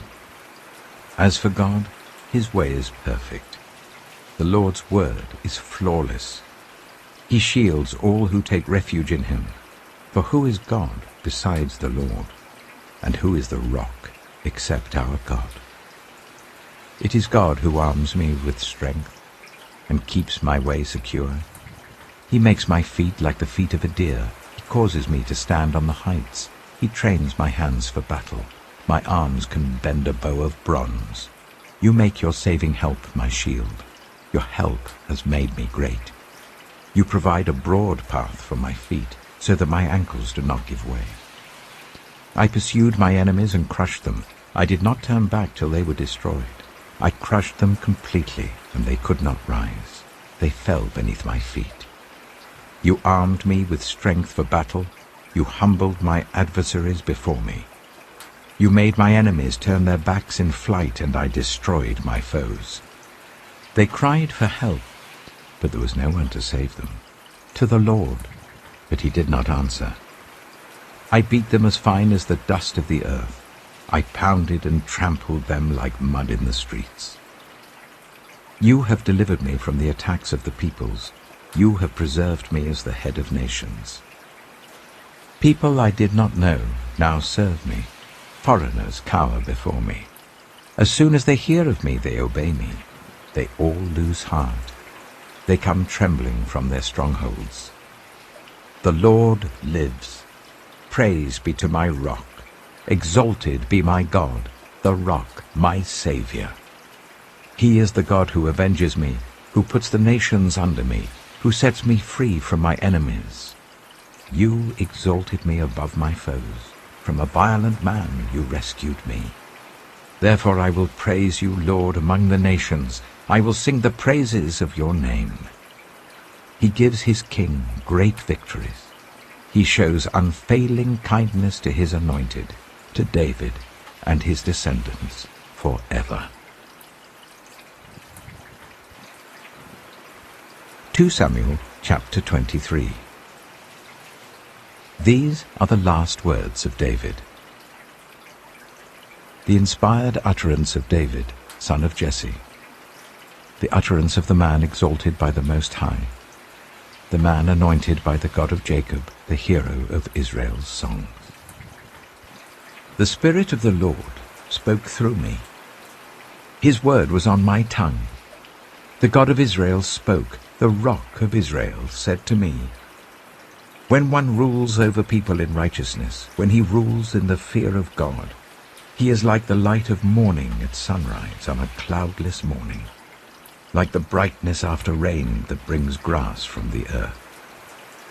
If my house were not right with God, surely he would not have made with me an everlasting covenant, arranged and secured in every part. Surely he would not bring to fruition my salvation and grant me my every desire. But evil men are all to be cast aside like thorns, which are not gathered with the hand. Whoever touches thorns uses a tool of iron or the shaft of a spear. They are burned up where they lie. These are the names of David's mighty warriors.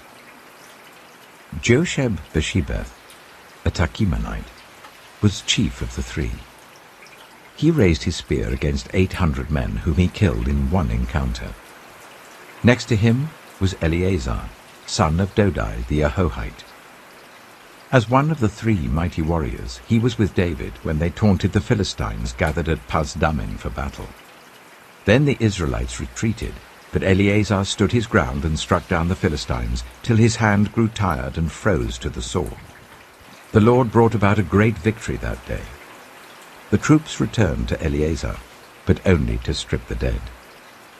Next to him was Shammah, son of Agi, the Hararite. When the Philistines banded together at a place where there was a field full of lentils, Israel's troops fled from them. But Shammah took his stand in the middle of the field. He defended it and struck the Philistines down, and the Lord brought about a great victory.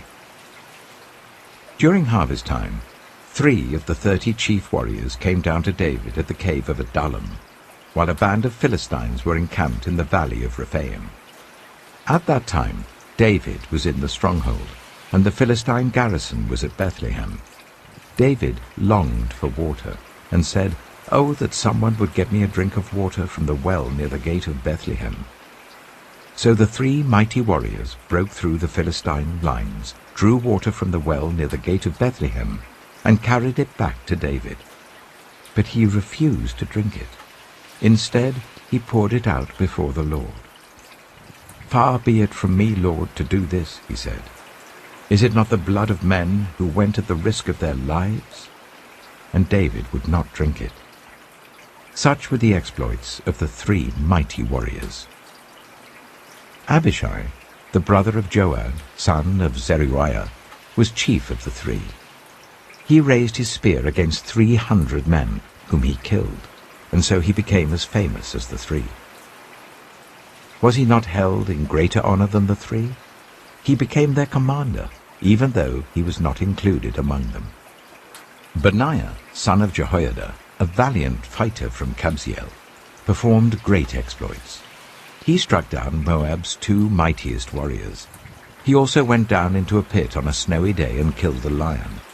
And he struck down a huge Egyptian. Although the Egyptian had a spear in his hand, Benaiah went against him with a club. He snatched the spear from the Egyptian's hand and killed him with his own spear. Such were the exploits of Benaiah, son of Jehoiada. He too was as famous as the 3 mighty warriors. He was held in greater honor than any of the 30, but he was not included among the 3. And David put him in charge of his bodyguard.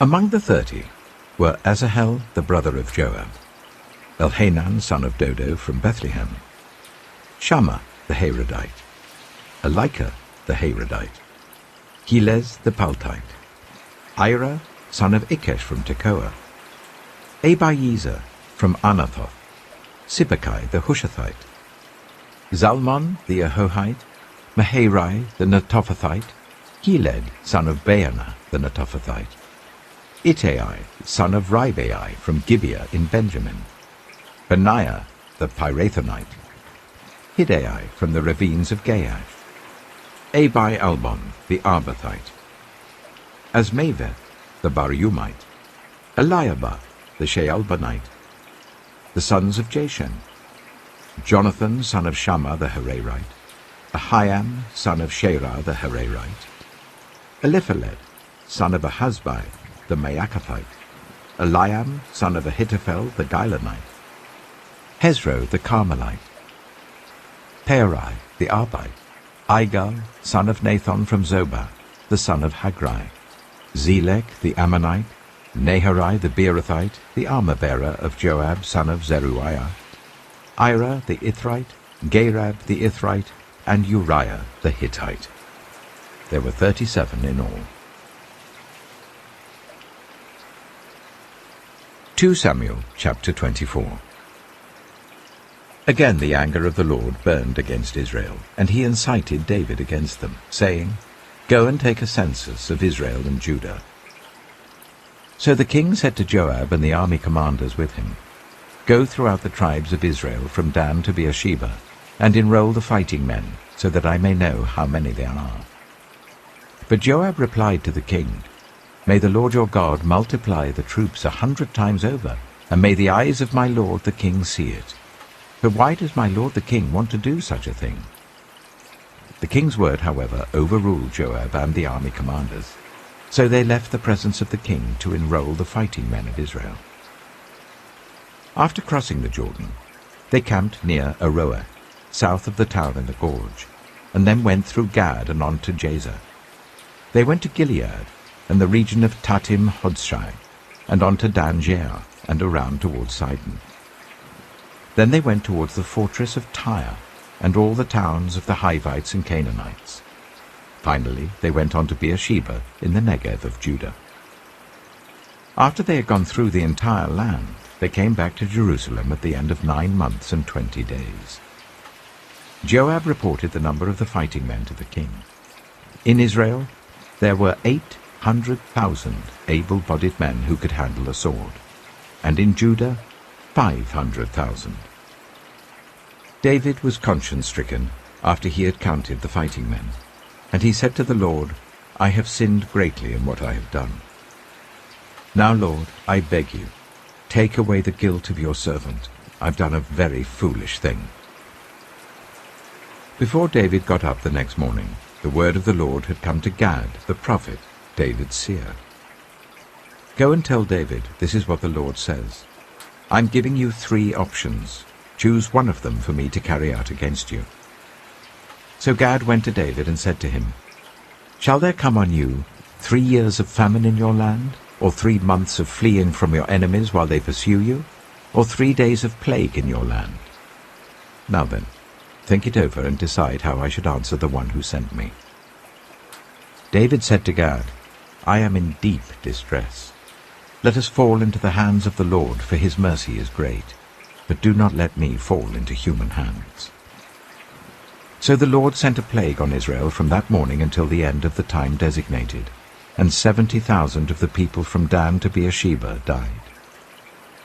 When the angel stretched out his hand to destroy Jerusalem, the Lord relented concerning the disaster, and said to the angel who was afflicting the people, Enough, withdraw your hand.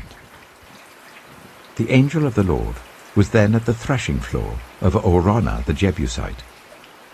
When David saw the angel who was striking down the people, he said to the Lord, I have sinned. I, the shepherd, have done wrong. These are but sheep. What have they done? Let your hand fall on me and my family. On that day, Gad went to David and said to him, Go up and build an altar to the Lord on the threshing floor of Araunah the Jebusite. So David went up as the Lord had commanded through Gad. When Araunah looked and saw the king and his officials coming towards him, he went out and bowed down before the king with his face to the ground. Araunah said, Why has my lord the king come to his servant? To buy your threshing floor, David answered, so that I can build an altar to the Lord, that the plague on the people may be stopped. Araunah said to David, Let my lord the king take whatever he wishes and offer it up. Here are oxen for the burnt offering, and here are threshing sledges and ox yokes for the wood. Your majesty, Araunah gives all this to the king. Araunah also said to him, May the Lord your God accept you. But the king replied to Araunah, No, I insist on paying you for it. I will not sacrifice to the Lord my God burnt offerings that cost me nothing. So David bought the threshing floor and the oxen, and paid 50 shekels of silver for them. David built an altar to the Lord there, and sacrificed burnt offerings and fellowship offerings. Then the Lord answered his prayer on behalf of the land, and the plague on Israel was stopped.